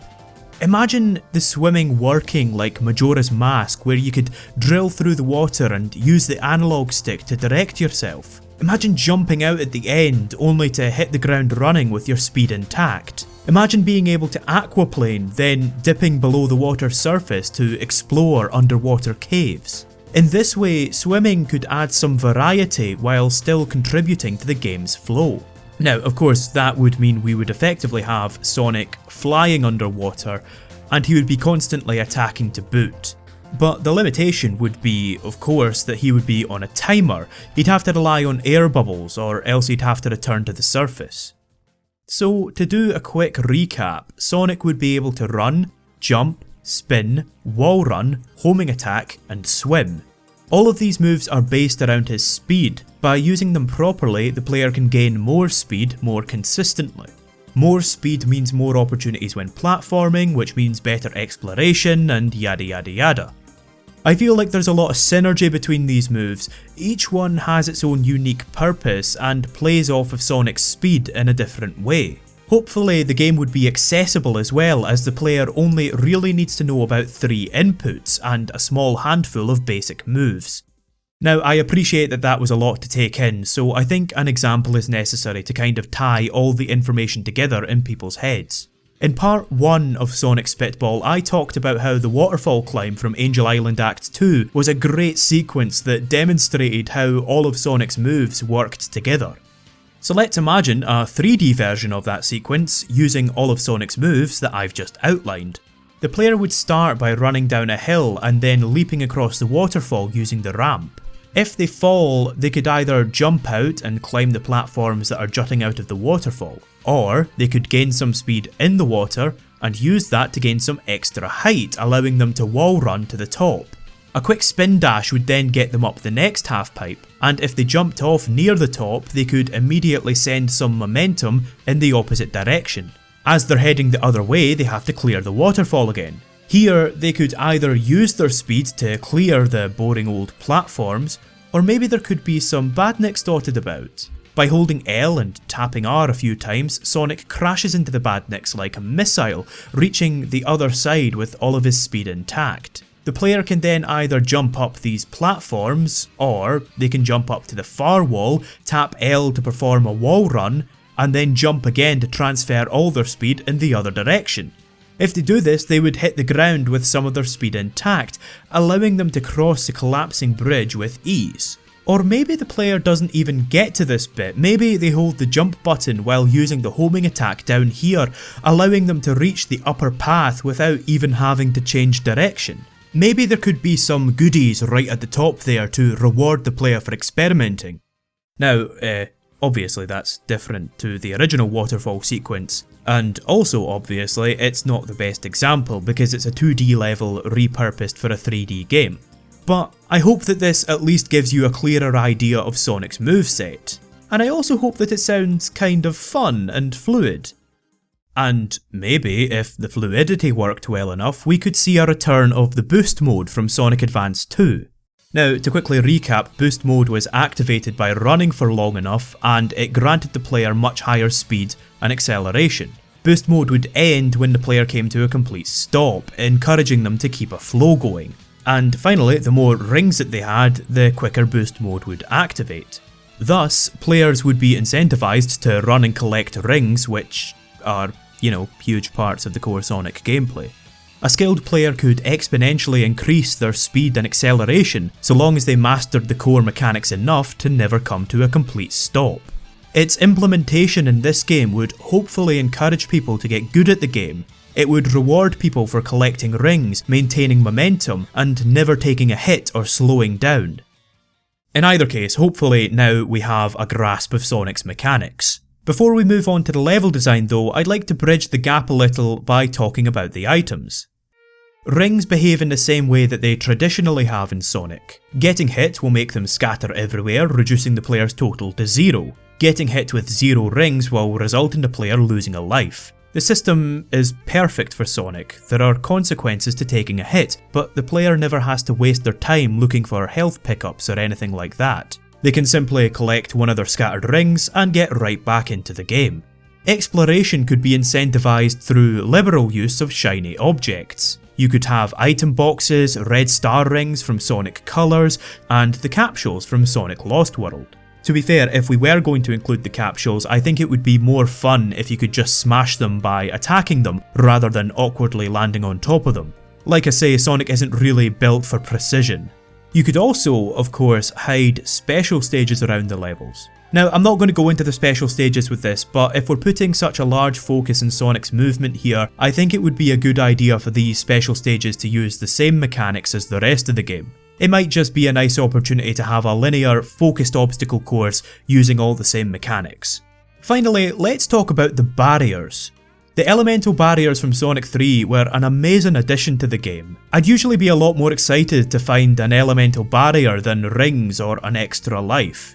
They offered great utility. They gave Sonic extra mobility, granted him immunity to certain obstacles, and they allowed the player to take a hit without losing all of the rings. However, they did remove the insta-shield, which I consider to be a bit of an oversight. Removing the insta-shield made some enemies impossible to dispatch if you had a shield, and it caused some confusion as well, as tapping jump in the air suddenly performed a completely different move. So in this game, the elemental barriers needn't replace the insta-shield. The insta-shield could simply be reskinned depending on the shield that the player had equipped. Instead, the shields could be given slightly different functions. The Magna barrier draws in rings. Tapping jump in midair would simply perform the insta-shield and a double jump at the same time. Since the double jump only provides a wee bit of extra lift, there would be no problem conflating the two moves. The aqua barrier would allow Sonic to breathe underwater. However, since the bounce sends the player straight down, it would be potentially disastrous if the player were trying to use the insta-shield but accidentally bounced instead. So we could simply remap the bounce to R in midair. The flame barrier would of course protect from all fire-based attacks. However, again accidentally using the charge could result in disaster. As such, perhaps the flame barrier could allow the player to use the homing attack as a dash that doesn't need any enemies around and can be used from a standstill. This would make it the ideal barrier for aggressively pursuing boss enemies, as it would even grant you protection from the exhaust. There is also, of course, the potential for new elemental barriers. There could be a wind barrier, which could increase the range of the insta-shield or something. Anyway, my point was that the barriers were a fantastic item that really incentivized me to explore, and so I can't really think of a good reason not to include them in this game. So now that we have an idea of how Sonic do, as the kids say, what about the world that he will do in? Was I drunk when I wrote that? The level design obviously should be built around Sonic's moveset. As I've mentioned, Sonic's movement in the game is very much influenced by the terrain. He should gain speed going down hills and lose speed going up hills, you get the idea. Of course, in 3D there are more angles and directions that the terrain could go at, so it's not quite that simple, but that basic principle still stands. So the landscape would complement Sonic's moveset with plenty of slopes and winding terrain to let the momentum mechanics shine. Slopes, inclines and half-pipes present the player with plenty of opportunities to build speed. If the player then times a jump correctly to make maximum use of their speed, they could ping Sonic around the landscape like a pinball. This allows the game to be more complex as it opens the levels up to players who want to master the mechanics. The only rule that I would lay down for the level design is that the levels have to make use of 3D space. In order to make the fluidity work, and in order to create a higher skill ceiling, the player needs to be given room to experiment and tackle a situation how they please. I do think exploration is a key factor in these games. If it's just a linear corridor, even if there is speed and platforming, it's not quite as satisfying in my opinion. There needs to be the room to experiment. Now, the level design in the 2D Sonic games made use of as much space as possible. Barring the odd wee bits such as the end of Sonic's Angel Island, the level design used as much of this 2D rectangle as it could. And I don't think it was all meticulously designed either. I mean, does this look tight to you? It's just kind of platforms plonked in places, but Sonic's speed means that the platforming is fairly malleable anyway. So I would argue that looser level designs would work better for this game. The level design in 3D Sonic games tends to be a lot more thought out. It's kind of like threading a piece of string through some ping pong balls. You're stuck on a linear path for a while that is designed to play in a very specific way before being given the brief opportunity to experiment. Combined with the boost pads that dictate your speed and direction, the whole thing just feels a lot more processed. So with that in mind, a very simple way to envision the levels in 3D would be to simply lift this rectangle from the classic games and place it along the X and Z axes like so. Then you can add bits, take bits away, raise bits of the level, and so on and so forth. This gives us a more cohesive, open area that we can fill with items and obstacles, as opposed to a linear pathway that has to concentrate on spectacle. Now, of course, there can be linear sequences to create or complement a mood, but the focus should be on giving the player a more organic, fluid level. Like I say though, that's a very simple way to envision the levels. The thing I like most about 3D is that there are a lot of options to create some cool worlds and scenarios. But before we get to creating some cool worlds and scenarios, I do want to cement a couple more design principles. Now, first rule, in order to complement the fluid level design, there should be no instances of automated design. The levels needn't have a specific idea of how the player should navigate them. Now, obviously they should have level design, and they should give the player an idea of where to go, but they shouldn't be allowed to dictate a player's speed and direction. For example, a boost pad could easily be replaced with a downward slope. Boost pads have permeated the Sonic series since 1998, and the more I think about them, the more contentious I find them. They make Sonic go at a specific speed in a specific direction, and they're often unavoidable. As soon as the player hits the boost pad, the game basically plays itself for a bit. A slope, on the other hand, allows the player to make a bunch of choices as they gain speed. They can choose whether or not to use a slope, they can adjust their direction, and of course they can adjust their speed. This would also contribute to the game's fluidity. Rather than suddenly jerk to a predetermined top speed, the player can build speed more organically. Applying this design logic to the rest of the game could hopefully create a nice flow and rhythm to the stages. A pre-programmed ramp could be replaced with an upward slope that the player can jump off of to gain extra height. Rather than use more boost pads, the level design can also curve organically with a berm. Berms synergise quite well with rolling. Sonic obviously can't turn as well while in a ball, but the berm gives him the opportunity to turn and gain more speed. Berms are also great, as if the player just heads straight for them, they double up as a ramp or a half pipe. Now, springs are ever so slightly more complicated. There's nothing wrong with the core concept at all. It's a pad that, when stepped on, allows Sonic to gain a lot of extra height or velocity. The problem is they're so often completely automated in the 3D games. They basically act as a pad that teleports Sonic to a predetermined location. I mean, sure, yeah, this looks spectacular, but what am I doing here? What I would propose instead is to incorporate the springs more organically, place them in plain sight and let the player decide for themselves whether or not they want to use it. Allow the player to approach the spring from different directions and let them move around while they're in the air. For example, in this scenario, rather than have a big network of springs for an overblown set piece, instead have one spring and challenge the player to control their speed and direction enough to clear the gap. Or in this scenario, let the player work out that if they hit the spring from the right, they can make it up this ledge. Or in the opposite scenario, don't give the player a spring at all, let them use the wall run to climb the ledge. Of course, this means that the player might end up springing themselves into an enemy, so I would probably make it so that pressing roll in the air allows Sonic to curl up, but kind of kills his momentum and makes him drop. This way, the player has an extra little trick up their sleeve to deal with unexpected situations, and an extra little choice to make when using a spring.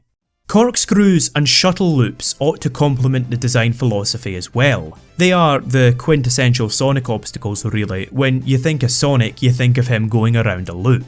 They also synergise perfectly with the gameplay. The player needs to build speed to get around them, and is rewarded with more speed once they do.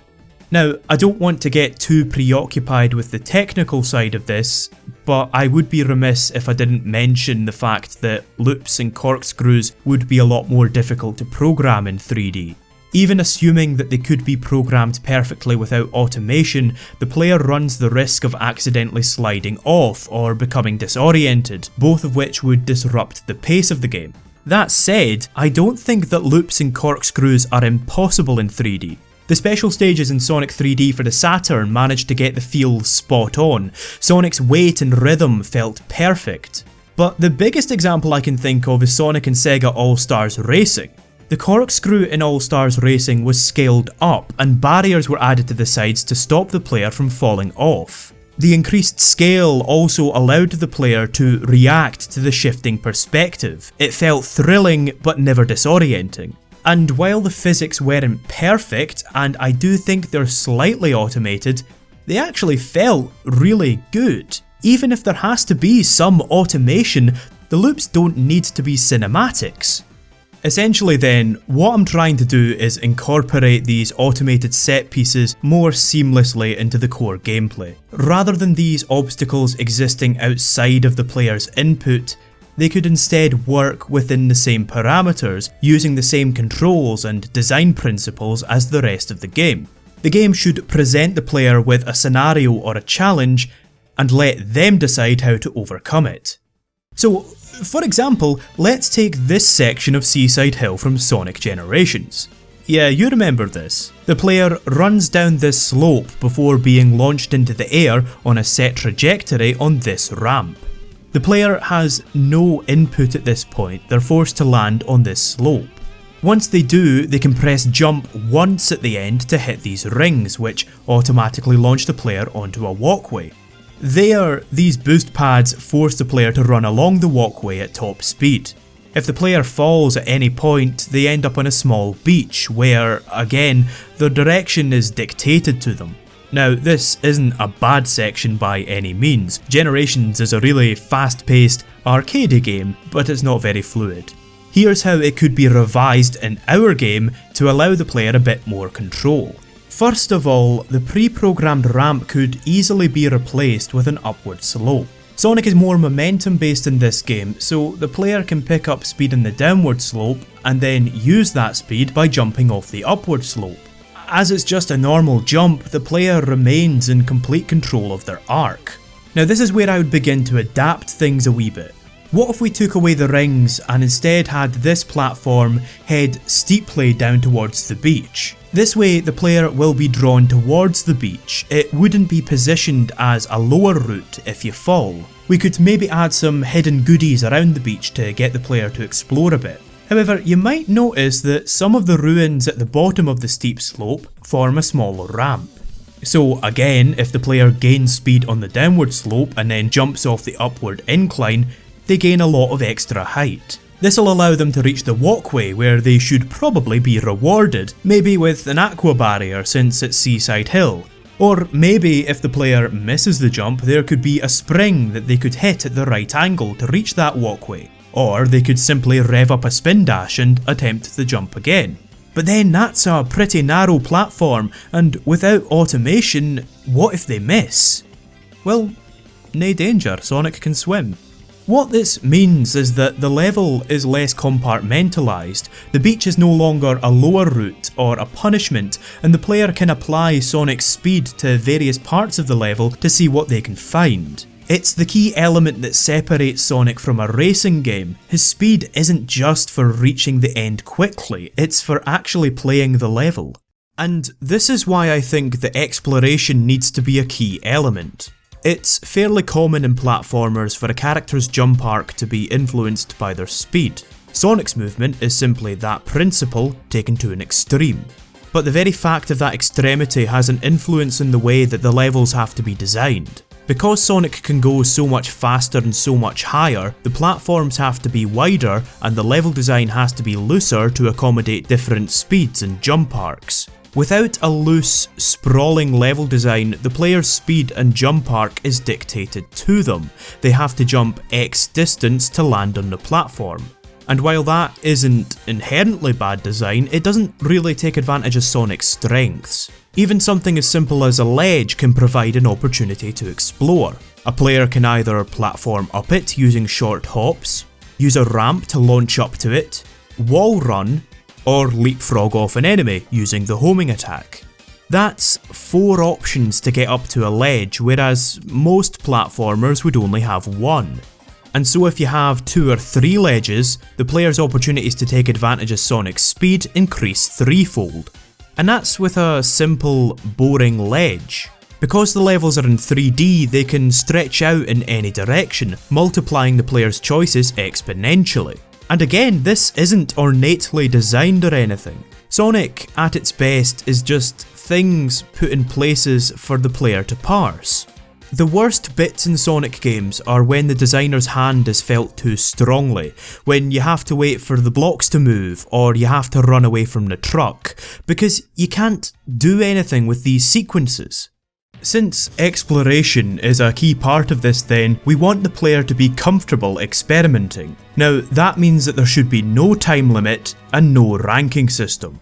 Time limits pressure the player to get to the goal as quickly as possible, which makes the player less likely to want to experiment. Furthermore, the player shouldn't be graded on their performance, as this stipulates in the way that they play. Players are less likely to muck about if they know that the game is going to give them a bad mark for doing so. Nobody wants to be told they're crap after they complete a level. Of course, Lost World presented the perfect solution, which is challenge modes like time attacks or score attacks. Grading the player in these modes makes perfect sense. The player has to choose that mode and is thus given a clear indication about what they're being graded on.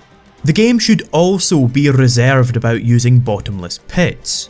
Bottomless pits are kind of slapdash in a lot of Sonic games. Often they completely surround a level, making it a lot more linear and inhibiting the exploration. If a player's been taught that bottomless pits are frequent and randomly placed, they'll be less likely to experiment or take a risk. Furthermore, if most of the level takes place over instant death, then it becomes stressful and claustrophobic, and frankly frustrating when you have to continually toe the line. Now, that said, so long as they are clearly indicated to the player, bottomless pits can be used to adjust the pacing of a level, to create a tense moment and a satisfying challenge to overcome. So while bottomless pits can be used, they have to be used sparingly and with clear intent. The player should always know when they've got to be careful, and conversely, when they can cut loose. So if I'm doing this properly, hopefully we should have a fairly solid idea of the basic level design. But when we're thinking about individual levels, we should be looking to differentiate them in some way. The best of Sonic's levels have had unique gimmicks and mechanics that adapt the gameplay to the theme, keeping them fresh and memorable. Thankfully, this is a pretty easy principle to recreate, at least on paper. Again, we simply make the level-specific mechanics revolve around speed. A basic example would be breakable walls in an underground level that the player can burrow through. Digging through the earth fits the underground motif, gives the player a wee bit of extra exploration, and it also requires enough speed to execute the spin.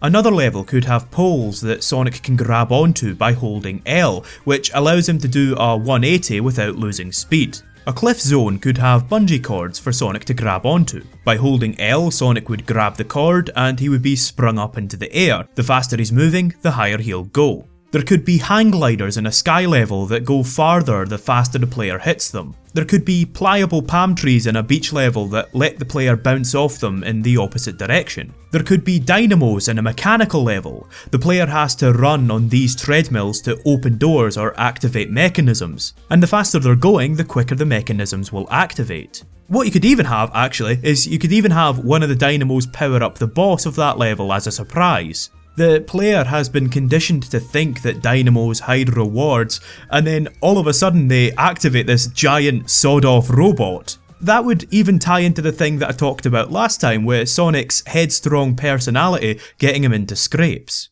And that boss mechanic thing leads me nicely into level-specific obstacles. While the level-specific mechanics all work with Sonic's speed, the level-specific obstacles all work against Sonic's speed. Again, they adapt the gameplay to the theme. For example, a stage set in a marsh could include bogs that the player must aquaplane on. If they slow down at any point, they fall into the bog and they have to wade through it, which severely cuts down their speed. There could be rocky or sticky ground that Sonic can't roll on. There could be slidey crystals in a mining zone that Sonic couldn't wall run on. A mechanical level could make use of a lot of pistons and conveyor belts to hinder the player. We could also revolutionise the cartoon mascot platformer by having there be ice in the ice world that Sonic has to skate on. Now, here we have a chance to right one of Lost World's wrongs. The skating in Lost World worked on a completely new set of mechanics that the level simply wasn't designed around. So why not give the player a sense of familiarity by having skating control exactly like rolling, with Sonic being more affected by the terrain and being unable to make tight turns. This way, the player instinctively knows how Sonic is going to move on the ice, as they've already been using that exact same physics engine every time they roll. Instead, they have to focus on contending with the level design rather than the controls. The thing about rolling is they have the option there. With the ice, of course, they don't. These sections should be designed kind of like a luge track. They should be characterised by wide turns and long stretches to let the player build up speed through inertia. And, of course, let's not forget the enemies. I think that there's a lot of variety in the badniks, so I don't see any reason not to use them as the game's go-to bad guy. However, they have to clearly communicate how the player can approach them. This is actually something that's pretty simple. A badnik with spikes on top can't be jumped on. A badnik with a shield couldn't be attacked from the front. An Orbinaut would have to be attacked with the insta-shield to get past its spike balls. It's not a complicated process, but I think that it is necessary, and it's a step that Lost World in particular got absolutely wrong. And speaking of enemies, actually, bosses are a subject that I didn't address in the first video. Old Sonic bosses are often accused of being incongruous with Sonic's high-speed gameplay. That's the argument anyway, and it's an argument that I don't really agree with. The bosses in the old Sonic games made constant use of speed and the physics engine, as the player had to ricochet off them to get as many hits in as quickly as possible. In this 3D game then, the same principle could be easily applied. If the player has an arena to work with, the challenge could come from the player having to build enough speed to use the homing attack, or maybe the challenge could come from getting above the boss to bounce on its head without falling off. Maybe one boss is rushing away above a giant half-pipe, and it's up to the player to build speed as they rush along the half-pipe. With enough speed, they can swing up to hit Eggman. The longer that they can keep their speed going then, the quicker that they can take him down. What I'm basically trying to say with all of this is that there's plenty of scope to design Sonic levels in 3D. You could easily combine a lot of these elements in different ways to have the level tell a story of sorts. And I don't mean an epic or anything, it's just a wee simple story to set the scene and theme the level. A slow climb up a hill could lead to an exhilarating downhill run. There could be a chase across the desert that leads into a relaxed oasis, with the level design going from linear to open-ended when this switch occurs. There could be a vast explorable area, maybe with a few bottlenecks if the level needs to load or something. Or alternatively, let's have an egg fleet level where the ships are large platforms that are linked together by platforming sequences. These platforming sequences would be quite tense as the player has to avoid falling off, but at the same time, if it's just these wee sequences, then those are tense moments rather than the whole level being above a bottomless pit. So, by now you should have a fairly solid idea of the game's basic design. I hope so, at least, otherwise I've wasted a lot of your time. To wrap up then, what I want to do now is walk you through a brief description of the first few levels to show you how the whole thing comes together. As I mentioned right back at the start, the basic premise of the game is that Eggman has built a big space laser and Sonic has to go and stop him. The game starts off with Sonic relaxing in a peaceful beach level, let's call it the tropical cliff zone. He hears some explosions in the distance and sees some smoke billowing up over the horizon. He rushes off to investigate. And that's it, that's our intro. This cutscene would take 30 seconds tops, and that's if you really stretched it out. So within half a minute of pressing start, the player is in control. This cutscene, well, all the cutscenes really, would not have voice acting. Now, I know that this is a point of contention, so I want to quickly run through the benefits of having silent characters, just to kinda show you where I'm coming from. Number 1, silence gives Sonic less opportunity to annoy the player. One of the character's major strengths is his expressive character design, which allows him to communicate without needing words. So he can still be cocky, he can still be Sonic the Hedgehog, but without words he has a lot less scope to be obnoxious about it. Number 2, less time and money need to be spent on acting and animation. Number 3, voices aren't necessary to tell a compelling story. What would this cutscene gain by Sonic saying anything? Number 4, a lack of voice acting gives the character less opportunity to contradict a player's perception of him. It allows the player to decide for themselves how Sonic is feeling about any given situation. If Sonic never dictates to the player how he's feeling, then he never contradicts them either. Finally, number 5, silent characters keep the pace up. This intro communicates everything that it needs to in a very short space of time. It would only be slowed down by Sonic making a wisecrack or describing something that the player can already see. There's a brief tutorial section following the intro. Now this section would be relatively linear, presenting some simple challenges to get the player used to the controls and physics. Setting the level in a tropical cliff zone has 2 benefits. Number 1, the beach setting allows the game to show the player how Sonic will react to water, And number 2, the cliff setting gives the game an excuse to have a lot of hills, showing the player that Sonic's movement is affected by the terrain. Now, the game would probably actively have to tell its players how to use some of the moves, resulting in a seam in the presentation.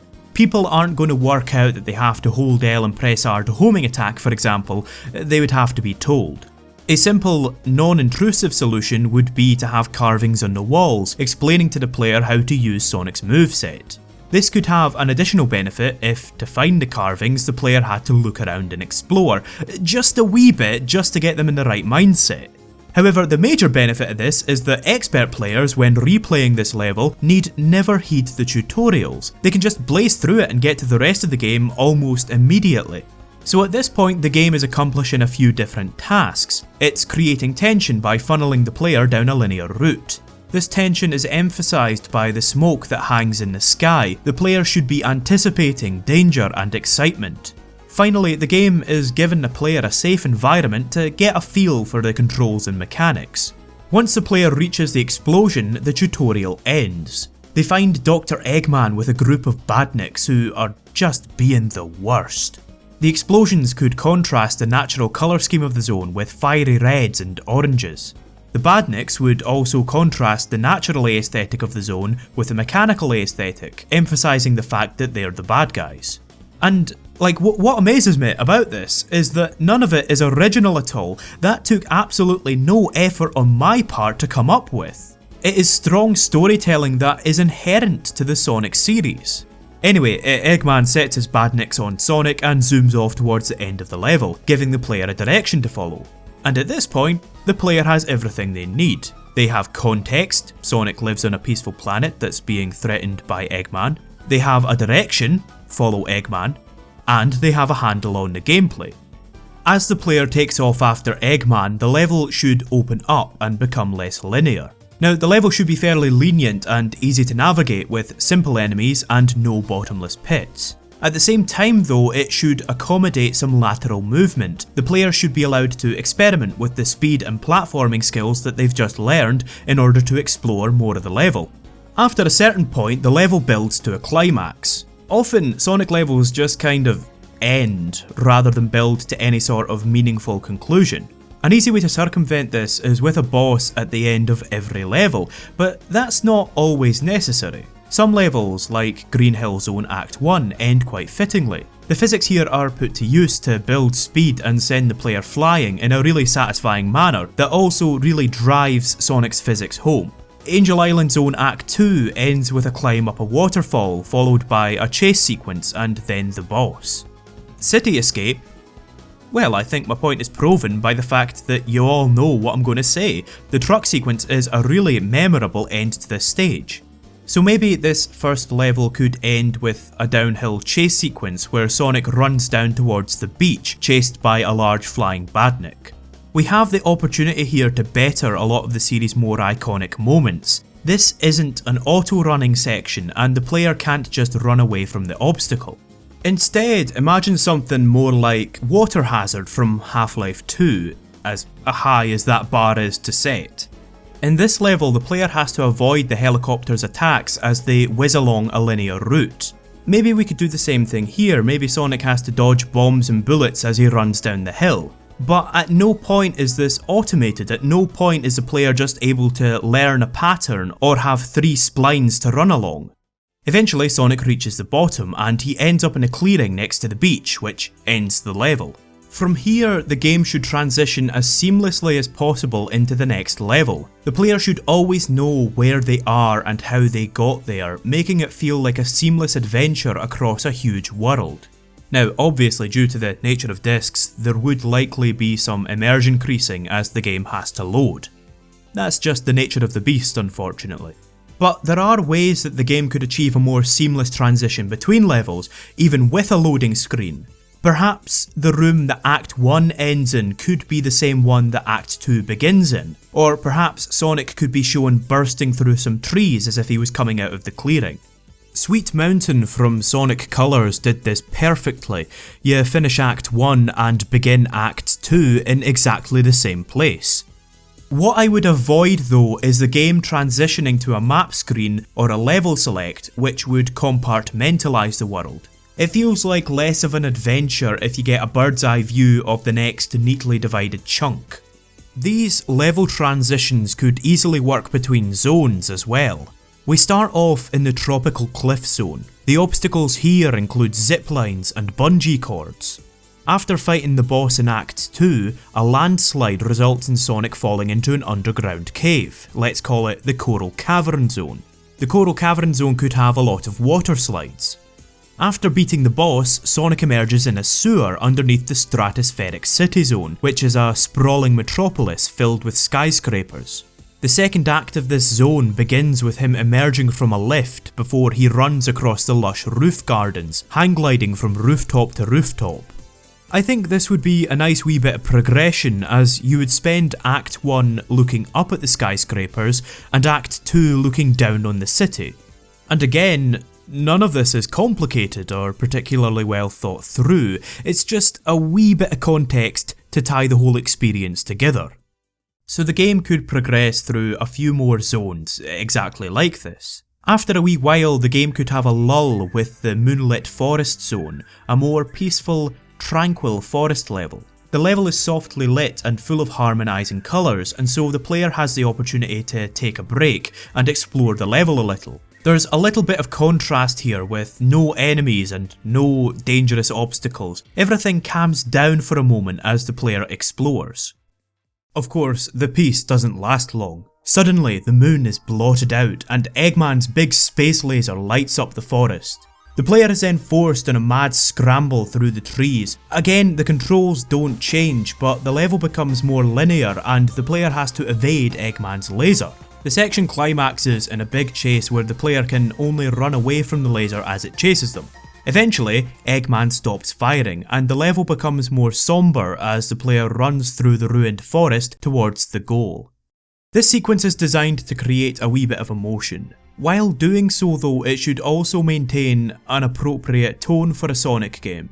That means that we're not dealing with any kind of death toll or the resulting diaspora or anything like that. Sonic, after all, is a kid-friendly adventure game. But what it should do is establish Eggman as a genuine threat and hopefully invest the player a little bit.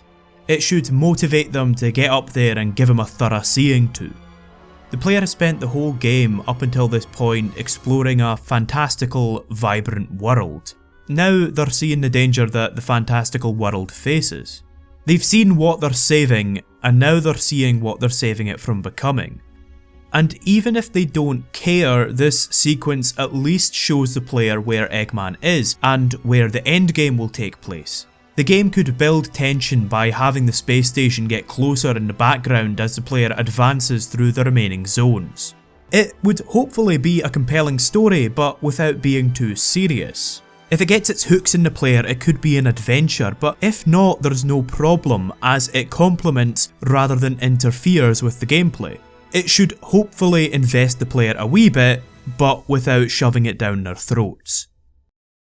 Structuring the story to prioritise context, I think, enhances the gameplay. The context is important because Sonic's world needs to make sense. Now, not like complete scientific objective sense, obviously. It's a magic world with mystical crystals and floating islands and that sort of thing. But once you suspend your disbelief as far as all that goes, it has to be consistent. This is why stuff like the Zeti and Desert Ruins from Lost World felt so out of place. They lacked any kind of context or explanation, and so running through that world and beating those baddies wasn't meaningful. On the other hand, the Wisps and Sweet Mountain from Sonic Colors had a simple backstory with a palpable effect. Running through those worlds to beat Eggman was so much more engaging because you can contextualise what is going on. The hows of Sonic's world don't really matter, but the whos, the whys and the wheres are essential. And that's part of Sonic's inherent appeal, I think. I think that the game would really lose something if the mechanics existed in a vacuum, or Sonic became a completely blank slate. Sending this cocky, streamlined character hurtling through these bizarre and colourful environments to save the world is inherently appealing to me. It's exactly the kind of stupidity that I can't help but like. Mario is gameplay for gameplay's sake, and is amazing for that as it focuses entirely on the mechanics. But hopefully with this Sonic game we could have a story that instills a little excitement or pathos in the player. If it gets its hooks in you, it could elevate the game into being more of an adventure. If it doesn't though, the story should also be light enough that it doesn't alienate the folk that don't really care. So, final recap. Sonic can run, jump, spin, run up walls, swim, and use the homing attack. All of these moves play off of his momentum in some way. The levels are designed to make full use of 3D space, allowing Sonic to use his momentum and platforming skill to explore them.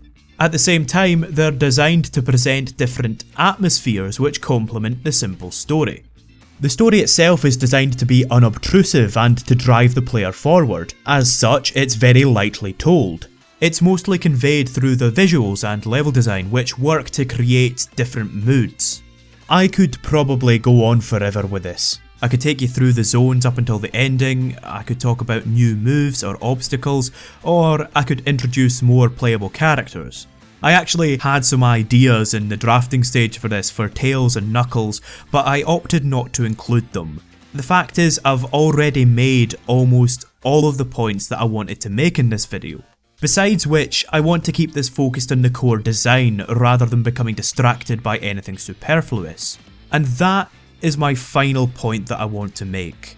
If I were actually to be making this game, I would probably do the same thing. Getting to play as Tails or Knuckles again would be amazing, but it wouldn't contribute to the core design, so I would leave it aside for just now. All of the resources should be instead focused on making the core game as tight as possible. Now, I do appreciate that there are a number of shortcomings with this design document, and in fact this whole video. But despite its faults, I hope I've shown that focus and a well-reasoned direction could result in a stronger game. I hope I've shown that by thinking it through and rationalising my decisions, I have established a strong foundation to work from. And if this doesn't sound like your ideal Sonic game, man, don't even worry about it, this game is never gonna get made. Again, my point here was never to tell Sonic Team how to do their jobs. Basically, my point is that it's more important for a Sonic game to be internally consistent than it is for it to try to please everybody. If you take anything away from this video, please let it be the approach. And I mean, the approach isn't amazingly clever or anything, I'm not tooting my own horn with that, it's just being judicious. For example, if you were designing a Sonic game and you wanted story to be a focus, you might consider putting the hub worlds back in there to give the game a more complete world and to have a dedicated area for story progression. You might also include voice acting, whereas I've chosen to omit it as it doesn't complement my core design. Focus and a well-reasoned direction would result in a stronger game, regardless of whether or not that game is the same one that I've talked about here. And I think that focus is what the series desperately needs at this point. It's Sonic's 25th anniversary this year, and I think you can see Sega struggling to round up 25 years of utter bedlam in one event. I mean, the 25th anniversary teaser image has Classic Sonic, Modern Sonic, and Boom Sonic all lined up next to one another, and that is ridiculous levels of brand mismanagement. They're trying to cater to everybody, but people are likely to be resentful of the fact that their favourite Sonic has to share space with the two that they don't like so much. And even then, I've actually seen people complain about the fact that Dreamcast Sonic isn't in there. It's not so much unifying the fan base as it is highlighting its differences. But more than that, it's highlighting Sonic's complete lack of focus. I get the impression that they don't know what to try, so they're just trying everything. I understand that gimmicks and new ideas can help sell games and boost Sonic's public profile, but when it results in a teaser image that has 3 different Sonics on it, I can't help but feel that that's only fatiguing. Anecdotally, the response to the image on my Twitter feed was a collective eye roll rather than any enthusiasm whatsoever. There's such a thing as too much innovation, and simply put, the way Sega is handling Sonic is incredibly confused. So while the games have to be focused, I think that the brand has to be focused as well. I think that Sonic ought to become one character again rather than several. Rather than focus on building hype with multiple returning legacy Sonics, Sega should focus on building trust with a single Sonic that is the best Sonic he can be. Rather than weakening the franchise's identity with numerous designs and gameplay styles, Sega should instead focus on reconsolidating an identity for Sonic and, this is a crucial bit, sticking to it. And rather than cheapen the brand with annual, rushed releases, Sega should instead focus on giving their developers the breathing room to make a product of a decisive quality. And if they do, well, hopefully the fractured fanbase wouldn't be too much of a problem. Even if, say, Classic Sonic isn't in there, so long as the series is internally consistent and well put together, hopefully we could all appreciate it on its own strengths. You see, Mario has pleased fans old and new through countless iterations, using a strong brand and the universal medium of good gameplay. With some focus, consistency, and careful decision making, there is absolutely no reason that Sonic the Hedgehog cannot do the same. Sonic the Hedgehog is an absolute monster of a series. It's been 25 years and almost constant releases throughout that. It's also a series that deservedly inspires quite a lot of derision. But even at its lowest, Sonic is a series that earnestly wants its audience to have fun. It is a series that continually pumps out new ideas, and I find it difficult to be truly upset by that obvious enthusiasm. While the series' complete lack of focus results in what are some ludicrous decisions and really rushed concepts, it also results in some absolutely sublime moments, like this one from Sonic 06, where you're running across the torrential ruins of a mighty kingdom accompanied by an ethereal, haunting melody. It's like if a Mobius illustration were scored by Enigma.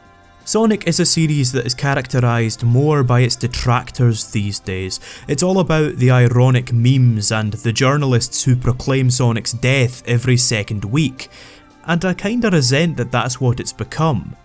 I don't want to end this by reminding you about the negatives, even though that would be really easy to do. I don't want to treat Sonic's continued survival as some kind of bizarre anomaly. The series does have an appeal, and thus it has an audience, because despite its problems, it has some absolutely triumphant sequences, some really memorable characters. It's got moments of real thrill and suspense, and a bottomless well of enthusiasm for even its stupidest idea. Yes, it is a series of innumerable shortcomings, but it's also a series of absolutely towering successes, some truly exciting and captivating moments. It's a series of buoyancy and alacrity, of mystery and wonder, and yeah, I quite like it.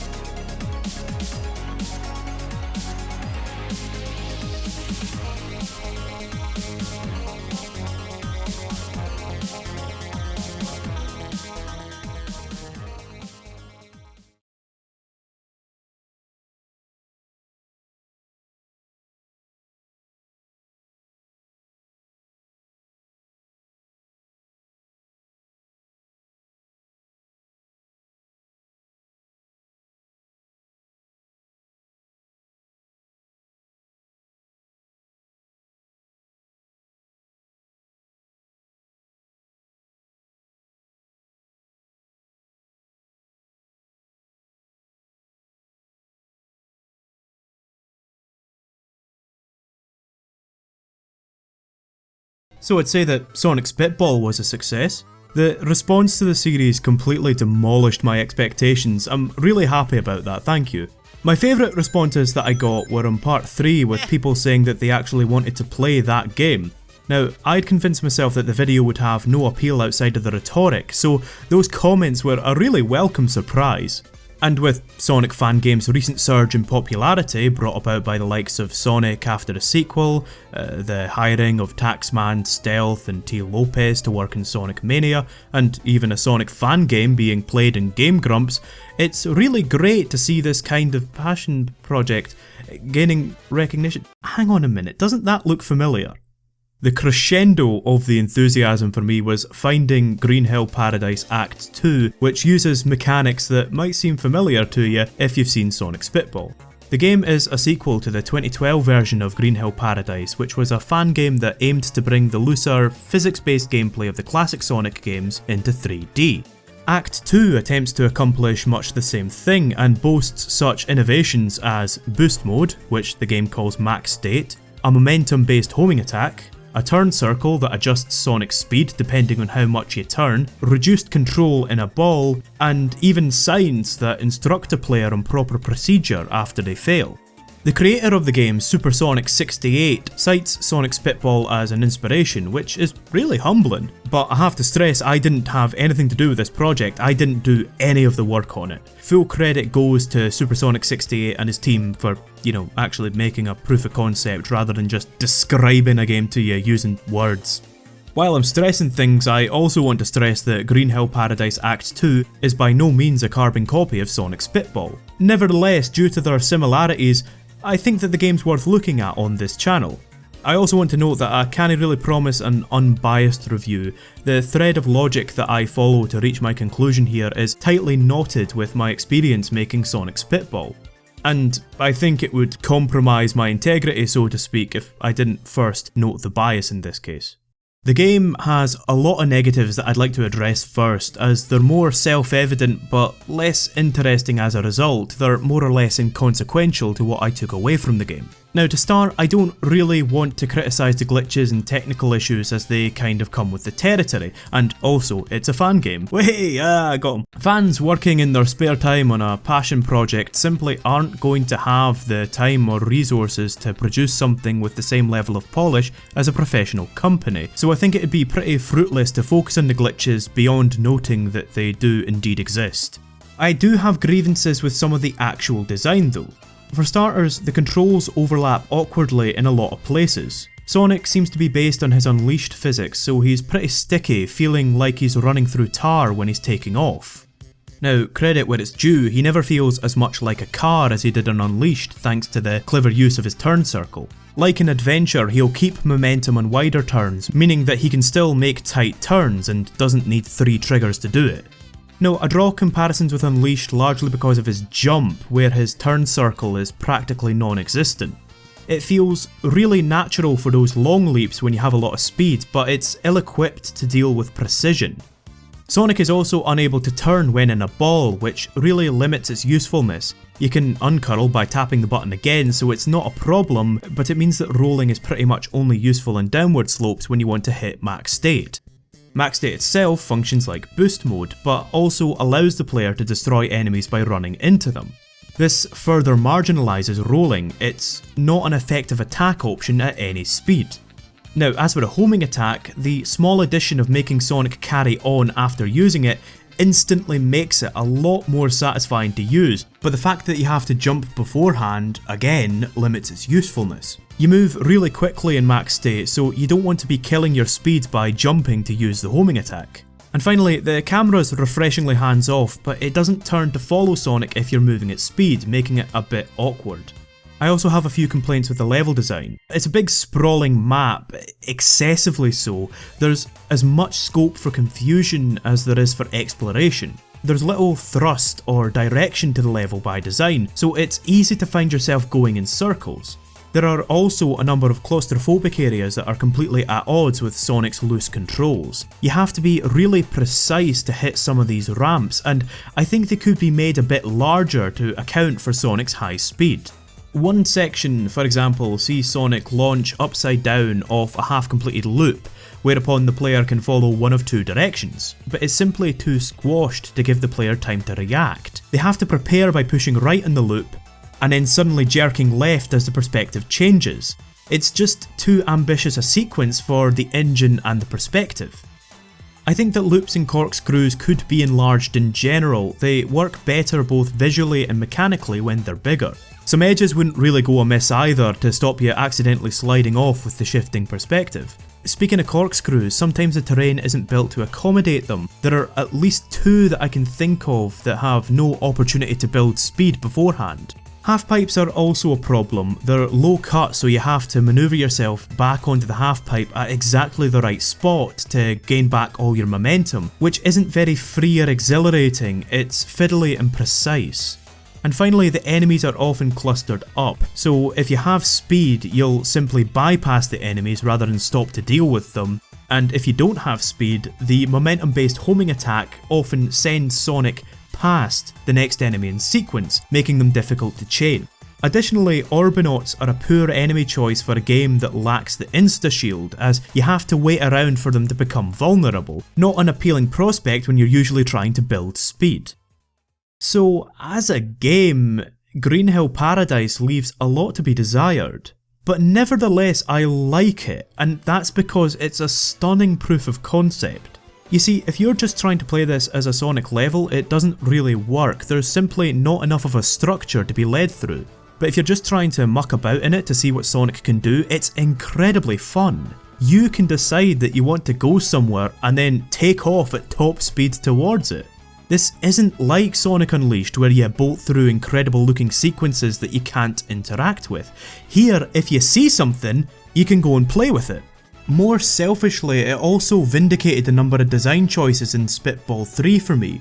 What I didn't appreciate about boost mode in my video is that it allows the game to seamlessly blend classic and modern sensibilities. It combines classic Sonic's terrain and physics-based platforming with modern Sonic's more forward-facing linear platforming, but rather than rely on the boost to do so, it relies on the player's ability to keep the rhythm going. So you can either muck about with the physics, or you can blast through the level, and most importantly, neither feels like an illegitimate way to play. It's a very seamless hybrid of two gameplay styles, both of which grow from the same stem rather than feeling like two games stapled together. So you have the methodical platforming of classic Sonic that makes for satisfying gameplay, complemented by the high-speed thrills of modern Sonic that make for an exciting spectacle. The sprawling open world isn't very considered, which is to a fault as I discussed earlier, but it's also a major benefit as it's left up to the player to parse it. You decide what you want to do at any given moment. The game also reintroduces the elemental barriers, and after playing this I've decided that they really should just be a staple of the series. They do so much for the game even when you don't have them, because you want to explore to find them, and once you've found them, they help you explore further. It's perfect. And the game incentivizes exploration through the 7 Chaos Emeralds. And come on, let's not beat around the bush here. If you're watching this video, you know what the Chaos Emeralds do. But there's yet another secret on top that's just pure molten fan service, and it's bloody difficult to find as well. Now, I won't give you any examples so as not to spoil it, but this never feels cheap. Finding these goodies requires the player to experiment with the core mechanics. It never feels like the game is subverting its own rules. So in short, you have a lot of scope for creativity in how you approach the level, and also a lot of reasons to be creative. That is the freedom that Sonic's specific brand of platforming has. That is the major appeal of the series style. And while Green Hill Paradise is riddled with shortcomings, for me it's never ruined by them because it manages to capture that appeal. I think that Green Hill Paradise shows the potential for compromise. It shows that classic design principles could be brought into 3D without excluding the appeal of the later games. The biggest thing that I took away from it though was vindication. It really has substantiated a lot of Spitball 3's design to me. The big problem with that video was that it was a design document. There was no game to be played there, so there was no tangible evidence that it really could work. And after having played Green Hill Paradise, I reckon it probably would. Now, it's not exactly how I would have done it, but then if you want to see exactly how I would have done it, you can just go and watch Spitball 3. The fact is, it never needed to be a carbon copy of Spitball 3. My point with that video was that Sega should be thinking their design through on its own terms. And while I don't think that Green Hill Paradise accomplishes that perfectly, I think that it's a bloody good proof of concept and well worth trying out if you're a Sonic fan. Now, with all that said, I am officially sick to death of Sonic the Hedgehog. Thanks for indulging me in this detour. I promise that I'll be talking about something else next time. Cheers!